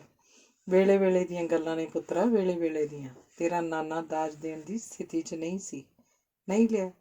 ਆਪਾਂ ਦੇ ਸਕਦੇ ਹਾਂ, ਕਿਉਂ ਲੁਕੀਏ? ਡਿਪਟੀ ਨੇ ਆਖਿਆ। ਗੱਲ ਉਹਨੂੰ ਧਨੀ ਦੀ ਜੱਚ ਰਹੀ ਸੀ। ਮਨ 'ਚ ਇਹ ਵੀ ਸੋਚ ਰਿਹਾ ਸੀ, ਜੋ ਬੰਦੇ ਦੀ ਜਵਾਨੀ ਵੇਲੇ ਸੋਚ ਹੁੰਦੀ ਆ, ਉਹ ਧੀਆਂ ਪੁੱਤਾਂ 'ਚ ਪੈ ਕੇ ਬਦਲ ਜਾਂਦੀ ਹੈ। ਉਹ ਜੋਸ਼ ਨਹੀਂ ਰਹਿ ਜਾਂਦਾ ਜੋ ਜਵਾਨੀ ਵੇਲੇ ਹੁੰਦਾ। ਅਕਸਰ ਹੀ ਘਰੇ ਸਕੀਮਾਂ ਹੁੰਦੀਆਂ ਤਾਂ ਨੋਕ ਝੋਕ ਵੀ ਹੁੰਦੀ ਰਹਿੰਦੀ ਸੀ। ਫਿਰ ਇੱਕ ਦਿਨ ਮੀਤ ਨੇ ਉਸ ਵੇਲੇ ਆਖਿਆ ਸੀ, ਜਿਸ ਦਿਨ ਉਹਨਾਂ ਫਰਨੀਚਰ ਖਰੀਦਣ ਜਾਣਾ ਸੀ। ਵੀ ਡਿਪਟੀ ਸਿਆਂ, ਮੋਗੇ ਵਾਲਿਆਂ ਦਾ ਫੋਨ ਆਇਆ, ਫਰਨੀਚਰ ਵਗੈਰਾ ਖਰੀਦਣ ਦੀ ਤਾਂ ਕੋਈ ਲੋੜ ਨਹੀਂ। ਉਹਨਾਂ ਆਖਿਆ ਕਿ ਇੱਥੇ ਕਿਹਨੇ ਸੰਭਾਲ ਕਰਨੀ ਆ? ਅੱਗੇ ਤੁਹਾਡੀ ਮਰਜ਼ੀ। ਜਿਹੜੇ ਫਰਨੀਚਰ 'ਤੇ ਲਾਉਣੇ ਉਹ ਵੀ ਨਕਦ ਹੀ ਦੇ ਦਈਏ। ਗੱਲ ਤਾਂ ਦਿਲ ਲੱਗਦੀ ਹੈ ਮੀਤ। ਆਪਾਂ ਇਉਂ ਕਰਦੇ ਹਾਂ, ਸਾਰਾ ਜੋੜ ਜਮਾ ਲਾ ਕੇ 12 ਲੱਖ ਰੁਪਈਆ ਮੁੰਡੇ ਦੀ ਝੋਲੀ ਪਾ ਦਿਆਂਗੇ। ਅਗਲਾ ਜਾਣੇ, ਅਗਲੇ ਦਾ ਕੰਮ ਜਾਣੇ। ਤੇ ਕੁੜੀ ਲੀੜਾ ਲੱਤਾ ਕਾਹਦੇ 'ਚ ਰੱਖੂ? ਗੰਢੜੀਆਂ 'ਚ? ਅਕਲ ਦਾ ਘਾਟਾ, ਲਾਲੀ ਨੇ ਆਖਿਆ। ਲਾਲੀ ਆਪਣੀ ਥਾਂ 'ਤੇ ਸੱਚੀ ਸੀ। ਫਿਰ ਸਕੀਮ ਬਣਾਈ ਗਈ ਕਿ ਵੱਡੀ ਇੱਕ ਅਲਮਾਰੀ ਤਾਂ ਭਾਵੇਂ ਭੇਜ ਹੀ ਦਿੱਤੀ ਜਾਵੇ। ਬੱਚੇ ਦਿਨਾਂ ਦਾ ਕੀ ਸੀ, ਆਖਰ ਵਿਆਹ ਵਾਲਾ ਦਿਨ ਵੀ ਆ ਹੀ ਗਿਆ। ਵਿਆਹ ਪੈਲੇਸ 'ਚ ਹੀ ਕਰਨਾ ਸੀ ਤੇ ਪੈਲੇਸ ਵਾਲਿਆਂ ਉੱਕਾ ਪੁੱਕਾ ਹੀ ਮੁਕਾਇਆ ਗਿਆ ਸੀ। ਮੇਲ ਗੇਲ ਤਾਂ ਕਿਤੋਂ ਆਉਣ ਵਾਲਾ ਹੈ ਹੀ ਨਹੀਂ ਸੀ। ਪੁਰਾਣੀਆਂ ਸਕੀਰੀਆਂ ਬਹੁਤ ਚਿਰ ਦੀਆਂ ਖਤਮ ਸਨ। ਡਿਪਟੀ ਦੇ ਸਹੁਰੇ ਪਰਿਵਾਰ ਦੇ ਮੈਂਬਰਾਂ ਦੀ ਤਰ੍ਹਾਂ ਹੀ ਸਨ। ਨਾਨਕਿਆਂ ਵਾਲੀ ਕੋਈ ਗੱਲ ਰਹਿ ਨਹੀਂ ਗਈ ਸੀ। ਜੋ ਇਕੱਠ ਹੋਣਾ ਸੀ ਪਿੰਡ 'ਚੋਂ ਹੋਣਾ ਸੀ। ਇੱਕ ਬੱਸ 'ਤੇ 8-10 ਕਾਰਾਂ ਆਖੀਆਂ ਗਈਆਂ ਸਨ। ਜਿਸ ਕਿਸੇ ਨੇ ਵੀ ਵਿਆਹ 'ਚ ਸ਼ਾਮਲ ਹੋਣਾ ਸੀ, ਤਿਆਰ ਹੋ ਕੇ 10 ਵਜੇ ਨੂੰ ਡਿਪਟੀ ਦੇ ਘਰ ਪਹੁੰਚ ਗਿਆ। ਕਈਆਂ ਆਪਣੇ ਵਹੀਕਲਾਂ 'ਤੇ ਤੁਰ ਜਾਣਾ ਸੀ। ਸੀਰਤ ਨੂੰ ਲੈ ਕੇ ਪੈਲੇਸ 'ਚ ਪਹੁੰਚੇ ਹੀ ਸਨ। ਉਦੋਂ ਹੀ ਬਰਾਤ ਵੀ ਆ ਗਈ ਸੀ। ਚਾਹ ਪਾਣੀ ਤੋਂ ਬਾਅਦ ਸ਼ਹਿਰ ਦੇ ਇੱਕ ਗੁਰਦੁਆਰਾ ਸਾਹਿਬ 'ਚ ਆਨੰਦ ਕਾਰਜਾਂ ਦੀ ਰਸਮ ਹੋਈ ਸੀ। ਪੈਲੇਸ ਵਾਪਸ ਆਉਂਦਿਆਂ ਨੂੰ ਲੋਕ ਖਾਣ ਪੀਣ 'ਚ ਪੂਰੇ ਸਰਗਰਮ ਸਨ। ਡੀਜੇ ਦੀਆਂ ਕੰਨ ਪਾੜਵੀਆਂ ਆਵਾਜ਼ਾਂ ਤੇ ਸ਼ਰਾਬੀ ਨੱਚ ਰਹੇ ਸਨ। ਬੱਗੀਆਂ ਦਾੜੀਆਂ ਵੀ ਪੂਰੀਆਂ ਮਸਤ ਸਨ। ਕਿਸੇ ਨੂੰ ਵੀ ਆਪਣੀ ਉਮਰ ਦਾ ਲਿਹਾਜ਼ ਨਹੀਂ ਸੀ। ਧੀਆਂ ਵਰਗੀਆਂ ਡਾਂਸਰਾਂ ਨੂੰ ਗੁੱਝੀਆਂ ਰਮਜਾਂ ਮਾਰਦੇ ਭੁੱਲ ਰਹੇ ਸਨ ਕਿ ਉਹ ਵੀ ਕਿਸੇ ਦੀਆਂ ਧੀਆਂ ਭੈਣਾਂ ਸਨ। ਕਿਸੇ ਦੇ ਬਿਰਧ ਬਾਪ ਦੇ ਇਲਾਜ ਲਈ ਪੈਸੇ ਦੀ ਲੋੜ ਸੀ। ਕਿਸੇ ਦੇ ਬੱਚੇ ਕਿਤਾਬਾਂ ਕਾਪੀਆਂ ਵੱਲਿਓਂ ਬੈਠੇ ਸਨ। ਮਜਬੂਰੀ ਨਚਾ ਰਹੀ ਸੀ। ਨੇਕੀ ਦਾ ਜੀ ਕਰਦਾ ਸੀ ਵਾਸਨਾ ਭਰੀਆਂ ਅੱਖਾਂ ਦਾ ਸਾਹਮਣਾ ਕਰਨ ਨੂੰ। ਨਾਚ ਗਾਣੇ ਨਾਲ ਸ਼ਰਾਬ ਦਾ ਦੌਰ ਵੀ ਚੱਲਦਾ ਰਿਹਾ ਤੇ ਸ਼ਗਨ ਵੀ ਦੀ ਰਸਮ ਵੀ ਹੁੰਦੀ ਰਹੀ। ਫੋਟੋਆਂ ਖਿੱਚਣ ਵਾਲੇ ਵੱਖ-ਵੱਖ ਪੋਜ਼ ਬਣਵਾਉਂਦੇ ਰਹੇ। ਮੂਵੀ ਵਾਲਿਆਂ ਦਾ ਕੈਮਰਾ ਚਾਰੇ ਪਾਸੇ ਘੁੰਮਦਾ ਰਿਹਾ। ਦਿਨ ਛਿਪੇ ਡੋਲੀ ਵਾਲੀ ਕਾਰ ਤੁਰੀ ਤਾਂ ਝੱਟ ਵਿੱਚ ਹੀ ਪੈਲੇਸ 'ਚ ਕਾਂ ਬੋਲਣ ਲੱਗ ਪਏ। ਵਿਆਹ ਤੋਂ ਚੌਥੇ ਦਿਨ ਡਿਪਟੀ ਹੋਣਾ ਸਦਿਆਂ ਹੀ ਸੀਰਤ ਨੂੰ ਲੈ ਕੇ ਆਉਣ ਦੀ ਤਿਆਰੀ ਖਿੱਚ ਲਈ। ਸੀਰਤ ਨੂੰ ਵੀ ਲੈ ਕੇ ਆਉਣਾ ਸੀ, ਮਿਲਣੀ ਵੀ ਹੋ ਜਾਣੀ ਸੀ। ਡਿਪਟੀ, ਲਾਲੀ, ਮਾਇਆ, ਧਨੀ, ਮੀਤ ਤੇ ਮੀਤ ਦੇ ਘਰੋਂ ਦੋਹਾਂ ਗੱਡੀਆਂ 'ਤੇ ਤੁਰ ਗਏ। ਇੱਕ ਕਾਰ ਤਾਂ ਡਿਪਟੀ ਕਿਆਂ ਕੋਲ ਹੀ ਸੀ, ਇੱਕ ਕਿਰਾਏ 'ਤੇ ਕਰ ਲਈ ਗਈ। ਬੋਲਦੀ ਨਹੀਂ, ਸੁਸਤ ਕਿਉਂ ਹੈ ਤੂੰ? ਰਸਤੇ 'ਚ ਡਿਪਟੀ ਨੇ ਲਾਲੀ ਤੋਂ ਪੁੱਛਿਆ ਸੀ। ਮੀਤ ਹੋਣੀ ਦੂਜੀ ਗੱਡੀ ਸੀ। ਜਦ ਵੀ ਸੀਰਤ ਨਾਲ ਫੋਨ 'ਤੇ ਗੱਲ ਹੋਈ ਆ, ਉਹਦੀ ਆਵਾਜ਼ ਭਾਰੀ ਭਾਰੀ ਜਿਹੀ ਸੀ, ਜਿਵੇਂ ਆਪਣਾ ਰੋਣ ਉਹ ਮਸਾਂ ਥੰਮ ਰਹੀ ਹੋਵੇ। ਉਹ ਤਾਂ ਹਰ ਵੇਲੇ ਟਹਿਕਦੀ ਰਹਿੰਦੀ ਸੀ। ਗੱਲ ਵੀ ਟਿੱਚਰ 'ਚ ਕਰਦੀ ਸੀ। ਕਮਲੀਏ, ਨਵਾਂ ਘਰ, ਨਵਾਂ ਪਰਿਵਾਰ, ਹੌਲੀ ਹੌਲੀ ਢਾਲਦਾ ਬੰਦਾ ਆਪਣੇ ਆਪ ਨੂੰ। ਇਹ ਵੀ ਕੋਈ ਫਿਕਰ ਵਾਲੀ ਗੱਲ ਹੈ? ਡਿਪਟੀ ਨੇ ਆਖਿਆ। ਉਸ ਭਾਣੇ ਲਾਲੀ ਵਹਿਮ ਕਰ ਰਹੀ ਸੀ। ਉਹ ਸੀਰਤ ਦੇ ਸਹੁਰੇ ਘਰ ਆਏ ਸਨ। ਘਰ 'ਚ ਉਹ ਰੌਣਕ ਨਹੀਂ ਸੀ ਜੋ ਵਿਆਹ ਤੋਂ 5-4 ਦਿਨ ਬਾਅਦ ਵੀ ਰਹਿੰਦੀ ਹੈ। ਸੀਰਤ ਉਹਨਾਂ ਕੋਲ ਆਈ ਸੀ ਤਾਂ ਸੀਰਤ ਦਾ ਧੁਆਂਖਿਆ ਮੂੰਹ ਕਿਸੇ ਤੋਂ ਲੁਕਿਆ ਨਹੀਂ ਸੀ। ਅੱਖਾਂ ਡੁੱਲੂ ਡੁੱਲੂ ਕਰ ਰਹੀਆਂ ਸਨ। ਠੀਕ ਤਾਂ ਹੈ ਬੇਟਾ? ਲਾਲੀ ਨੇ ਮਲਮੀ ਜੀ ਜ਼ੁਬਾਨ ਨਾਲ ਪੁੱਛਿਆ। ਹਾਂ ਠੀਕ ਹਾਂ, ਚੰਗੀ ਭਲੀ ਹਾਂ। ਸੀਰਤ ਨੇ ਹੱਸਣ ਦੀ ਕੋਸ਼ਿਸ਼ ਕੀਤੀ, ਪਰ ਹਾਸਾ ਜਿਵੇਂ ਉਹ ਤੋਂ ਰੁੱਸ ਚੁੱਕਿਆ ਸੀ। ਮੋਹਤਮ ਸਿੰਘ ਡਿਪਟੀ ਹੋਣਾ ਨੂੰ ਬੈਠਕ 'ਚ ਲੈ ਆਇਆ। ਸੀਰਤ ਤੇ ਉਹਦੀ ਨਨਾਣ ਲਾਲੀ ਹੋਣਾ ਨੂੰ ਦੂਜੇ ਬੰਨੇ ਲੈ ਗਈ। ਕਾਰਜ ਠੀਕ ਹੋ ਗਿਆ ਸੀ? ਮੀਤ ਨੇ ਮੋਹਤਮ ਤੋਂ ਰਸਮੀ ਪੁੱਛਿਆ ਸੀ। ਰਣਧੀਰ ਟਰੇ 'ਚ ਪਾਣੀ ਦੇ ਗਲਾਸ ਰੱਖ ਲਿਆ ਸੀ। ਕੀ ਪੁੱਛਦੇ ਹਾਂ ਜੀ? ਵਧੀਆ ਰਿਹਾ ਸਾਰਾ ਕੁਝ। ਤੁਸੀਂ ਸੁਣਾਓ? ਮੋਹਤਮ ਸਿੰਘ ਦਾ ਜਰਦੇ ਨਾਲ ਭਰਿਆ ਬੁੱਲ੍ਹ ਲਮਕ ਜੇ ਰਿਹਾ ਸੀ। ਸਾਡੇ ਕਿਸੇ ਵੱਲੋਂ ਕਿਸੇ ਕਿਸਮ ਦੀ ਕਮੀ ਤਾਂ ਨਹੀਂ ਰਹੀ? ਡਿਪਟੀ ਨੇ ਮੁਸਕਰਾ ਕੇ ਪੁੱਛਿਆ ਸੀ। ਸ਼ਰਾਬ ਦੀ ਕੁਆਲਿਟੀ ਨਹੀਂ ਵਧੀਆ ਸੀ। ਬੀਅਰ ਵੀ ਡੰਗ ਟਪਾਉਈ ਸੀ। ਹੈਂ ਜੀ? ਮੇਰੇ ਦੋਸਤ ਤਾਂ ਸ਼ਰਮੋ ਸ਼ਰਮੀ ਪੀ ਰਹੇ ਸੀ। ਮੀਟ ਤਾਂ ਕਿਸੇ ਨੇ ਖਾਧਾ ਹੀ ਨਹੀਂ, ਡੰਗ ਹੀ ਸਾਰਿਆ। ਤੁਸੀਂ ਤੇ ਹੈ ਜੀ? ਰਣਧੀਰ ਸਿੰਘ ਨੇ ਆ ਕੇ ਡਿਪਟੀ ਹੋਣਾ ਦੇ ਦੰਦ ਹੀ ਜੋੜਤੇ। ਮੀਤ ਤਾਂ ਹੈਰਾਨ ਰਹਿ ਗਿਆ ਸੀ। ਉਹਦੇ ਮੱਥੇ 'ਚ ਤਾਂ ਜਿਵੇਂ ਟੋਪੀ ਵਾਲੀ ਮੇਖ ਹੀ ਗੱਡੀ ਗਈ ਸੀ। ਕਾਕਾ 2-3 ਭਾਂਤੀ ਵਿਸਕੀ ਸੀ, ਬੀਅਰ ਉੱਚੇ ਰੇਟ ਦੀ ਸੀ, ਮੀਟ 4 ਭਾਂਤਾ ਸੀ। ਚਲੋ ਜੇ ਕਿਤੇ ਗਲਤੀ ਰਹੀ ਵੀ ਤਾਂ ਸੌਰੀ ਕਹਿਣ ਨਾਲ ਹੁਣ ਇਹ ਗੱਲ ਤਾਂ ਨਹੀਂ ਨਾ ਬਣਨ ਲੱਗੀ ਹੈ ਜੀ, ਰਣਧੀਰ ਬੋਲਿਆ ਸੀ। ਤਾਂ ਡਿਪਟੀ ਤੇ ਧਨੀ ਹੈਰਾਨਗੀ ਨਾਲ ਉਸ ਵੱਲ ਝਾਕੇ। ਇਹ ਉਹ ਰਣਧੀਰ ਤਾਂ ਹੈ ਹੀ ਨਹੀਂ ਸੀ ਜਿਹਨੂੰ ਉਹ ਵੇਖ ਕੇ ਗਏ ਸੀ। ਮੀਤ ਦੇ ਵੀ ਪਲੇਤਣਾ ਫਿਰਦੀਆਂ ਗਈਆਂ ਸਨ, ਉਹ ਤੋਂ ਆਖਣੋਂ ਰਿਹਾ ਨਹੀਂ ਗਿਆ ਸੀ। ਕਾਕਾ ਜੀ, ਜੋ ਹੋਇਆ ਥੋੜ੍ਹਾ ਨਹੀਂ ਹੋਇਆ। ਪਹਿਲਾਂ ਤਾਂ ਤੁਹਾਡੀਆਂ ਗੱਲਾਂ ਹੀ ਹੋਰ ਸੀ, ਅੱਜ ਹੋਰ ਰੰਗ 'ਚ ਬੋਲ ਰਹੇ ਹੋ। ਚਲੋ ਜੀ, ਜੋ ਵੀ ਕਰਦਾ ਅਗਲਾ ਆਪਦੇ ਧੀਆਂ ਪੁੱਤਾਂ ਲਈ ਕਰਦਾ। ਬਾਹਰਲੇ ਮੁੰਡੇ 50-50 ਲੱਖ ਰੁਪਈਆ ਲਾਇਆ ਨਹੀਂ ਲੱਭਦੇ। ਅਸੀਂ ਤਾਂ ਉਹ ਗੱਲ ਹੀ ਨਹੀਂ ਕੀਤੀ। ਆਖ ਮੋਤਮ ਉੱਠਿਆ ਤੇ ਉਦੋਂ ਹੀ ਸੀਰਤ ਦੀ ਨਨਾਣ ਚਾਹ ਲੈ ਆਈ। ਚਾਹ ਨਾਲ ਸਸਤੀ ਜਿਹੀ ਕਿਸਮ ਦੀ ਮਠਿਆਈ ਸੀ। ਮਾਸੜ ਜੀ, ਤੁਸੀਂ ਸੀਰਤ ਨੂੰ ਤਿਆਰ ਕਰਵਾਓ, ਅਸੀਂ ਮੁੜਨਾ ਵੀ ਹੈ, ਕਈ ਕੰਮ ਕਰਨ ਵਾਲੇ। ਧਨੀ ਨੇ ਆਖਿਆ। ਉਹ ਸਮਝ ਚੁੱਕਿਆ ਸੀ ਕਿ ਉਹਨਾਂ ਨਾਲ ਠੱਗੀ ਵੱਜ ਚੁੱਕੀ ਹੈ। ਕੀ ਸਾਹਮਣੇ ਆਉਣਾ ਸੀ, ਇਹ ਤਾਂ ਬਾਅਦ 'ਚ ਹੀ ਉਗੜਨੇ ਸਨ। ਸੀਰਤ ਦੇ ਧੁਆਂਖੇ ਮੂੰਹ ਦੀ ਸਮਝ ਹੁਣ ਪੈ ਰਹੀ ਸੀ। ਮੀਤ ਅੱਡ ਹੈਰਾਨ ਪਰੇਸ਼ਾਨ ਸੀ। ਉਹ 2 ਕੁ ਮਹੀਨੇ ਪਹਿਲਾਂ ਹੀ ਮੋਗੇ ਆਇਆ ਸੀ ਤਾਂ ਉਹਨੂੰ ਕੁਵੇਲਾ ਹੋ ਗਿਆ ਸੀ। ਅਚਾਨਕ ਉਸ ਦਿਨ ਬੱਸਾਂ ਦੀ ਹੜਤਾਲ ਹੋਣ ਕਰਕੇ ਉਹ ਫਸ ਜੇ ਗਿਆ ਸੀ। ਪਿੰਡ ਨੂੰ ਮੁੜੇ ਤਾਂ ਮੁੜੇ ਕਿਵੇਂ? ਫਿਰ ਉਹਨੂੰ ਖਿਆਲ ਆਇਆ ਸੀ ਉਹਦੀ ਮਾਂ ਦੇ ਮਾਮੇ ਦਾ ਪੁੱਤ ਮੋਤਮ ਇੱਥੇ ਮੋਗੇ ਹੀ ਰਹਿੰਦਾ ਸੀ। ਉਹ ਘਰ ਭਾਲ ਟੋਲ ਉਹਨਾਂ ਕੋਲ ਗਿਆ। ਮੋਤਮ ਤੇ ਮੋਤਮ ਦਾ ਮੁੰਡਾ ਹੀ ਘਰੇ ਸੀ। ਘਰ ਵਾਲੀ ਦੀ ਮੌਤ ਹੋ ਗਈ ਸੀ। ਰਣਧੀਰ ਮੋਤਮ ਦਾ ਮੁੰਡਾ ਬਾਹਰੋਂ ਆਇਆ ਸੀ। ਗੱਲਾਂ 'ਚ ਹੀ ਪਤਾ ਲੱਗਾ ਸੀ ਕਿ ਉਹਨਾਂ ਕੋਲ ਸ਼ਹਿਰ ਦੀ 5 ਕਨਾਲ ਜ਼ਮੀਨ ਸੀ, ਜਿਹਨੂੰ ਉਹ ਠੇਕੇ 'ਤੇ ਦਿੰਦੇ ਸਨ। ਜੇ ਉਹ ਵੇਚਦੇ ਤਾਂ ਜ਼ਮੀਨ ਦਾ 5-7 ਕਰੋੜ ਰੁਪਈਆ ਵੱਟਿਆ ਜਾਣਾ ਸੀ, ਪਰ ਉਹ ਵੇਚ ਨਹੀਂ ਸੀ ਰਹੇ। ਉਸ ਦਿਨ ਹੀ ਮੀਤ ਨੂੰ ਖਿਆਲ ਆਇਆ ਸੀ ਕਿ ਡਿਪਟੀ ਕਿਆਂ ਨੂੰ ਸੀਰਤ ਵਾਸਤੇ ਮੁੰਡੇ ਦੀ 10 ਪਾਈ ਜਾ ਸਕਦੀ ਸੀ। 5 ਕਨਾਲ ਪੱਕੀ ਆ? ਮੀਤ ਨੇ ਤਸੱਲੀ ਲਈ ਦੁਬਾਰਾ ਫਿਰ ਪੁੱਛਿਆ ਸੀ। ਹਾਂ ਪੱਕੀ ਆ ਜੀ, ਕੱਚੀ ਵਾਲੀ ਕਿਹੜੀ ਗੱਲ? ਕੋਈ ਕੁੜੀ ਨਿਗਾਹ 'ਚ ਹੋਵੇ ਤਾਂ ਵੇਖ ਲਓ। ਰਣਧੀਰ ਨੇ ਛੇਤੀ ਅਮਰੀਕਾ ਫਿਰ ਮੁੜ ਜਾਣਾ। ਜੇ ਆਪਣੀ ਰਿਸ਼ਤੇਦਾਰੀ 'ਚ ਹੋਵੇ ਤਾਂ ਵਧੀਆ ਗੱਲ ਹੈ ਜੀ। ਹੁਣ ਤਾਂ ਲੋਕ ਨੋਟਾਂ ਦੀਆਂ ਭੰਡਾਂ ਚੱਕੀ ਫਿਰਦੇ ਆ। ਮੋਤਮ ਰਿਸ਼ਤੇ ਦੀ ਮੰਗ ਕਰ ਰਿਹਾ ਸੀ। ਦੂਜੇ ਦਿਨ ਪਿੰਡੋਂ ਆਉਂਦਿਆਂ ਹੀ ਮੀਤ ਨੇ ਡਿਪਟੀ ਨਾਲ ਗੱਲ ਚਲਾਈ ਸੀ। ਲਓ ਬਾਈ ਜੀ, ਪਾਓ ਘੁੱਟ ਫਿਰ ਰੋਟੀ ਖਾਵਾਂਗੇ, ਮੋਤਮ ਨੇ ਆਖਿਆ ਸੀ। ਤਾਂ ਮੀਤ ਦਾ ਧਿਆਨ ਉਖੜਿਆ ਸੀ। ਉਹਨੂੰ ਤਾਂ ਪਤਾ ਵੀ ਨਹੀਂ ਸੀ ਲੱਗਾ ਮੋਤਮ ਨੇ ਕਿਹੜੇ ਵੇਲੇ ਬੋਤਲ ਲਿਆ ਰੱਖੀ ਸੀ। ਨਹੀਂ ਜੀ, ਅਸੀਂ ਸ਼ਰਾਬ ਨਹੀਂ ਪੀਣੀ, ਡਿਪਟੀ ਨੇ ਹੱਥ ਬੰਨ੍ਹਤੇ। ਧਨੀ ਦੂਜੇ ਕਮਰੇ 'ਚ ਜਾ ਕੇ ਸੀਰਤ ਨੂੰ ਤਿਆਰ ਹੋਣ ਲਈ ਆਖ ਆਇਆ। ਆਂਢ ਗੁਆਂਢ 'ਚੋਂ ਕੋਈ ਨਹੀਂ ਆਇਆ ਸੀ। ਇੱਕ ਫਾਫਾਂ ਜੀ ਬੁੜੀ ਜ਼ਰੂਰ ਫਿਰਦੀ ਸੀ। ਉਹਦਾ ਵੀ ਕੋਈ ਪਤਾ ਨਹੀਂ ਲੱਗ ਰਿਹਾ ਸੀ, ਕੰਮ ਵਾਲੀ ਸੀ ਜਾਂ ਕੋਈ ਆਂਢ ਗੁਆਂਢ 'ਚੋਂ ਸੀ। ਲੈ ਜਾਓ ਜੀ ਸਦਕੇ, ਪਰ ਪਰਸੋਂ ਚੌਥੇ ਅਸੀਂ ਲੈ ਆਉਣੀ ਆ, ਮੋਤਮ ਨੇ ਆਖਿਆ ਸੀ। ਮੋਤਮ ਦੀ ਬੋਲੀ ਰੁੱਖੀ ਸੀ। ਮੀਤ, ਇਹ ਤੂੰ ਮੇਰੀ ਲਾਡੋ ਕਿੱਥੇ ਫਸਾਤੀ ਹੋਈ? ਕਿੱਥੇ? ਰਸਤੇ 'ਚ ਮੁੜਦਿਆਂ ਡਿਪਟੀ ਫੁੱਟ ਪਿਆ ਸੀ। ਬਾਈ ਸੌਰੀ ਬਾਈ, ਅਕਲ ਤੇ ਬੱਠਲ ਮੁੱਦਾ ਵੱਜ ਗਿਆ ਸੀ, ਬੱਠਲ। ਮੀਤ ਵੀ ਅੱਖਾਂ ਭਰ ਆਇਆ ਸੀ। ਡਿਪਟੀ ਮੀਤ ਦੇ ਸਿਰ 'ਤੇ ਰਿਹਾ ਸੀ ਤੇ ਮੀਤ ਨੂੰ ਜੋ ਦੱਸਿਆ ਗਿਆ ਸੀ ਸੱਚ ਮੰਨ ਬੈਠਾ ਸੀ। ਉਹਨੂੰ ਸਾਰੀ ਦੁਨੀਆ ਆਪਣੇ ਵਰਗੀ ਸਾਫ਼ ਲੱਗੀ ਸੀ। ਉਹ ਕੀ ਜਾਣਦਾ ਸੀ ਕਿ ਉਹ ਆਪਣੇ ਭਰਾਵਾਂ ਵਰਗੇ ਯਾਰ ਦੀ ਧੀ ਕਿਹੜੇ ਖੂਹ 'ਚ ਸੁੱਟਣ ਲੱਗਾ ਸੀ। ਹੁਣ ਤੇਰੀ ਸੌਰੀ ਨਾਲ ਕੰਮ ਲੋਟ ਆਉਣ ਵਾਲਾ ਨਹੀਂ। ਬਾਕੀ ਘਰੇ ਗਿਆ ਸੀਰਤ ਤੋਂ ਪਤਾ ਲੱਗਣਾ ਜਦੋਂ ਉਹਦੇ ਨਾਲ ਗੱਲ ਹੋਈ। ਮੈਨੂੰ ਲੱਗਦਾ ਆਪਣੀਆਂ ਸਾਰੀਆਂ ਸਿਆਣਪਾਂ ਧਰੀਆਂ ਧਰਾਈਆਂ ਰਹਿ ਗਈਆਂ। ਤੇਰੇ ਭਰੋਸੇ ਅਸੀਂ ਤਾਂ ਪੁੱਛ ਪੜਤਾਲ ਵੀ ਨਾ ਕੀਤੀ। ਮੈਨੂੰ ਬਥੇਰਾ ਧਨੀ ਆਖ ਰਿਹਾ, ਜਾ ਨਹੀਂ ਕਿਸਮਤੇ। ਡਿਪਟੀ ਸਾਰੇ ਰਾਹ ਹੀ ਕਦੀ ਮੀਤ ਨੂੰ ਕੋਸਦਾ, ਕਦੀ ਆਪਣੇ ਆਪ ਨੂੰ, ਕਦੀ ਸੀਰਤ ਦੀ ਕਿਸਮਤ ਨੂੰ ਦੋਸ਼ ਦਿੰਦਾ ਆਇਆ ਸੀ। ਸੀਰਤ ਘਰੇ ਗੱਡੀ 'ਚੋਂ ਉਤਰਦਿਆਂ ਫੁੱਟ ਰੋਣ ਲੱਗ ਪਈ ਸੀ। ਬਸ ਮੇਰੀ ਧੀ ਬਸ, ਮੱਥੇ ਦੀਆਂ ਲਿਖੀਆਂ ਕੌਣ ਮੇਟ ਸਕਦਾ। ਲਾਲੀ ਨੇ ਉਹਨੂੰ ਬੁੱਕਲ 'ਚ ਲੈ ਲਿਆ। ਮੀਤ ਤੇ ਉਹਦੇ ਘਰੋਂ ਜਿਵੇਂ ਧਰਤੀ 'ਚ ਗਰਕਦੇ ਜਾ ਰਹੇ ਸੀ। ਉਸ ਦਿਨ ਹੀ ਰਾਤ ਨੂੰ ਪਰਿਵਾਰ ਦੇ 4 ਮੈਂਬਰ ਸਿਰ ਜੋੜ ਬੈਠੇ ਸਨ। ਪਹਿਲਾਂ ਕਾਫੀ ਚਿਰ ਕੋਈ ਨਹੀਂ ਬੋਲਿਆ ਸੀ। ਸਾਰੇ ਇੱਕ ਦੂਜੇ ਦੇ ਮੂੰਹ ਵੱਲ ਹੀ ਵੇਖਦੇ ਰਹੇ ਸਨ। ਅਖੀਰ ਡਿਪਟੀ ਨੇ ਚੁੱਪ ਤੋੜੀ। ਬੇਟੇ ਆਖ, ਜਿਵੇਂ ਜ਼ੁਬਾਨ ਸਾਥ ਛੱਡ ਗਈ। ਮੇਰੀ ਕਿਸਮਤ ਨੇ ਡੈਡੀ ਮੈਨੂੰ ਕਿੱਥੇ ਲਿਆ ਡੋਬਿਆ, ਆਖ ਸੀਰਤ ਰੋਣ ਲੱਗ ਪਈ। ਅੱਖਾਂ 'ਚੋਂ ਜਿਵੇਂ ਰਾਵੀ ਝਨਾ ਵਹਿ ਤੁਰੇ। ਸਾਰੇ ਚੁੱਪਚਾਪ ਬੈਠੇ ਰਹੇ ਕਿ ਪਹਿਲਾਂ ਸੀਰਤ ਰੋ ਕੇ ਆਪਣੇ ਆਪ ਨੂੰ ਹਲਕਾ ਕਰ ਹੀ ਲਵੇ। ਡੈਡੀ, ਉਹ ਅਮਰੀਕਾ 'ਚੋਂ ਕਿਸੇ ਜੁਰਮ ਦੀ ਸਜ਼ਾ ਕੱਟ ਕੇ ਆਇਆ। ਉੱਧਰ ਤਾਂ ਕੀ, ਉਹ ਕਿਸੇ ਦੇਸ਼ 'ਚ ਵੀ ਨਹੀਂ ਵੜ ਸਕਦਾ।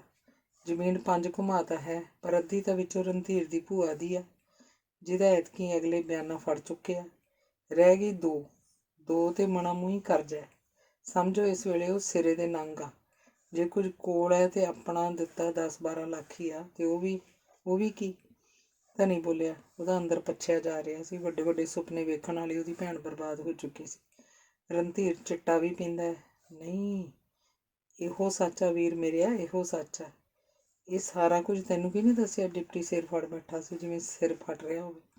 ਰਣਧੀਰ ਦੀ ਭੈਣ ਨੇ। ਉਹਦਾ ਘਰ ਵੀ ਇਹਨਾਂ ਨੇ ਪੱਟਿਆ। ਉਹਦੇ ਘਰ ਵਾਲੇ ਨਾਲ ਸ਼ਰਾਬੀ ਹੋਇਆ ਰਣਧੀਰ ਘੁਲ ਪਿਆ ਸੀ। ਹੇਠ ਉੱਤੇ ਹੁੰਦਿਆਂ ਉਹਦਾ ਸਿਰ ਪਾਵੇ ਨਾਲ ਵੱਜਿਆ। ਨਾਲ ਦੀ ਨਾਲ ਹੀ ਮੌਤ ਹੋ ਗਈ। ਹੁਣ ਉਹ ਇੱਥੇ ਹੀ ਰਹਿੰਦੀ ਆ। ਉਹਨੂੰ ਪਾਵੇ ਵਾਲੀ ਗੱਲ ਪਿਓ ਪੁੱਤਾਂ ਨਹੀਂ ਦੱਸੀ। ਹੁਣ ਉਹ ਸੋਚਦੀ ਆ ਕਿ ਉਹਨਾਂ ਜਾਣ-ਬੁੱਝ ਕੇ ਕਤਲ ਕੀਤਾ ਸੀ। ਉਹਨੇ ਰੁਪਈਏ ਫੜਾਏ ਸਨ ਉਹਨਾਂ ਨੂੰ, ਕਈ ਵਾਰ ਮੰਗਣ 'ਤੇ ਵੀ ਨਹੀਂ ਮਿਲੇ ਸੀ। ਕੋਈ ਇਹੋ ਜਿਹੀ ਗੱਲ ਹੀ ਸੀ, ਮਾਪਿਆਂ ਦਾ ਇਕੱਲਾ ਪੁੱਤ ਮਰ ਗਿਆ। ਹੁਣ ਖਰਚੇ ਦਾ ਕੁੜੀ ਨੂੰ ਚੱਕ ਦਾਅਵਾ ਕਰਵਾਈ ਫਿਰਦੇ ਆ। ਇਹਨਾਂ ਕੰਜਰਾਂ ਦੀ ਉਹਨਾਂ ਦੀ ਜਾਇਦਾਦ 'ਤੇ ਵੀ ਅੱਖ ਸੀ, ਪਰ ਉਹ ਹੁਣ ਜਾਇਦਾਦ ਹੈ ਕਿਵੇਂ ਦੇਣਗੇ? ਉਹ ਤਾਂ ਵਿਚਾਰੀ ਉਮਰ ਹੀ ਮੁੱਕੀ ਪਈ ਆ ਰੋ ਰੋ ਕੇ। ਆਪਾਂ ਹੁਣ ਕਿਵੇਂ ਕਰਾਂਗੇ ਇਹ ਸੋਚੀਏ।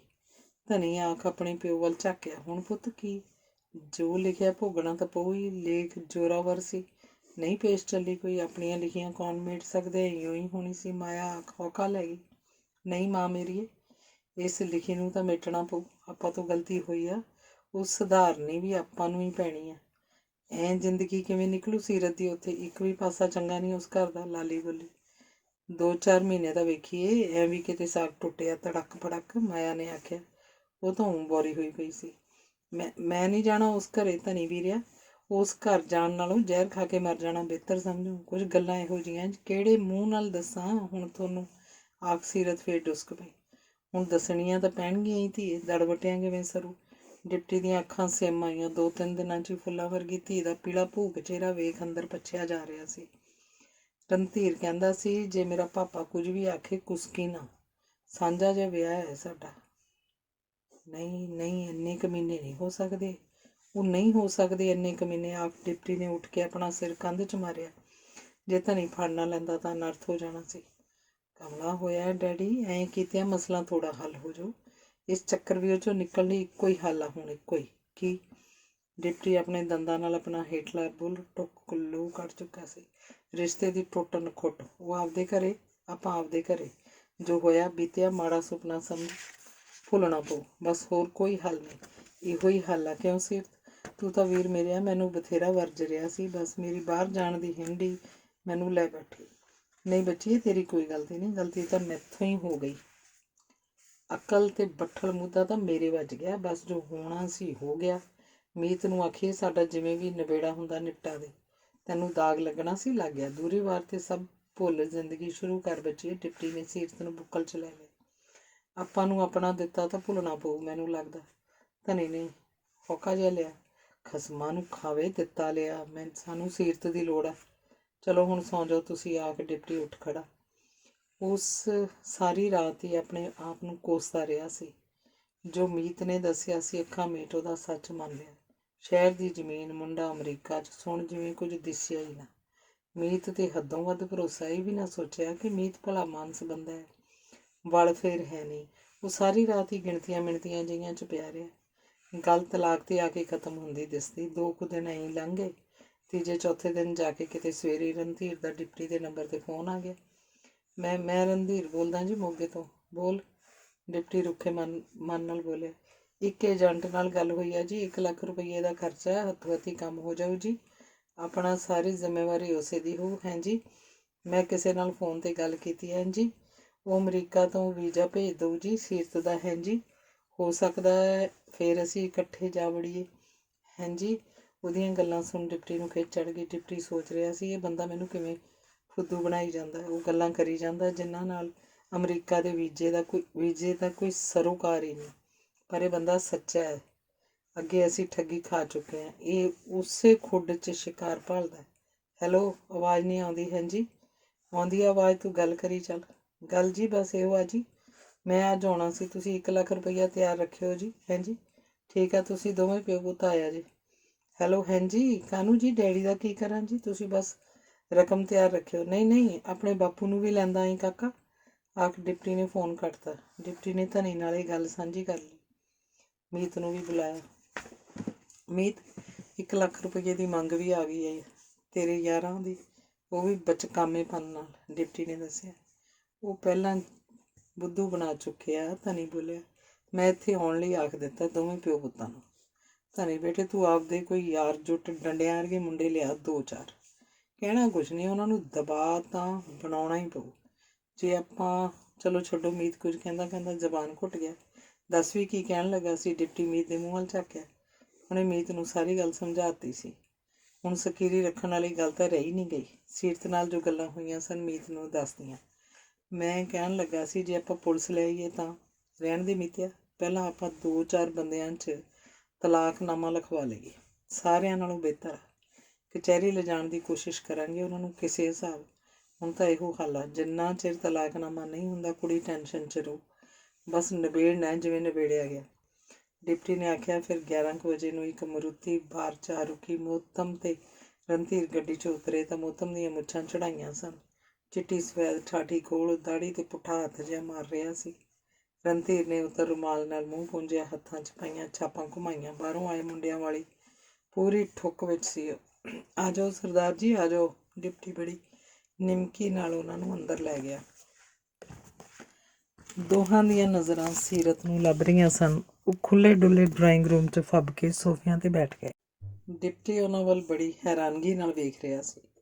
ਉਹਨਾਂ ਦੇ ਚਿਹਰੇ ਗਿਰਗਟ ਨੂੰ ਵੀ ਮਾਤ ਪਾ ਰਹੇ ਸਨ। ਧਨੀ ਤੇ ਮੀਤ ਵੀ ਦੂਜੇ ਕਮਰੇ 'ਚੋਂ ਨਿਕਲ ਆਏ ਸਨ।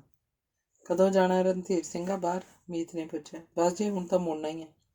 ਹੈਂ ਜੀ, ਮੈਂ ਜਾਣਸਾਰ ਸੀਰਤ ਦਾ ਵੀਜ਼ਾ ਭੇਜ ਦੇਣਾ ਹੈ ਜੀ। ਇੱਥੇ ਕਾਗਜ਼ ਪੱਤਰ ਕੰਪਲੀਟ ਕਰ ਲੈਂਦੇ ਹਾਂ। ਹੈਂ ਜੀ ਕਾਕਾ ਜੀ, ਅਮਰੀਕਾ ਦੀਆਂ ਜੇਲ੍ਹਾਂ 'ਚ ਤਾਂ ਹੋ ਸਕਦਾ ਹੈ ਕੋਈ ਸੁੱਖ ਸਹੂਲਤ ਹੋਵੇ, ਤੈਨੂੰ ਵੱਧ ਪਤਾ ਹੋਊ, ਪਰ ਆਪਣੇ ਤਾਂ ਇੱਧਰ ਨਰਕ ਆ। ਕੀ ਖਿਆਲ ਆ? ਡਿਪਟੀ ਨੇ ਆਖਿਆ ਤਾਂ ਦੋਹਾਂ ਪਿਓ ਪੁੱਤਾਂ ਦੇ ਪੈਰਾਂ 'ਚੋਂ ਮਿੱਟੀ ਨਿਕਲ ਗਈ। ਹੈਂ ਜੀ, ਸਮਝਿਆ ਨਹੀਂ? ਸਮਝ ਵਾਲੀ ਗੱਲ ਇਹੋ ਹੀ ਆ ਕਿ ਅਮਰੀਕਾ ਤਾਂ ਦੂਰ, ਤੈਨੂੰ ਕੋਈ ਵੀ ਦੇਸ਼ ਵੜਨ ਨਹੀਂ ਦਿੰਦਾ। ਸਾਨੂੰ ਪਤਾ ਹੈ ਅਮਰੀਕਾ 'ਚ ਸਜ਼ਾ ਕੱਟ ਕੇ ਆਇਆ ਤੂੰ, ਇਹ ਵੀ ਸਾਨੂੰ ਪਤਾ ਹੈ। ਤੁਹਾਡੇ ਕੋਲ ਜ਼ਮੀਨ ਕਿੰਨੀ ਆ, ਜੇ ਅੱਜ ਵੇਚੇ ਸਿਰ ਚੜ੍ਹਿਆ ਕਰਜ਼ਾ ਨਹੀਂ ਮੋੜ ਸਕਦੀ, ਇਹ ਵੀ ਪਤਾ ਹੈ। ਤੂੰ ਨਸ਼ਈ ਤੇ ਹੱਦ ਦਰਜੇ ਦਾ ਕਮੀਨਾ। ਹੋਰ ਦੱਸ। ਧਨੀ ਨੇ ਆਪਣੇ ਅੰਦਰ ਬਲਦੀ ਅੱਗ ਬਾਹਰ ਮਾਰੀ। ਪਿਓ ਪੁੱਤਾਂ ਦੇ ਚਿਹਰਿਆਂ 'ਤੇ ਪਲੱਤਰਾਂ ਫਿਰਦੀਆਂ ਗਈਆਂ। ਤੁਹਾਨੂੰ ਜੀ ਕੋਈ ਗਲਤਫਹਿਮੀ ਹੋਈ ਆ? ਮੋਤਮ ਦਾ ਮੂੰਹ ਵੇਖਣ ਵਾਲਾ ਸੀ। ਤੁਸੀਂ ਸਾਡਾ 11 ਰੁਪਈਆ ਮੋੜੋ ਤੇ ਤਲਾਕਨਾਮੇ 'ਤੇ ਦਸਤਖਤ ਕਰ ਦਿਓ। ਲੰਬੀਆਂ ਚੌੜੀਆਂ ਗੱਲਾਂ 'ਚ ਫਾਇਦਾ ਕੋਈ ਨਹੀਂ। ਸਾਨੂੰ ਤੁਹਾਡੀਆਂ ਸਾਰੀਆਂ ਕਰਤੂਤਾਂ ਦਾ ਪਤਾ ਹੈ। ਬਸ ਭਲਮਾਨ ਸੀ ਇਸੇ 'ਚ। ਅਸੀਂ ਤੁਹਾਨੂੰ ਭੁੱਲ ਜਾਈਏ, ਤੁਸੀਂ ਸਾਨੂੰ ਭੁੱਲ ਜਾਓ। ਜੇ ਨਹੀਂ, ਅਸੀਂ 420 ਦਾ ਕੇਸ ਕਰਾਂਗੇ। ਜੇ ਪੁਲਿਸ ਦੇ ਧੱਕੇ ਚੜ੍ਹ ਗਏ, ਹੋ ਸਕਦਾ ਹੈ ਇਹ ਵੀ ਬਕ ਜਾਓ ਕਿ ਤੁਸਾਂ ਤੋਂ ਤੁਹਾਡਾ ਪ੍ਰਾਹੁਣਾ ਮਰਿਆ ਸੀ। ਕਿਵੇਂ ਮਰਿਆ ਸੀ, ਉਹ ਤੁਸੀਂ ਦੱਸੋਗੇ, ਡਿਪਟੀ ਨੇ ਆਖਿਆ। ਧਨੀ ਰਸੋਈ ਵੱਲ ਗਿਆ ਸੀ ਤੇ ਚਾਹ ਲੈ ਆਇਆ ਸੀ। ਚਾਹ ਦੇ 3-4 ਕੱਪ ਦੂਜੇ ਅੰਦਰ ਗਏ ਸਨ ਤਾਂ ਮੋਤਮ ਉੱਧਰ ਝਾਕਿਆ ਸੀ ਤੇ ਕੰਬਦੀ ਆਵਾਜ਼ 'ਚ ਬੋਲਿਆ ਸੀ। ਪੈਸੇ ਤਾਂ ਜੀ ਅਸੀਂ ਵਰਤ ਲਏ, ਪਰ ਛੇਤੀ ਮੋੜਾਂਗੇ। ਆ ਚੱਲੀਏ ਕਾਕਾ। ਰਣਧੀਰ ਵੱਲ ਝਾਕ ਉੱਠਣ ਲੱਗਾ ਤਾਂ ਭਲਵਾਨਾਂ ਵਰਗੇ 2 ਜਣੇ ਅੰਦਰੋਂ ਬਾਹਰ ਹੋਰ ਆ ਗਏ ਸਨ। ਮੋਤਮ ਥਾਂ 'ਤੇ ਹੀ ਫੇਰ ਦੁਬਕ ਗਿਆ। ਆਪਾਂ ਕਚਹਿਰੀ ਚੱਲਦੇ ਹਾਂ ਹੁਣੇ, ਐਸੇ ਵਕਤ। ਉੱਠਣ ਵਾਲੀ ਗੱਲ ਨਾ ਕਰੋ, ਮੀਤ ਨੇ ਆਖਿਆ। ਮੋਤਮ ਮਰੀ ਜੀ ਆਵਾਜ਼ 'ਚ ਬੋਲਿਆ। ਜੀ ਤੁਸੀਂ ਵੀ ਆਪਣਾ ਕੋਈ ਰਿਸ਼ਤੇਦਾਰ, ਅਸੀਂ ਵੀ ਆਪਣਾ ਕੋਈ ਰਿਸ਼ਤੇਦਾਰ ਲਿਆਵਾਂਗੇ, ਨਾਲੇ ਐਡੀ ਛੇਤੀ ਰਕਮ, ਨਾਲੇ ਜੀ ਸਾਡਾ ਵੀ ਤਾਂ ਸੋਨਾ, ਤੁਹਾਡਾ ਸੋਨਾ ਤੁਹਾਨੂੰ ਵਾਪਸ ਹੋ ਜਾਣਾ। ਸਾਡਾ 10 ਲੱਖ ਇੱਕ ਗਿਆ, 2 ਲੱਖ ਫਰਨੀਚਰ ਦਾ ਕਰਕੇ ਬਾਅਦ 'ਚ ਗਿਆ, ਟੋਟਲ 12 ਲੱਖ। ਮੋਤਮ ਸਿਆ, ਤੂੰ ਰੁਪਈਏ ਲਿਆ ਜਾ ਕੇ। ਜੇ ਕੋਈ ਸਕਾ ਸੰਬੰਧੀ ਲਿਆਉਣਾ ਉਹ ਵੀ ਲੈਂਦਾ ਹੈ। ਇਹ ਸਭ ਉਹਨਾਂ ਚਿਰ ਸਾਡੇ ਕੋਲ ਹੀ ਰਹਿਣਗੇ। ਡਿਪਟੀ ਨੇ ਆਖਿਆ ਸੀ ਤਾਂ ਦੋਵੇਂ ਮੂਰਤਾਂ ਪਾਣੀ ਹੋ ਗਈਆਂ। ਮੁੜਕਾ ਕੱਛਾਂ ਥਾਣੀ 'ਚ ਆਉਣ ਲੱਗ ਪਿਆ। ਕੜਿੱਕੀ 'ਚ ਫਸੇ ਚੂਹੇ ਵਾਂਗ ਝਾਕ ਰਹੇ ਸੀ। ਜਿਵੇਂ ਆਖੋਗੇ ਉਵੇਂ ਹੋਊ ਜੀ, ਪਰ ਹੁਣ ਸਾਨੂੰ ਜਾਣ ਦਿਓ, ਮਿੰਨਤ ਹੀ ਆ ਸਾਡੀ। ਇਹ ਤਾਂ ਜੀ ਇਹ ਨਾਲੇ ਵਿਚੋਲੇ ਦੀ ਗਲਤੀ ਆ ਜੀ, ਅਸੀਂ ਤਾਂ ਸਾਰਾ ਕੁਝ ਦੱਸਿਆ ਸੀ ਜੀ, ਭੂਰਾ ਲਕੋ ਨਹੀਂ ਰੱਖਿਆ। ਮੋਤਮ ਹੱਥ ਬੰਨ੍ਹ ਗਿਆ। ਉਂਗਲ ਮੀਤ ਵੱਲ ਵੀ ਸੇਧਤੀ। ਹੂਰਾ ਮਾਰ ਕੇ ਜਵਾੜੇ ਭੰਦੂ, ਸਾਲਾ ਚਗਲ ਨਾ ਹੋਵੇ ਤਾਂ। ਸਾਲਿਆ, ਜੇ ਸੱਚ ਹੀ ਦੱਸਿਆ ਹੁੰਦਾ, ਮੇਰਾ ਸਿਰ ਭੰਵਿਆ ਸੀ। ਤੁਹਾਡੇ ਵਰਗੇ ਚਗਲਾਂ ਨਾਲ ਮੱਥਾ ਲਵਾਉਂਦਾ ਇਹਨਾਂ ਭਲੇ ਮਾਨਸਾਂ ਦਾ। ਮੀਤ ਅੱਗ ਬਬੂਲਾ ਹੋ ਗਿਆ। ਉਹ ਤਾਂ ਪਹਿਲਾਂ ਹੀ ਸ਼ਰਮਸਾਰ ਸੀ। ਉਹ ਤੋਂ ਜਿਹੜੀ ਗਲਤੀ ਹੋਈ ਸੀ ਉਹਦੀ ਭਰਪੂਰਤੀ ਤਾਂ ਹੋ ਹੀ ਨਹੀਂ ਸਕਦੀ ਸੀ। ਹੁਣ ਡਿਪਟੀ ਹੋਣੀ ਸਮਝ ਗਏ ਸੀ ਕਿ ਜੋ ਹੋ ਚੁੱਕਿਆ ਸੀ ਉਹ ਤਾਂ ਹੋ ਚੁੱਕਿਆ ਸੀ, ਪਰ ਹੁਣ ਡਰਾ ਧਮਕਾ ਕੇ ਇਹਨਾਂ ਠੱਗਾਂ ਤੋਂ ਤਲਾਕਨਾਮੇ 'ਤੇ ਦਸਤਖਤ ਵੀ ਲਏ ਜਾਣੇ ਸਨ ਤੇ ਸਾਰੇ ਨਹੀਂ ਤਾਂ ਅੱਧ-ਪਚੱਧ ਰੁਪਏ ਵੀ ਮੁੜ ਆਉਣੇ ਸੀ। ਚਾਹ ਪੀ ਲਓ ਪਹਿਲਾਂ, ਧਨੀ ਨੇ ਆਖਿਆ। ਉਹ ਦੁਖੀ ਮਨ 'ਚ ਵੀ ਸ਼ਿਸ਼ਟਾਚਾਰ ਨਹੀਂ ਭੁੱਲਿਆ ਸੀ, ਪਰ ਚਾਹ ਉਹਨਾਂ ਦੀ ਕਾਹਦੀ ਲੰਘਣੀ ਸੀ। ਜ਼ਮਾਨਤ ਤੌਰ 'ਤੇ ਰਣਧੀਰੇ ਨੂੰ ਛੱਡ ਮੋਤਮ ਗੱਡੀ 'ਚ ਜਾ ਬੈਠਾ। ਦੂਜੇ ਬਾਈ ਨੇ ਨਹੀਂ ਆਉਣਾ, ਗੱਡੀ ਵਾਲੇ ਨੇ ਪੁੱਛਿਆ ਸੀ। ਜਦੋਂ ਆਏ ਸਨ ਮੋਤਮ ਦਾ ਮੂੰਹ ਹੋਰ ਸੀ, ਹੁਣ ਚਿਹਰਾ ਉੱਡਿਆ ਪਿਆ ਸੀ। ਉਹਨੂੰ ਕਿਸੇ ਨੇ ਚਾਹ ਪਾਣੀ ਵੀ ਨਹੀਂ ਪੁੱਛਿਆ ਸੀ। ਉਹ ਸਮਝ ਗਿਆ ਸੀ ਕਿ ਗੜਬੜ ਜ਼ਰੂਰ ਸੀ। ਤੂੰ ਗੱਡੀ ਤੋਰ, ਉਹਨੇ ਨਹੀਂ ਆਉਣਾ। ਆਪਾਂ ਮੋਗਿਓਂ ਭੌਂ ਕੇ ਮੁੜਨਾ। ਖਿੱਚੀ ਚੱਲੀ ਮੇਰਾ ਬਾਈ, ਆਖ ਮੋਤਮ ਨੇ ਆਪਣੇ ਆਪ ਨੂੰ ਮਗਰਲੀ ਸੀਟ 'ਤੇ ਢੇਰੀ ਕਰਤਾ। ਮੋਤਮ ਸੋਚ ਰਿਹਾ ਸੀ ਪੈਸੇ ਮੋੜੇ ਬਿਨਾਂ ਕੋਈ ਚਾਰਾ ਨਹੀਂ ਸੀ। ਬਣੀ ਤਣੀ ਰਕਮ ਉਹਦੇ ਘਰੇ ਪਈ ਸੀ, 12 ਲੱਖ 'ਚੋਂ 2 ਲੱਖ ਹੀ ਵਰਤਿਆ ਸੀ। ਬਾਈ ਜੀ ਪੈਸੇ ਦੇ ਆ ਜੇ, ਤੇਲ ਪਵਾਈਏ। ਡਰਾਈਵਰ ਨੇ ਟੈਕਸੀ ਤਲਵੰਡੀ ਪੈਟਰੋਲ ਪੰਪ 'ਤੇ ਲਿਆ ਖੜੀ ਕੀਤੀ ਤਾਂ ਮੋਹਤਮ ਗਿਣਤੀਆਂ ਮਿਣਤੀਆਂ ਜਿਹੀਆਂ 'ਚੋਂ ਨਿਕਲਿਆ। ਡਰਾਈਵਰ ਨੇ ਤੇਲ ਪਵਾ ਫਿਰ ਕਿਲੀ ਨੱਪਤੀ ਸੀ। ਮੋਹਤਮ ਫਿਰ ਸੋਚਾਂ ਜਿਹੀਆਂ 'ਚ ਗੁਆਚ ਗਿਆ ਸੀ। ਮੋਹਤਮ ਹੁਣੀ 2 ਭਰਾ ਸਨ, ਵੱਡਾ ਵਿਆਹਿਆ ਸੀ, ਮੋਹਤਮ ਅਜੇ ਕੁਆਰਾ ਹੀ ਸੀ। ਜਦੋਂ ਮੋਹਤਮ ਦੇ ਭਰਾ ਦੀ ਮੌਤ ਹੋ ਗਈ, ਮੋਹਤਮ ਦੀ ਭਰਜਾਈ ਕੋਲ 3 ਸਾਲ ਦੀ ਕੁੜੀ ਸੀ। ਰਿਸ਼ਤੇਦਾਰਾਂ ਜ਼ੋਰ ਪਾ ਭਰਜਾਈ ਮੋਹਤਮ ਦੇ ਸਿਰ ਧਰਾਤੀ। ਸਾਲ ਬਾਅਦ ਹੀ ਫਿਰ ਰਣਧੀਰ ਜੰਮਿਆ ਸੀ। ਮੋਹਤਮ ਸ਼ਰਾਬੀ ਕਬਾਬੀ ਜਿਹਾ ਆਦਮੀ ਸੀ। ਸੰਸਿਆਂ ਝੋਰਿਆਂ ਨਾਲ ਮੁਖਤਿਆਰ ਨੂੰ ਇਹੋ ਜਿਹੀ ਬਿਮਾਰੀ ਲੱਗੀ ਸੀ ਕਿ ਉਹ ਡੱਕਿਆਂ ਵਾਂਗ ਸੁੱਕਦੀ ਤੁਰੀ ਗਈ। ਕਈ ਸਾਲ ਰਿੜਕਦੀ ਦੇਈ ਨਿਕਲੇ। ਰਣਧੀਰ 15 ਕੁ ਸਾਲਾਂ ਦਾ ਸੀ ਜਦੋਂ ਸਦਾ ਲਈ ਤੁਰ ਗਈ। ਰਣਧੀਰ ਮਾਂ ਬਾਹਰਾ ਹੋ ਵਿਗੜਦਾ ਤੁਰਿਆ ਗਿਆ। ਮੋਹਤਮ ਤਾਂ ਪਹਿਲਾਂ ਹੀ ਵਿਗੜਿਆ ਸੀ। ਉਹ ਆਇਸ਼ੀ 'ਚ ਘਰ ਨੂੰ ਉੜਦੂ ਲਾਈ ਤੁਰਿਆ ਜਾ ਰਿਹਾ ਸੀ। ਉਹਨੂੰ ਕਿਸੇ ਨੇ ਮੱਤ ਦਿੱਤੀ, ਕੰਜਰ ਦਿਆ ਤੇਰਾ ਇੱਕ ਸ਼ਹਿਰ 'ਚ ਪਲਾਟ ਪਿਆ, ਵੇਚ, ਮੁੰਡਾ ਅਮਰੀਕਾ ਪਹੁੰਚਦਾ ਕਰਦੇ, ਨਾਲੇ ਮੁੰਡੇ ਦਾ ਅੱਗਾ ਸਵਾਰਿਆ ਜਾਊ, ਨਾਲੇ ਬਾਹਰਲੇ ਪੈਸੇ ਨਾਲ ਤੇਰੀਆਂ ਜੇਬਾਂ ਫੁੱਲ ਰਿਹਾ ਕਰਨੀਆਂ। ਮੋਹਤਮ ਨੂੰ ਉਹ ਸਕੀਮ ਜੱਚ ਗਈ ਤੇ ਪਲਾਟ ਦਾ ਸੌਦਾ ਕਰ ਰਣਧੀਰੇ ਨੂੰ ਅਮਰੀਕਾ ਪਹੁੰਚਦਾ ਕਰਤਾ ਤੇ ਕੁੜੀ ਸਿੱਪੂ ਵੀ ਵਿਆਹ ਦਿੱਤੀ ਤੇ ਘਰੇ ਇਕੱਲਾ ਰਹਿ ਗਿਆ। ਉਹਦੇ ਐਬ ਵੱਧਦੇ ਤੁਰੇ ਗਏ। ਘਰ ਯਾਸ਼ੀ ਦਾ ਅੱਡਾ ਬਣ ਕੇ ਹੀ ਰਹਿ ਗਿਆ। ਸ਼ਰਾਬ ਸਵੇਰ ਤੋਂ ਹੀ ਉੱਡਣ ਲੱਗ ਪੈਂਦੀ। ਹਰ ਰੋਜ਼ ਨਵਾਂ ਕੁੱਕੜ ਟੋਕੇ ਹੇਠ ਹੁੰਦਾ। ਰਣਧੀਰ ਨੇ ਘਰੇ ਵੇਲੀਆਂ ਖਾਧੀਆਂ ਸੀ। ਮਾਂ ਤੋਂ ਬਾਅਦ ਤਾਂ ਸਕੂਲ ਵੀ ਨਹੀਂ ਗਿਆ ਸੀ। ਅਮਰੀਕਾ ਜਾ ਕੇ ਉਹਨੇ ਕਿਹੜੇ ਲੱਲੜ ਲਾ ਲੈਣੇ ਸੀ। ਉੱਥੇ ਵੀ ਉਹੀ ਆਦਤਾਂ ਰੱਖੀਆਂ। ਜੇ ਕਿਸੇ ਕੰਮ 'ਤੇ ਲੱਗਦਾ ਤਾਂ ਜਿਹੜੇ ਕਮਾਉਂਦਾ ਖਾ ਜਾਂਦਾ। ਇੱਕ ਸ਼ੋਅਰੂਮ 'ਚ ਕੰਮ ਮਿਲਿਆ ਸੀ ਤਾਂ ਉੱਥੇ ਵੀ ਨਹੀਂ ਭੱਦਰਕਾਰੀ ਗੁਜ਼ਾਰੀ ਸੀ। ਚੋਰੀ ਕਰ ਬੈਠਾ। ਫੜੇ ਜਾਣ 'ਤੇ ਮਾਲਕ ਨਾਲ ਹੀ ਝਗੜਾ ਕਰ ਲਿਆ। 4 ਸਾਲ ਦੀ ਕੈਦ ਹੋ ਗਈ। ਕੈਦ ਖਤਮ ਹੋਈ ਤਾਂ ਅਗਲਿਆਂ ਪਾਸਪੋਰਟ 'ਤੇ ਠੱਪੇ ਠੋਕ ਜਹਾਜ਼ ਬਿਠਾ ਦਿੱਤਾ। ਜਦੋਂ ਰਣਧੀਰ ਘਰੇ ਆਇਆ ਤਾਂ ਘਰੇ ਵੀ ਸਾਰਾ ਕੁਝ ਚੌੜ ਚਪੱਟ ਹੋ ਚੁੱਕਾ ਸੀ। ਮੋਹਤਮ ਸਿੱਪੂ ਦੇ ਘਰ ਵਾਲੇ ਤੋਂ ਵੀ ਕਾਫੀ ਰੁਪਈਏ ਬਟੋਰ ਚੁੱਕਾ ਸੀ। ਸਾਲਾ ਅਮਰੀਕਾ 'ਚੋਂ ਆਇਆ, ਸੋਚ ਉਹਨੇ ਰੁਪਈਏ ਮੰਗਣੇ ਸਨ। ਇਸ ਗੱਲੋਂ ਹੀ ਝਗੜਾ ਹੋਇਆ ਸੀ ਤੇ ਉਹਦਾ ਸਿਰ ਪਾਵੇ 'ਚ ਵੱਜ ਸੰਖ ਪੂਰਿਆ ਗਿਆ ਸੀ। ਸਿੱਪੂ ਵਿਚਾਰੀ ਜਾਂਦੀ ਵੀ ਤਾਂ ਕਿੱਥੇ ਜਾਂਦੀ, ਕੋਈ ਜਵਾਕ ਜੱਲਾ ਵੀ ਨਹੀਂ ਸੀ। ਉਹ ਵੀ ਮਾਪੀ ਆ ਬੈਠੀ ਸੀ ਤੇ ਮਾਪਾ ਘਰ ਜੇਲ੍ਹ ਬਣ ਕੇ ਰਹਿ ਗਿਆ ਸੀ। ਕਿਹੜੇ ਪਾਸੇ ਮੁੜਨਾ ਜੀ? ਡਰਾਈਵਰ ਨੇ ਪੁੱਛਿਆ ਸੀ ਤਾਂ ਮੋਹਤਮ ਝਾਕਿਆ ਸੀ ਕਿ ਉਹ ਬੱਸ ਸਟੈਂਡ ਕੋਲ ਆ ਚੁੱਕੇ ਸਨ। ਜਲੰਧਰ ਰੋਡ ਮੋੜ ਲੈ, ਬੱਸ ਸਟੈਂਡ ਤੋਂ ਥੋੜ੍ਹਾ ਅੱਗੇ ਆ। ਮੋਹਤਮ ਨੇ ਆਖਿਆ ਸੀ। ਰਕਮ ਉਹਦੇ ਘਰੇ ਸਾਂਭੀ ਪਈ ਸੀ। ਰਕਮ ਮੋੜ ਵੀ ਖਹਿੜਾ ਛੁੱਟਦਾ ਸੀ ਤਾਂ ਲੱਖ ਭਲੀ ਸੀ। ਜੇ ਡਿਪਟੀ ਹੋਣੀ ਰਣਧੀਰ ਨੂੰ ਨਾ ਬਿਠਾਉਂਦੇ ਤਾਂ ਹੋ ਸਕਦਾ ਸੀ ਉਹ ਕੋਈ ਚਾਰਾ ਜੋਰੀ ਕਰਦੇ, ਪਰ ਹੁਣ ਕੋਈ ਪੇਸ਼ ਨਹੀਂ ਚੱਲਣੀ ਸੀ। ਇੱਥੇ ਰੋਕਦੇ। ਉਹਨੇ ਰੋਡ ਤੋਂ ਚੜ੍ਹਦੇ ਵਾਲੇ ਪਾਸੇ ਇੱਕ ਹਸਪਤਾਲ ਕੋਲ ਦੀ ਮੁੜਦੀ ਗਲੀ ਕੋਲ ਗੱਡੀ ਰੁਕਵਾ ਲਈ। ਤੂੰ ਇੱਥੇ ਰੁਕ, ਮੈਂ ਗਿਆ ਤੇ ਆਇਆ, ਆਪਾਂ ਵਾਪਸ ਮੁੜਨਾ, ਮੋਹਤਮ ਬੋਲਿਆ। ਡਰਾਈਵਰ ਉਸ ਵੱਲ ਕੌੜ ਕੇ ਝਾਕਿਆ। ਸਵੇਰ ਦੀ ਪਿਆਲੀ ਚਾਹ ਤੱਕ ਦੀ ਅੰਦਰ ਨਹੀਂ ਗਈ ਸੀ। ਰੋਟੀ ਤਾਂ ਡੁੱਬੀ ਗੋਭੀ ਸੀ।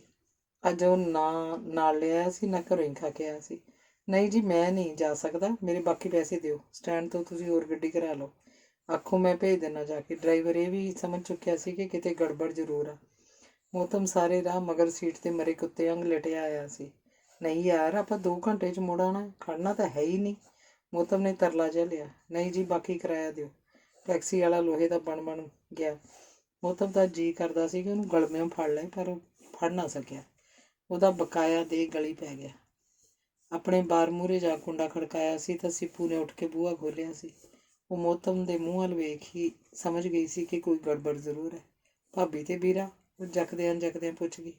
ਪਰੇ ਹਟ ਤੂੰ, ਲੱਗਦੀ ਭਾਬੀ ਦੀ। ਆਖ ਮੋਹਤਮ ਸਿੱਧਾ ਆਪਣੇ ਕਮਰੇ ਨੂੰ ਗਿਆ। ਪਹਿਲਾਂ ਕਰੜਾ ਜਿਹਾ ਕਰਕੇ ਇੱਕ ਪੈਗ ਪੀਤਾ। ਸਿੱਪੂ ਫੇਰ ਵੀ ਕੋਲ ਆਈ। ਮੋਹਤਮ ਨੇ ਪਾਣੀ ਮੰਗਿਆ ਸੀ ਤਾਂ ਫੜਾਕੇ ਤੁਰ ਗਈ ਸੀ। ਮੋਹਤਮ ਨੇ ਅਲਮਾਰੀ ਖੋਲ੍ਹੀ ਸੀ। ਰੁਪਈਆਂ ਵਾਲਾ ਝੋਲਾ ਚੁੱਕ ਲਿਆ ਸੀ। ਨੋਟ ਬੈੱਡ 'ਤੇ ਢੇਰੀ ਕੀਤੇ ਸਨ। 10 ਲੱਖ ਰੁਪਈਆ ਰੱਖਿਆ ਸੀ। ਹਜ਼ਾਰ ਦੇ ਨੋਟਾਂ ਦੀਆਂ 10 ਗੁੱਟੀਆਂ ਸਨ, ਪਰ ਹੁਣ ਝੋਲੇ 'ਚੋਂ 7 ਹੀ ਨਿਕਲੀਆਂ ਸਨ। 3 ਲੱਖ ਰੁਪਈਆ ਕਿੱਧਰ ਉੱਡ ਗਿਆ ਸੀ? ਉਹਨੇ ਸੰਵਾਰ ਕੇ ਅਲਮਾਰੀ ਫਰੋਲੀ, ਪਰ ਉੱਥੇ ਕੋਈ ਹੋਰ ਪੈਸਾ ਹੀ ਨਹੀਂ ਸੀ। 100 ਦੇ ਕੁਝ ਨੋਟ ਜ਼ਰੂਰ ਸੀ, ਪਰ ਉਹ ਤਾਂ ਵੱਖਰੇ ਸੀ। ਗੱਲ 3 ਗੁੱਟੀਆਂ ਦੀ ਸੀ। ਸਿੱਪੇ ਜੀ, ਮੇਰੀ ਅਲਮਾਰੀ ਕਿਹਨੇ ਖੋਲ੍ਹੀ ਸੀ? 2 ਦਿਨ ਹੋ ਗਏ, ਇਹ ਤਾਂ ਰਣਧੀਰਾ ਖੁੱਲ੍ਹੀ ਬੈਠਾ ਸੀ। ਆਖ ਸਿੱਪੂ ਤੁਰ ਗਈ। ਉਹ ਮੋਹਤਮ ਤੋਂ ਦੂਰ ਹੀ ਰਹਿੰਦੀ ਸੀ। ਮੋਹਤਮ ਨੇ ਗੁੱਟੀਆਂ ਫਿਰ ਝੋਲੇ 'ਚ ਪਾਈਆਂ ਸਨ ਤੇ ਇੱਕ ਕਰੜਾ ਜਿਹਾ ਪੈਗ ਹੋਰ ਪੀ ਸਿੱਪੂ ਨੂੰ ਬਾਹਰ ਭੇੜ ਲਈ ਘਰੋਂ ਬਾਹਰ ਨਿਕਲ ਗਿਆ ਸੀ। ਰੋਡ 'ਤੇ ਆ ਕੇ ਰਿਕਸ਼ਾ ਲੈ ਟੈਕਸੀ ਸਟੈਂਡ ਆ ਗਿਆ ਸੀ। ਅਖੀਰਲਾ 29 ਮੰਗ ਆਊ ਕਿ ਨਹੀਂ? ਉਹ ਡਿਪਟੀ ਹੋਣੀ ਰਣਧੀਰੇ ਤੋਂ ਪਾਸੇ ਹੋ ਕੇ ਗੱਲ ਕਰ ਰਹੇ ਸਨ। ਰਣਧੀਰ ਕਾਵਾਂ 'ਚ ਘਿਰੇ ਉੱਲੂ ਵਾਂਗ ਝਾਕ ਰਿਹਾ ਸੀ। ਜ਼ਰੂਰ ਆਓ, ਨਾ ਆਉਣ ਵਾਲੀ ਤਾਂ ਗੱਲ ਹੀ ਨਹੀਂ, ਧਨੀ ਨੇ ਆਖਿਆ। ਫਿਰ ਧਨੀ ਦੇ ਦੋਸਤਾਂ 'ਚੋਂ ਇੱਕ ਬੋਲਿਆ, ਐਂ ਕਰੀਏ, ਮੇਰਾ ਇੱਕ ਅਰਜੀ ਨਵੀਸ ਨਾਲ ਚੰਗਾ ਲੋਟ ਆ, ਉਹ ਨੋਟਰੀ ਵੀ ਤਿਆਰ ਕਰ ਲਓ, ਤਲਾਕਨਾਮਾ ਇੱਥੇ ਘਰੇ ਲਿਖਵਾ ਲਾਂਗੇ। ਨੰਬਰਦਾਰ ਨੂੰ ਲੈ ਆਇਆ ਅੱਜ। ਮੈਂ ਗਿਆ ਤੇ ਆਇਆ। ਗੱਲ ਤੇਰੀ ਜੱਚਦੀ ਹੈ, ਜਾ ਤੂੰ ਮਿੰਟ ਮਾਰ, ਗੱਡੀ ਕੱਢ ਲੈ ਗੈਰੇਜ 'ਚੋਂ, ਆ ਲੈ ਚਾਬੀ। ਧਨੀ ਨੇ ਗੱਡੀ ਦੀ ਚਾਬੀ ਫੜਾਤੀ। ਉਦੋਂ ਹੀ ਇੱਕ ਜਣਾ ਜਾਂ ਨੰਬਰਦਾਰ ਨੂੰ ਭਾਲ ਲਿਆ। ਡਿਪਟੀ ਨੇ ਨੰਬਰਦਾਰ ਨੂੰ ਹੋਈ ਬੀਤੀ ਦੱਸੀ ਤਾਂ ਨੰਬਰਦਾਰ ਮੀਤ ਨੂੰ ਪੈ ਨਿਕਲਿਆ। ਸਾਲਿਆ ਵਿਚੋਲਗਿਰੀ ਦਿਆ, ਇਹ ਡਿਪਟੀ ਦਾ ਭਲਾ ਤੇਰੇ ਤੇ ਭਿੱਜ ਗਿਆ, ਤੂੰ ਕੀ ਵੇਖਿਆ ਮੂਰਖ ਬੰਦਿਆ, ਸੋਨੇ ਵਰਗੀ ਕੁੜੀ ਨੂੰ ਦਾਗ ਲੱਗ ਗਿਆ। ਆਹ ਕੰਮ ਤਾਂ ਲੋਟ ਕਰ ਲਾਂਗੇ, ਪਰ ਦੁਹਾਜੂ ਵਾਲਾ ਦਾਗ ਕਿਵੇਂ ਧੋਵਾਂਗੇ? ਜੀ ਕਰਦਾ ਜੁੱਤੀ ਲਾ, ਤੇਰਾ ਸਿਰ ਗੰਜਾ ਕਰਦਾ। ਪਰ ਇਹ ਵੀ ਤਾਂ ਮਸਲੇ ਦਾ ਹੱਲ ਨਹੀਂ, ਅਗਲਾ ਪਸ਼ੂ ਵੀ ਅੱਗਾ ਪਿੱਛਾ ਵੇਖ ਲੈਂਦਾ, ਤੂੰ ਤਾਂ ਜਮਾ ਹੀ। ਚਲੋ ਨੰਬਰਦਾਰ ਜੀ, ਜਾਣ ਦਿਓ, ਅੱਗੇ ਇਹਦੇ ਨਾਲ ਬਥੇਰੀ ਕੁੱਤੇ ਖਾਣੀ ਕੀਤੀ ਹੈ, ਇਹਨੇ ਕਿਹੜਾ ਜਾਣ ਕੇ ਕੀਤਾ ਇਹ ਸਭ, ਬਸ ਕਾਹਲੀ 'ਚ ਸਾਥੋਂ ਕਦਮ ਚੱਕ ਹੋ ਗਿਆ, ਸਾਲੀ ਮੱਤ ਮਾਰੀ ਗਈ।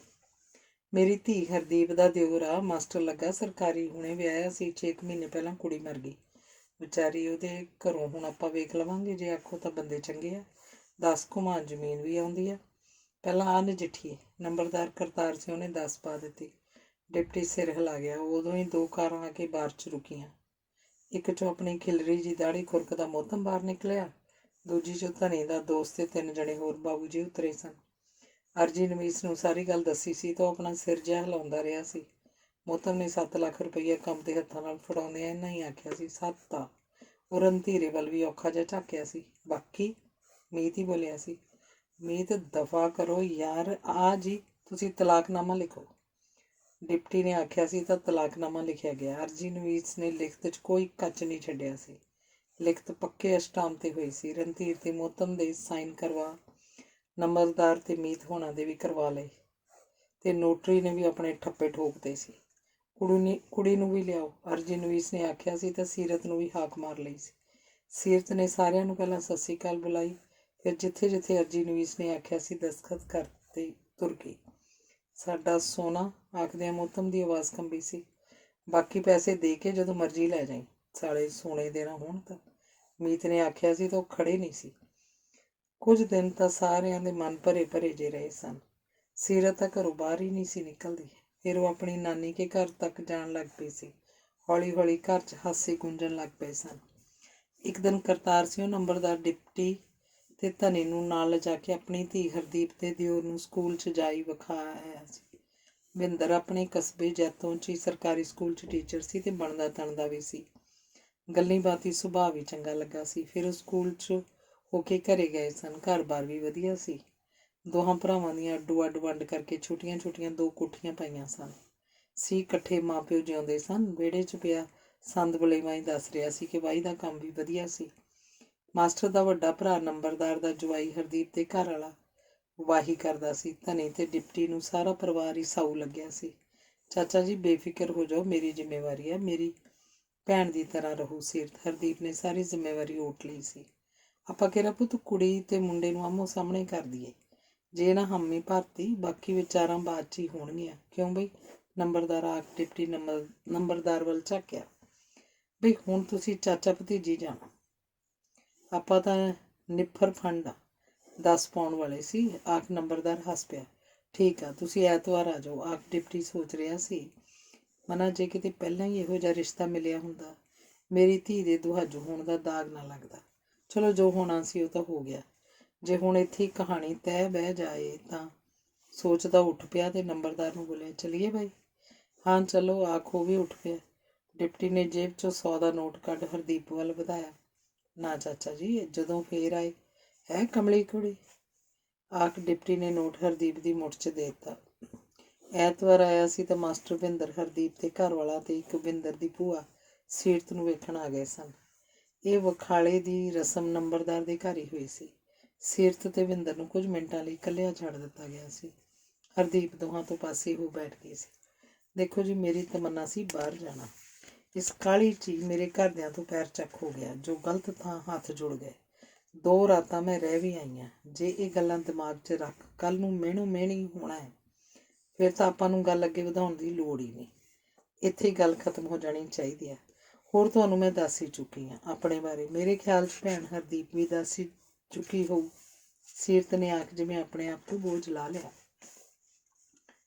ਮੈਂ ਵੀ ਤਾਂ ਸੀਰਤ ਜੀ ਪਹਿਲਾਂ ਸ਼ਾਦੀशुदा ਸੀ। ਆਪਾਂ ਪਿਛਲਾ ਭੁੱਲ ਨਵੇਂ ਸਿਰੇ ਤੋਂ ਜ਼ਿੰਦਗੀ ਸ਼ੁਰੂ ਕਰਾਂਗੇ। ਰਹੀ ਗੱਲ ਤੇਰੇ ਬਾਹਰ ਜਾਣ ਦੀ, ਹੋ ਸਕਦਾ ਹੈ ਤਮੰਨਾ ਵੀ ਪੂਰੀ ਹੋ ਜਾਏ। ਮੇਰਾ ਅਪਲਾਈ ਕੀਤਾ, ਵਿੰਦਰ ਨੇ ਆਖਿਆ। ਨਹੀਂ, ਸਰਕਾਰੀ ਨੌਕਰੀ ਛੱਡ ਉੜਦੀਆਂ ਮਗਰ ਲੱਗਣਾ ਸਿਆਣਪ ਨਹੀਂ ਹੋਣੀ। ਇੱਥੇ ਹੀ ਰਹਾਂਗੇ। ਮੈਂ ਤੇਰੇ ਨਾਲ ਮੋਢਾ ਜੋੜ ਕੇ ਚੱਲੂ। ਅੱਗੇ ਪੜ੍ਹਾਈ ਜਾਰੀ ਰੱਖ, ਸੀਰਤ ਨੇ ਆਖਿਆ ਸੀ। ਉਹ 5-7 ਮਿੰਟ ਗੱਲਾਂ ਕਰਦੇ ਰਹੇ ਸਨ। ਫਿਰ ਜਦ ਸਾਰੀ ਗੱਲ ਤੈਅ ਬੈਠ ਗਈ ਤਾਂ ਆਉਂਦੇ ਐਤਵਾਰ ਦਾ ਦਿਨ ਰੱਖ ਲਿਆ ਗਿਆ। ਚੁੰਨੀ ਚੜਾਵੇ ਤੇ ਦੋਹਾਂ ਧਿਰਾਂ ਹੀ ਖੁਸ਼ ਸਨ। ਹੁਣ ਵਿੰਦਰ ਹੋਣਾ ਮੁੜ ਕੇ ਐਤਵਾਰ ਆ ਆਨੰਦ ਲੈ ਜਾਣੇ ਸਨ। ਡਿਪਟੀ ਦੇ ਘਰੇ ਪੂਰੀ ਰੌਣਕ ਬਣ ਗਈ ਸੀ। ਹੁਕਮ ਚੰਦ ਵੀ ਲੰਮੇ ਲੜ ਵਾਲੀ ਪੱਗ ਬੰਨ੍ਹ ਕੇ 2 ਗੇੜੇ ਮਾਰ ਗਿਆ ਸੀ। ਮਾਇਆ ਵੀ ਪੱਬਾਂ ਭਾਰ ਹੋਈ ਫਿਰਦੀ ਸੀ। ਸੀਰਤ ਦੇ ਪਹਿਲੇ ਵਿਆਹ ਤੋਂ ਇਹ ਖੁਸ਼ੀ ਕੋਈ ਘੱਟ ਖੁਸ਼ੀ ਨਹੀਂ ਸੀ। ਸੀਰਤ ਇੱਕ ਮਾੜਾ ਸੁਪਨਾ ਸਮਝ ਪਿਛਲਾ ਭੁੱਲ ਚੁੱਕੀ ਸੀ। ਲਾਲੀ ਵੀ ਪੂਰੀ ਖੁਸ਼ ਸੀ। ਧੀ ਦਾ ਫਿਕਰ ਜੋ ਕਈਆਂ ਦਿਨਾਂ ਤੋਂ ਵੱਢ ਖਾ ਰਿਹਾ ਸੀ, ਉਹ ਮਨ ਤੋਂ ਲੈਣਾ ਸ਼ੁਰੂ ਹੋ ਗਿਆ ਸੀ। ਆਂਢ ਗੁਆਂਢ ਤੇ ਪਿੰਡ 'ਚੋਂ ਰਸੂਖ ਵਾਲੇ ਸੱਦੇ ਬੰਦੇ ਬੁੜੀਆਂ ਵੀ ਆਉਣੇ ਸ਼ੁਰੂ ਹੋ ਗਏ ਸੀ। ਵਿਹੜੇ 'ਚ ਪਈਆਂ ਕੁਰਸੀਆਂ ਤੇ ਡਿੱਠਿਆਂ ਮੰਜਿਆਂ ਤੇ ਰੌਣਕ ਲੱਗ ਚੁੱਕੀ ਸੀ। ਧੰਨਾ ਸਿਉਂ ਤੇ ਦੀਪੇ ਰੇੜੂ ਦਾ ਵੀ ਸਾਰਾ ਪਰਿਵਾਰ ਮੌਜੂਦ ਸੀ। ਸਿਲੰਡਰ ਭੱਠੀ ਤੇ ਹਲਵਾਈ ਪਕੌੜੇ ਤਲ ਰਿਹਾ ਸੀ। ਮੀਟ ਨੂੰ ਰਾੜਾ ਲਾ ਕੇ ਉਹ ਰੱਖ ਚੁੱਕਿਆ ਸੀ। ਸਬਜ਼ੀਆਂ ਤਿਆਰ ਸਨ। ਦਹੀਂ 'ਚ ਬੂੰਦੀ ਮਸਾਲਾ ਪਾਇਆ ਜਾ ਚੁੱਕਾ ਸੀ। ਦੇਗਚੇ 'ਚ ਚਾਹ ਭਾਫਾਂ ਛੱਡ ਰਹੀ ਸੀ। ਮਠਿਆਈ ਬਣੀ ਬਣਾਈ ਲਿਆਂਦੀ ਗਈ ਸੀ। ਕੁਰਸੀਆਂ 'ਤੇ ਬੈਠਿਆਂ 'ਚ ਹੌਲੀ ਗੱਲਾਂ ਹੋ ਰਹੀਆਂ ਸਨ, ਮੂੰਹ ਜੋੜ ਕੇ। ਡਿਪਟੀ ਨੇ ਵਿਆਹ ਕਰਵਾਇਆ ਸੀ, ਉਹ ਵੀ ਪਿੰਡ 'ਚ।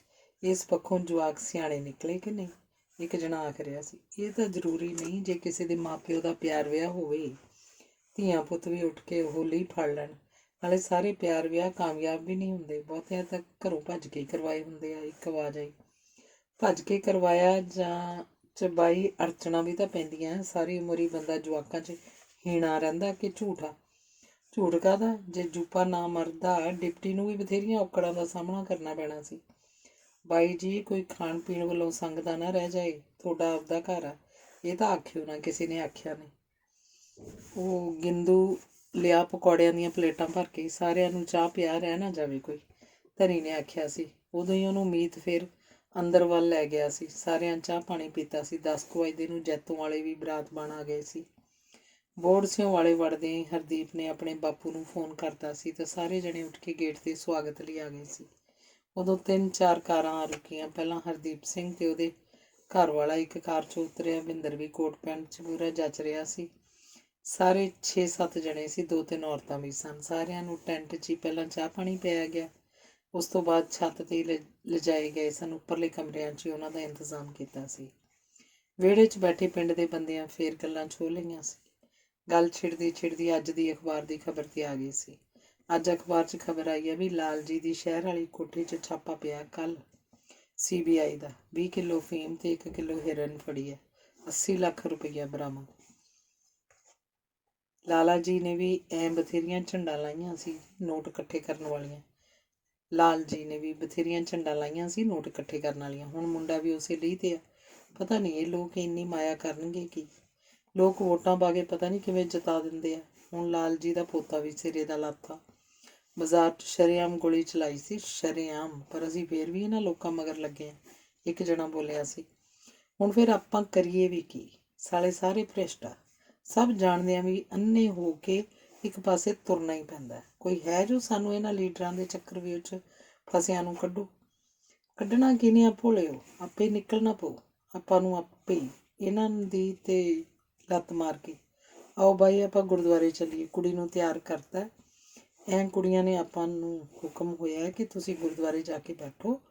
ਉੱਠੋ ਮੇਰੀ ਬਾਈ, ਆਨੰਦ ਕਾਰਜਾਂ ਤੋਂ ਬਾਅਦ ਹੀ ਰੌਣਕਾਂ ਲਾਵਾਂਗੇ। ਕਿਸੇ ਨੇ ਆਣ ਆਖਿਆ ਸੀ ਤਾਂ ਸਾਰੇ ਜਣੇ ਉੱਠ ਗੁਰਦੁਆਰਾ ਸਾਹਿਬ ਵੱਲ ਤੁਰ ਪਏ ਸਨ। ਉਹਨਾਂ ਦੇ ਮਗਰ ਹੀ ਪਹੁਣਿਆਂ ਵੀ ਆ ਜਾਣਾ ਸੀ। ਹੌਲੀ ਸਾਰੇ ਜਣੇ ਗੁਰਦੁਆਰਾ ਸਾਹਿਬ 'ਚ ਆ ਗਏ ਸਨ। ਗ੍ਰੰਥੀ ਸਿੰਘ ਸਾਰੀ ਤਿਆਰੀ ਪਹਿਲਾਂ ਹੀ ਕਰ ਚੁੱਕਾ ਸੀ। ਆਨੰਦ ਕਾਰਜਾਂ ਦੀ ਰਸਮ ਗੁਰਮਰਿਆਦਾ ਦੇ ਅਨੁਸਾਰ ਹੋਈ।